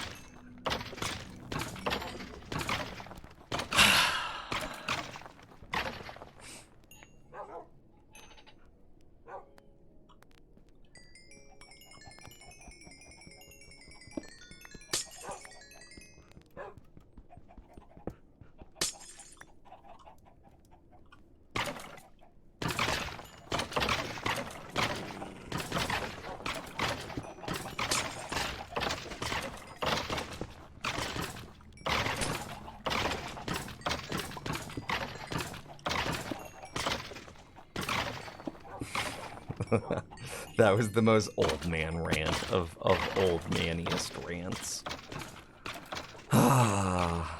It doesn't make it any less true, though.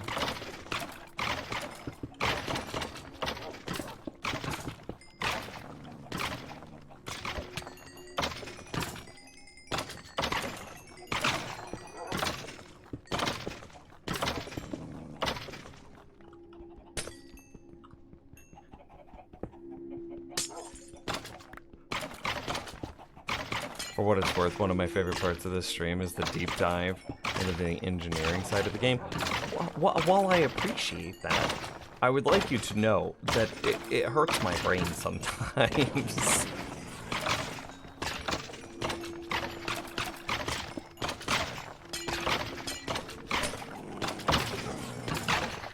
And what I want to do is just use this knowledge, right? Not necessarily this, because this is ridiculous.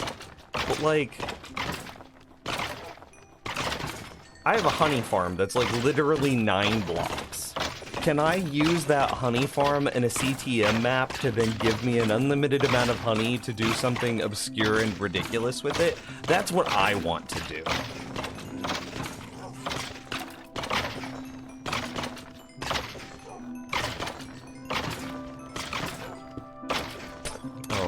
Ooskal, you're having a good night? Okay, see you later. Have a good sleep.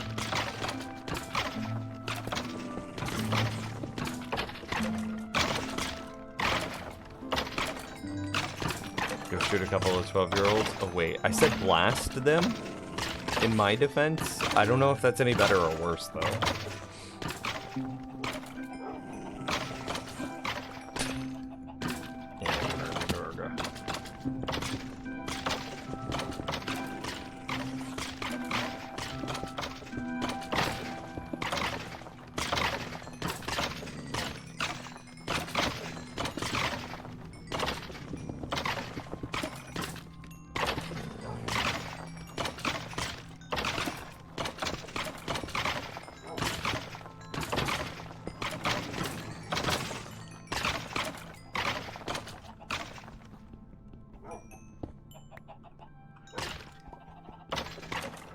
built that honey farm twice, add an extra comparator to make it a honeycomb farm too.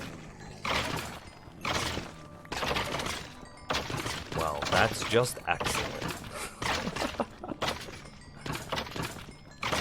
I don't know where you would add a extra comparator to make it a honey farm, or a honeycomb farm. It works as a honeycomb farm, just changing the bottles to shears, as is. I gotta go too. You're so focused on ranting that you're ignoring positive posts that would also solve your issues. I'll catch you next time when you're okay.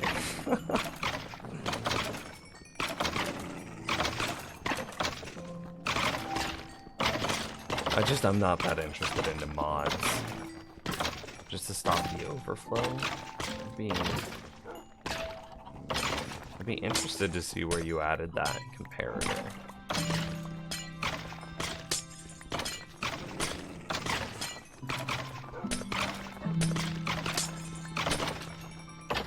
Ew.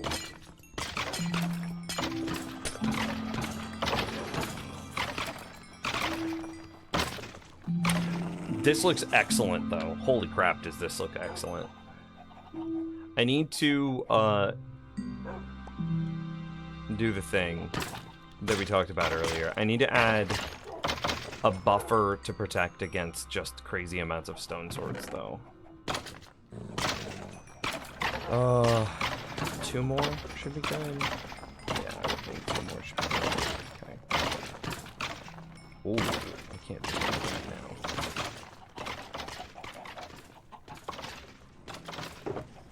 I mean, it can be yours for the low, low price of, a lot of stuff. I mean, it's actually not, in the grand scheme of things, all that difficult to build, right? A lot of this could be relatively easily recreated from just a single flyby. Like, it's just this platform, right? Wither roses, bunch of carpet, blah, blah, blah.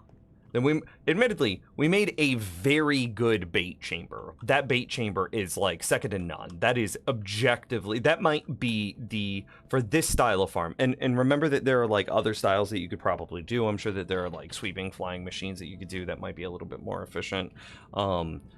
Might be able to get more spawn areas, blah, blah, blah, blah, blah. But for this style of farm, that spawn chamber, God, the honey, the cauldron, the mob inside the cauldron sitting on top of a honey block was just genius. It was so good.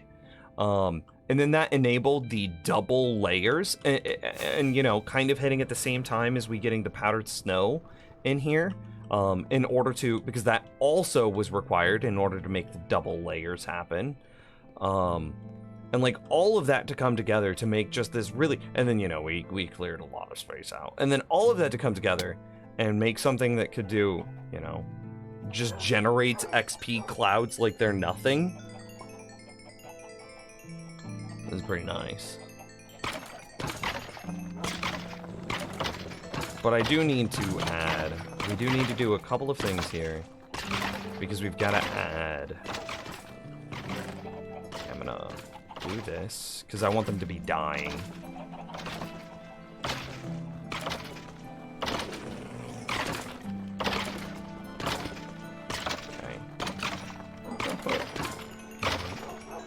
That there. Do wither skeletons not die on magma blocks?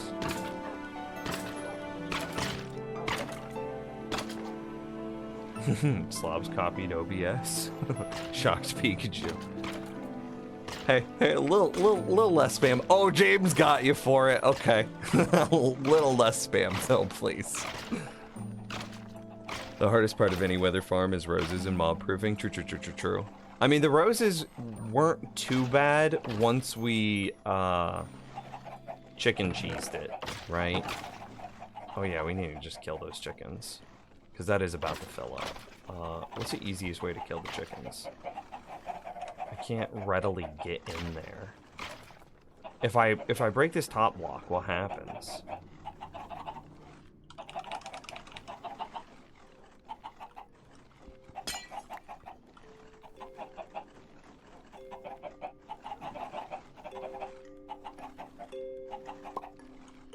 Well, this isn't even necessary anymore.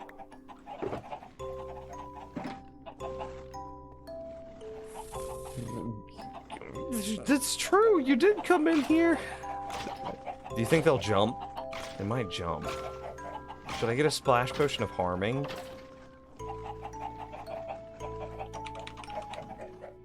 I'm gonna go for it. No, swipe. Yeah, there we go. Okay, that wasn't too bad.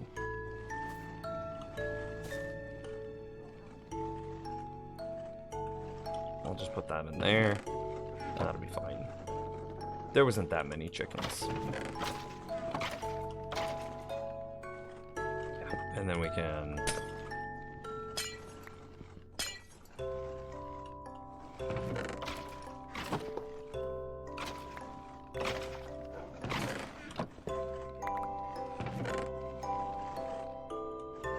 Oh, I can't really just be destroying hoppers willy-nilly like that. Yeah.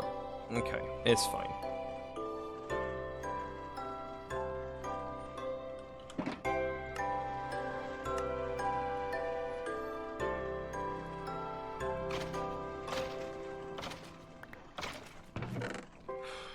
Okay, so what do we do? How do we get...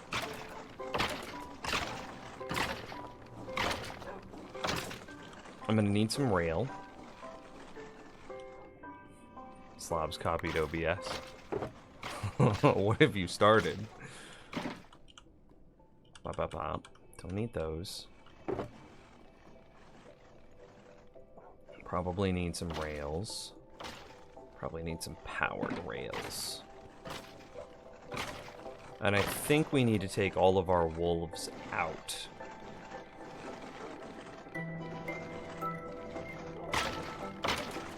Okay, so this will be safe if I do a thing. And then what I do is I fly in from this direction. Yeah, I just gotta fly through. Come on, buddy.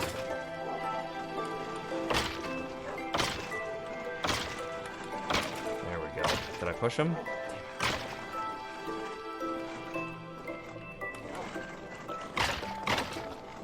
That's what we wanted. Perfect. Okay, and now that he's out, all of my other wolves can come out relatively easily.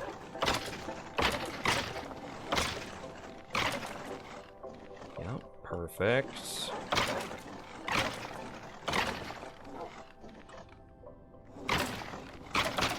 Perfect. We might update that because it's Nether Tree Farm at the same time as it's like Wither Skeleton Farm. It's all kind of one combined project space that we're working in.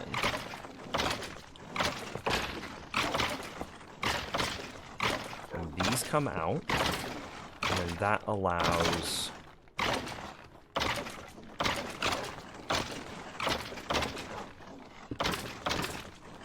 all of this to be removed.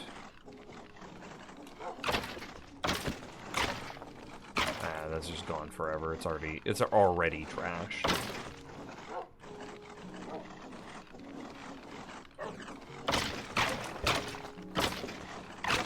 Okay.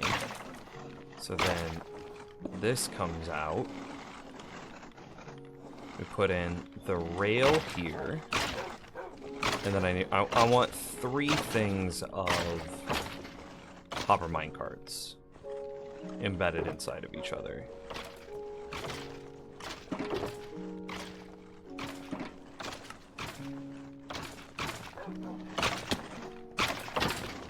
So then from below. Oh, I can't do it from below. How do I get the angle? Oh, it's that. Okay. Okay, this will be fine. This will be fine. It'll be okay, dog.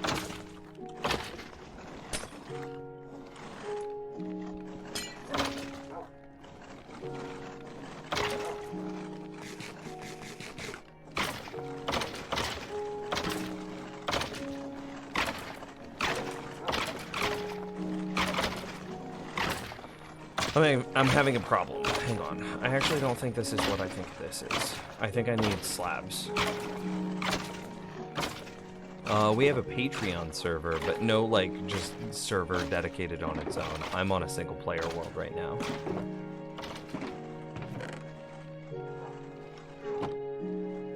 This will be holding in stuff, so I think that this is redstone slabs.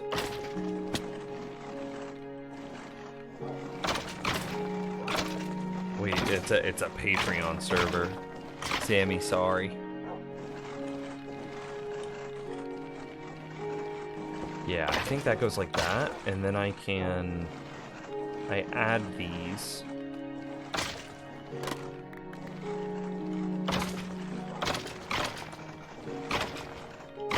Something like this.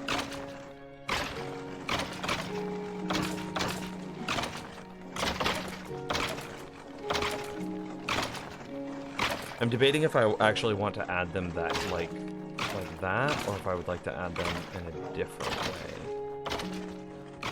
Here. What I think I do want to do is break that cactus real quick so I quit losing my items.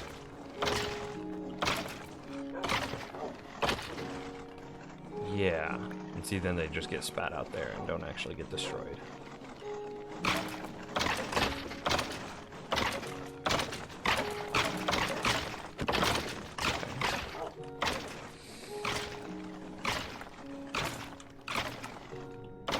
Here's what I think. I don't think that we do this. I think instead we do this. And make them all slabs.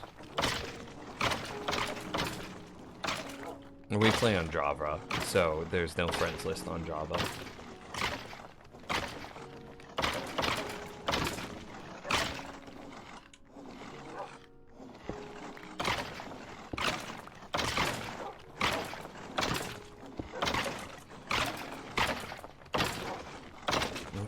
So, now that that's done, we go here, and then we come in this space, and yeah, this will work perfect. So then we can add,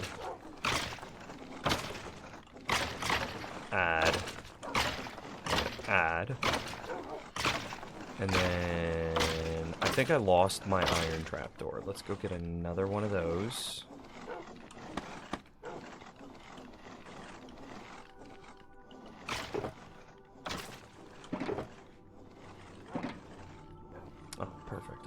Get through here now.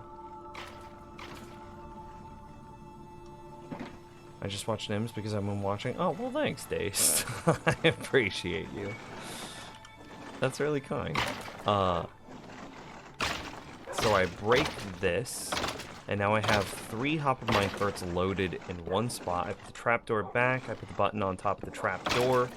We then put these powered rails all back in place.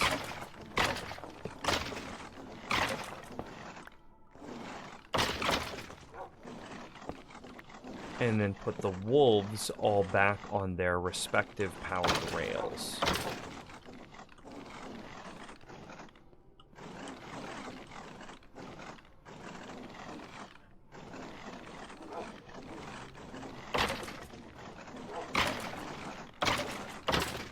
You can join our fan Discord. But there's no, that's not, and you can try to make friends more naturally, but like just kind of expecting people to just be friends with you or something, that's not gonna happen, I'm sorry. And then I need to break this and probably swipe and do a thing. So here's what I'm gonna do.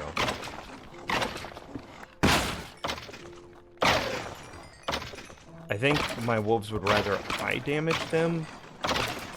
No, it kind of seems like it's okay. Let's go get some food real quick.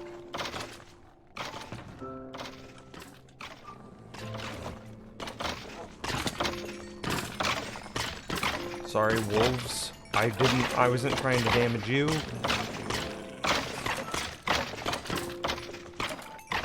Oh, Lord. I need to replace that cactus, don't I?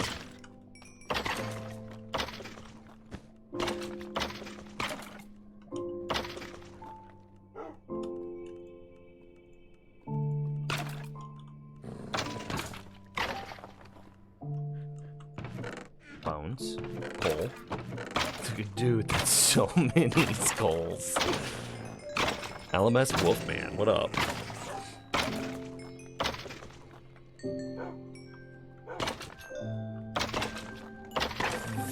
By having 3 hopper minecarts embedded there, that should help with the stone sword causing buffer overflow, effectively. That should help with the buffer and prevent stone swords from backing us up.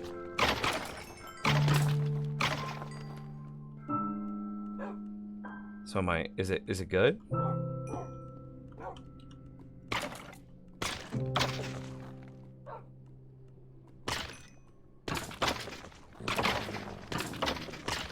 Nims is a bigger threat to the dogs than the wither skeletons. I mean, at this point, now that we've got all the bugs figured out, yeah.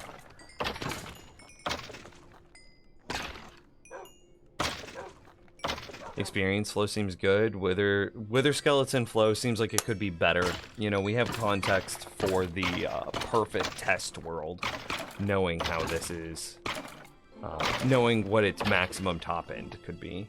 You seem really stacked, God. Yeah.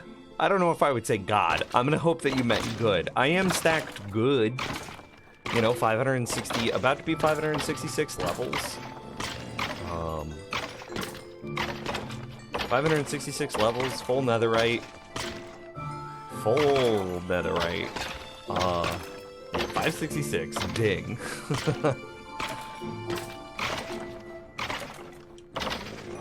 Put a button there and a button there, that's really important.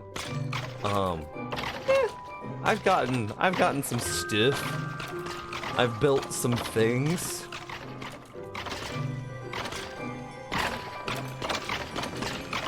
Man, this is so cool. I'm so happy with how this turned out. This seems like Java. That's because it is Java.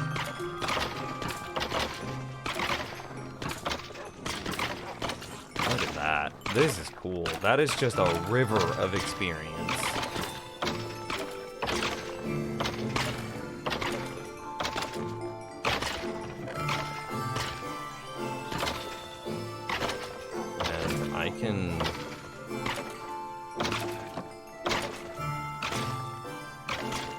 That goes in there. We can work on putting a lot of this stuff up now. Maintenance. Yeah, okay, that's fine. Be funny if he dies at level 980 or something. I've almost died a couple of times. Shoot, I got down to like, I almost died earlier this stream, jeez. I forgot about that. That was legitimately scary. We were having some problems where the wither skeletons were able to attack the wolves, so my wolves were taking a bunch of damage. I then was like, okay, I need some meat to heal them. So I was like, okay, I'll just go farm a little bit of rotten flesh. I aggro some zombie piglin, and it was way more of the zombie piglin than I had originally expected. I go to fly away, and I look at my health, and I'm like, oh, I'm fine. I have plenty of food. I've got plenty of health. I'm at full hunger. And so then, as I'm flying away, I turn around and fly back to continue to battle the zombie piglin.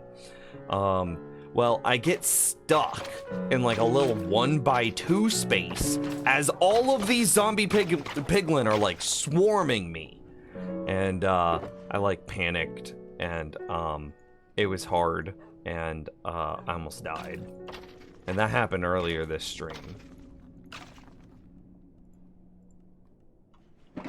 So yeah, almost died. Clip? I don't know if anybody clipped it.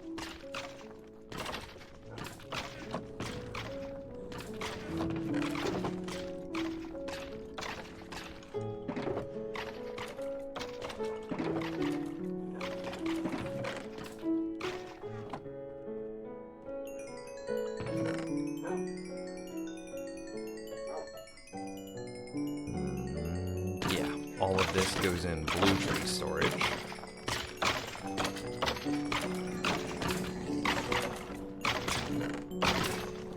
red tree storage. Oh, I just picked up a sword. I'm so annoyed. We just did all that.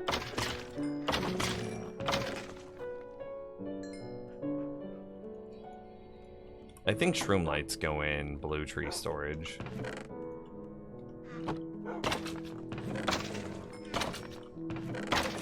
Yeah.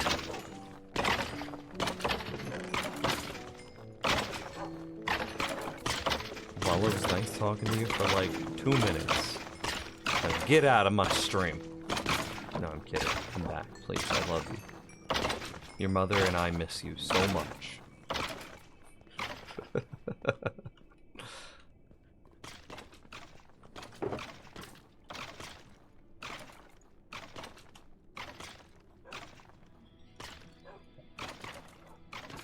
Is that it? Wood chest.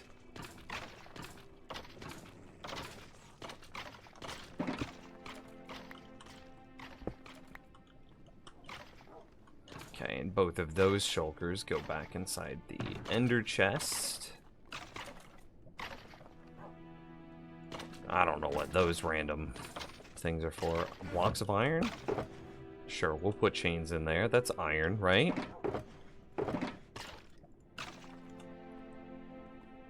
Anvils. Buckets.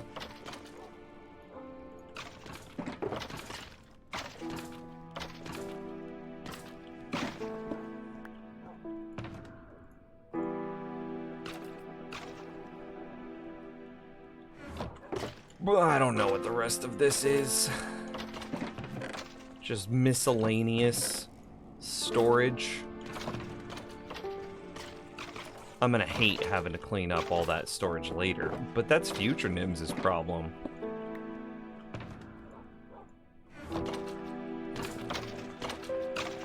Look at this is gonna be so much experience. Holy crap!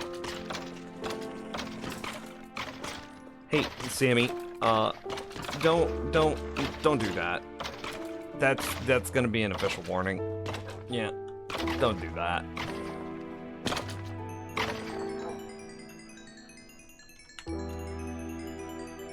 Oh yeah, that's the good stuff right there. That's the good stuff.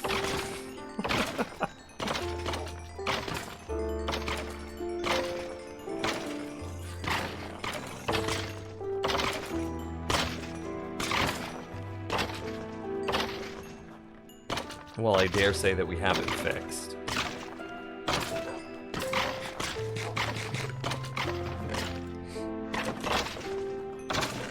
We had more fungus than that, though. We had more red fungus. Where did it go?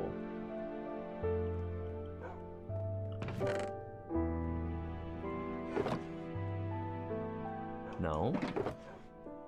I mean, this can be put in with the thing.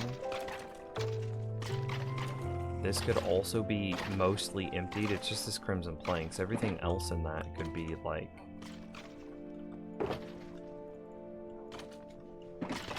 This could all just be put in blue tree.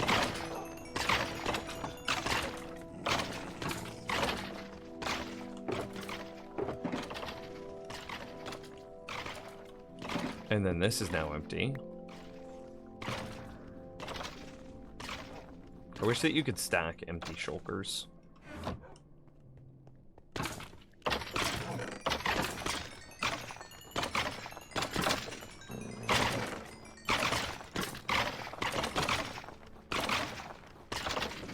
These tree farms do shroom lights too.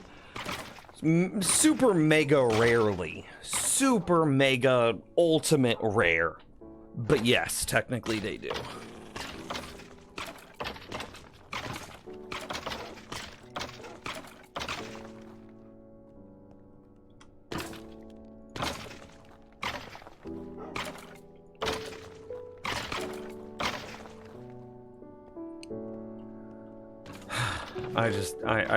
I couldn't anymore. Oh, hey, here's my red stuff.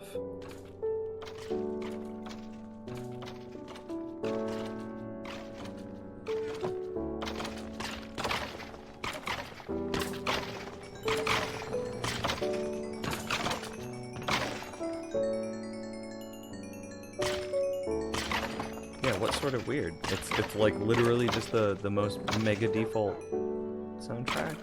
Do you have me in like quarter speed or something? Days, to go into a little bit more depth on your question. Oh, perfect. You see how at the top of the 4 stack of wood here, there's a warped wart block? There's a chance that that warped wart block is instead a shroom light. It's super rare, right? Because that means that your tree has a chance of growing between 4 and 5 blocks tall. And if it... So it has to grow 4 tall, and then the 5th block, which will always appear, usually is a wart block, but can very rarely be a shroom light. So your tree has to grow 4, not 5, and then it has to be shroom, not wart. So it's pretty rare. But it can happen.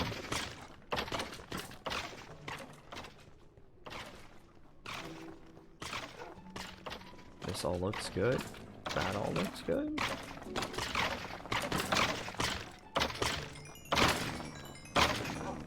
Bro, this is just so cool. This is... I just love... There's a period after we finish a lot of farms where I just want to stop and look at it. It's so satisfying to me. Like, all of the pieces and the reward that we get for doing it. It's just so nice.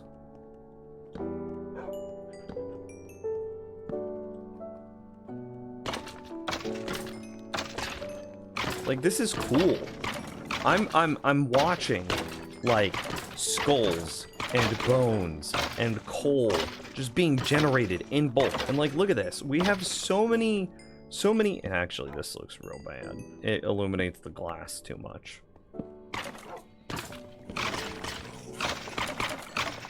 But we have so many bones and coal that it's just being destroyed now. Oh yeah, somebody earlier did ask about that. Yes, we are storing bones. My storage is full. So it then just gets destroyed. But like, look at this. That's an absurd amount of skulls.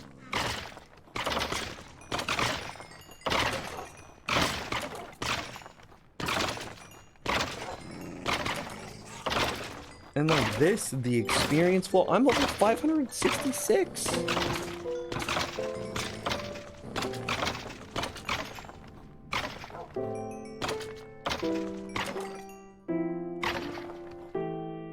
That's a lot of levels.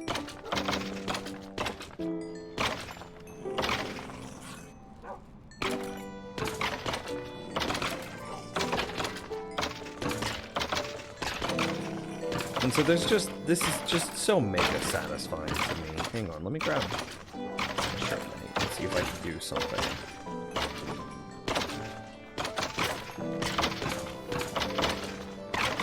I'll put a shroom light there. It goes through hoppers, right?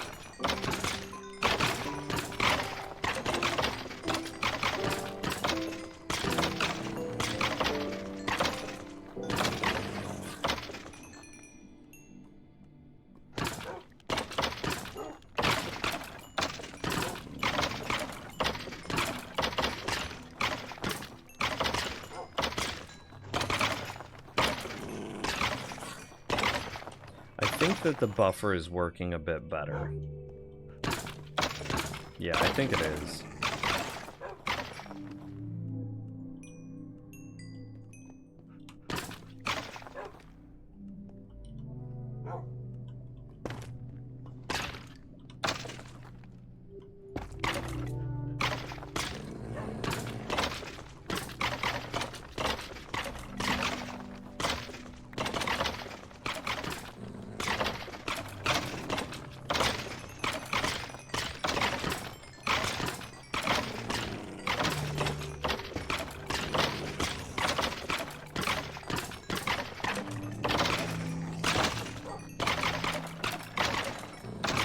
I don't know if that's better or worse.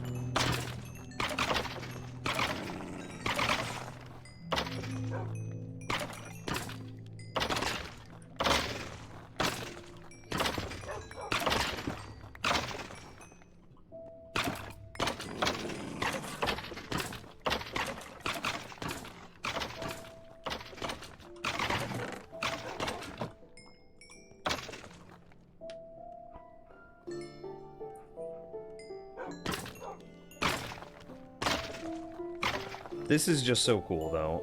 I recognize that I'm just standing here staring and, like, admiring my own brain, effectively. Like, look at this thing that my brain made. Isn't it cool? Isn't my brain just so sick?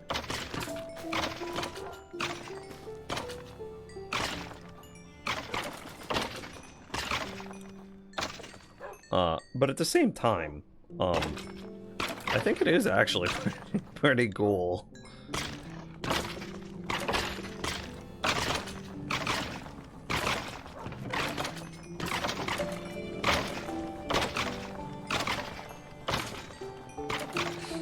And knowing now that, like, I could just be like, which one of these has more?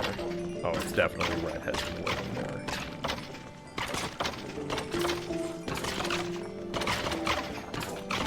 And knowing that I'm just like, oh hey, I want some. Oh wait, did I play? Okay, I did.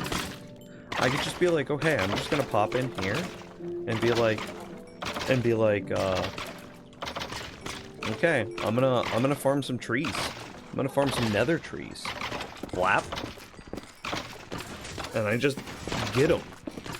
And I get them while also farming experience.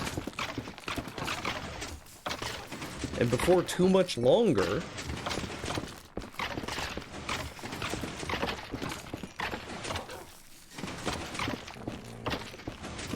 I should also be getting this while I get bone meal and fungus. And that's pretty sick.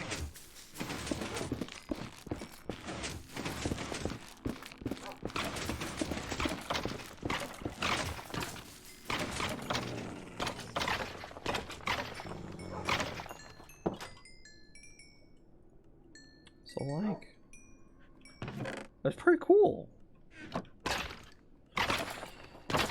What if you put shroomlight to the floor? Replace a few pieces of glass? Mobs can spawn on shroomlight, can't they? I would have to replace it. I'd have to replace the obsidian and not the shroomlight. Or, excuse me, not the glass.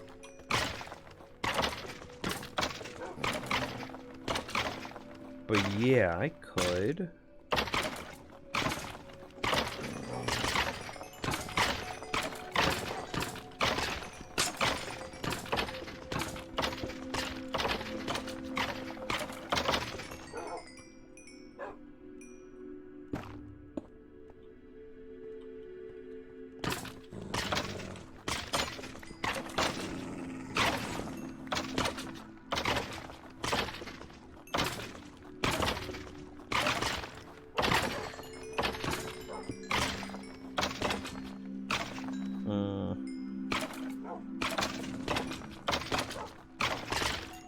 The redstone's in the way of replacing one there.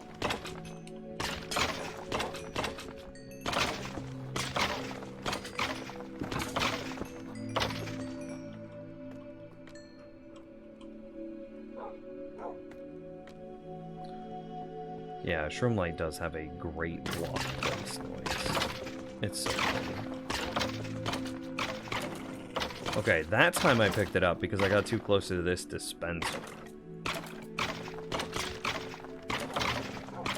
Which, that's fair.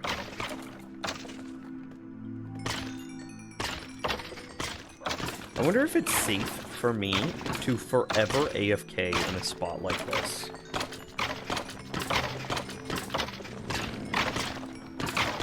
Similarly, I wonder if you could use a mechanic like this in order to create more AFK spots inside of this, like, harvestable sphere. Like, could you make the floor out of top trap doors, and then the player can fit under a top trap door? Hell, players can fit under top slabs. And then could I do something like, let's say this was the overworld farm. Could I then fish underneath the floor? And the experience would still get to me, and then it would clip into the floor, right?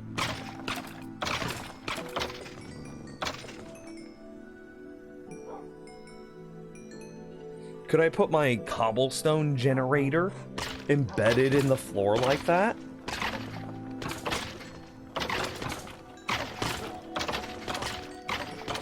Like, let's say the player, like, let's say my fishing farm was right here, and then right here was my cobblestone generator. And then I would just, if I want to fish, I just stand on top of this and fish. And if I want a cobblestone, I go down to that cobblestone. I mean, I bet it's not quite that easy, but I bet it's possible.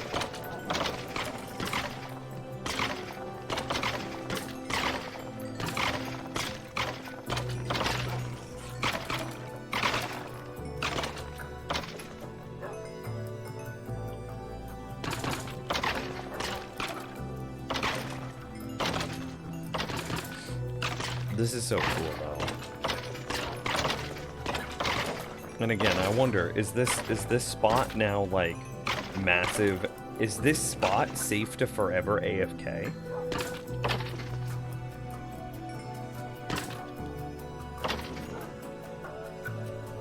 And how does this kind of feel in the space? Oh, I mean, that's pretty cool. That's pretty cool, not gonna lie. It'd be way cooler if the walls weren't brown. If the walls were like quartz and you had like, and the space felt bigger because the walls were quartz and white, then you would have this like really nice like triple colors happening. You'd have the red into the, you know, blackish purple from the obsidian, and then you'd have the blue, and you just have this red, purple, blue, red, black, blue, whatever you want to call it. It would be really satisfying. Can it be quartz? I mean, it's just, we did soul sand because it's cheap, and I got a lot of it. But this wall is just a ghast proof, or to be ghast safe. It's not anything to be anything. Oh yeah, I already answered that question. Yeah, it was just because I have a lot of. I mean, the bartering farm makes soul sand in crazy amounts, right? No.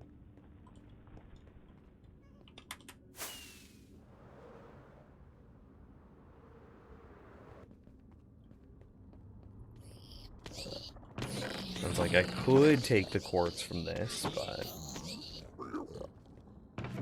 I mean, there's just so much soul sand, and what am I ever gonna use it for?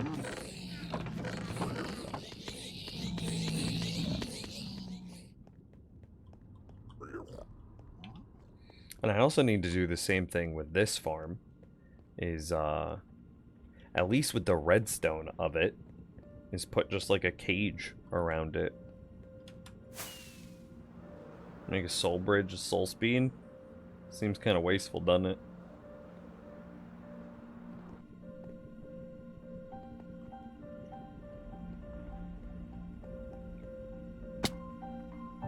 Hey, you can fly. Ignore that.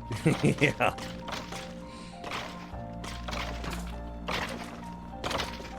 This is just so satisfying.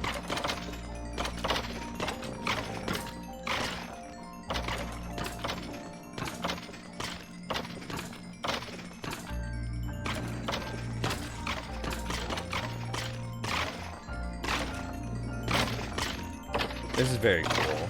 I'm a big fan. Look at this thing my brain made.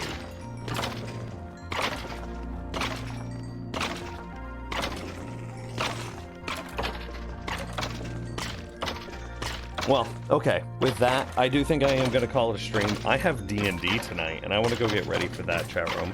We're hosting, and we're also going to be, like, setting up, like, a proper D&D table. We're busting out one of the TVs. We're going to put it flat on its back, and then my DM is going to project, like, the world to that TV, and it's going to be sick. So, I got to go get ready for that. I got to go, like, get the TV. I also want to shower, because right now, I smell like a gamer, chat room. And you know what I'm talking about. I smell like a gamer. What's the plan for next stream? Probably continue to move the floor down, and then to handle the vines, the bone meal system and the fungus systems to finish off these farms, to finish off their infrastructure. I just want to say, we've had some really productive streams since we've been streaming again. They've been sick. Anyway, I'm off. If you haven't done so already, be sure to hit the follow button. Also, shout out Eltrian for that sub today. I really appreciate you. If you are interested in supporting the stream, check out the Patreon. That's definitely the best way to do it. And you get some cool perks out of it. So, yeah. I'm gonna head off. You guys have been wonderful. Thanks for watching. I'll see you later.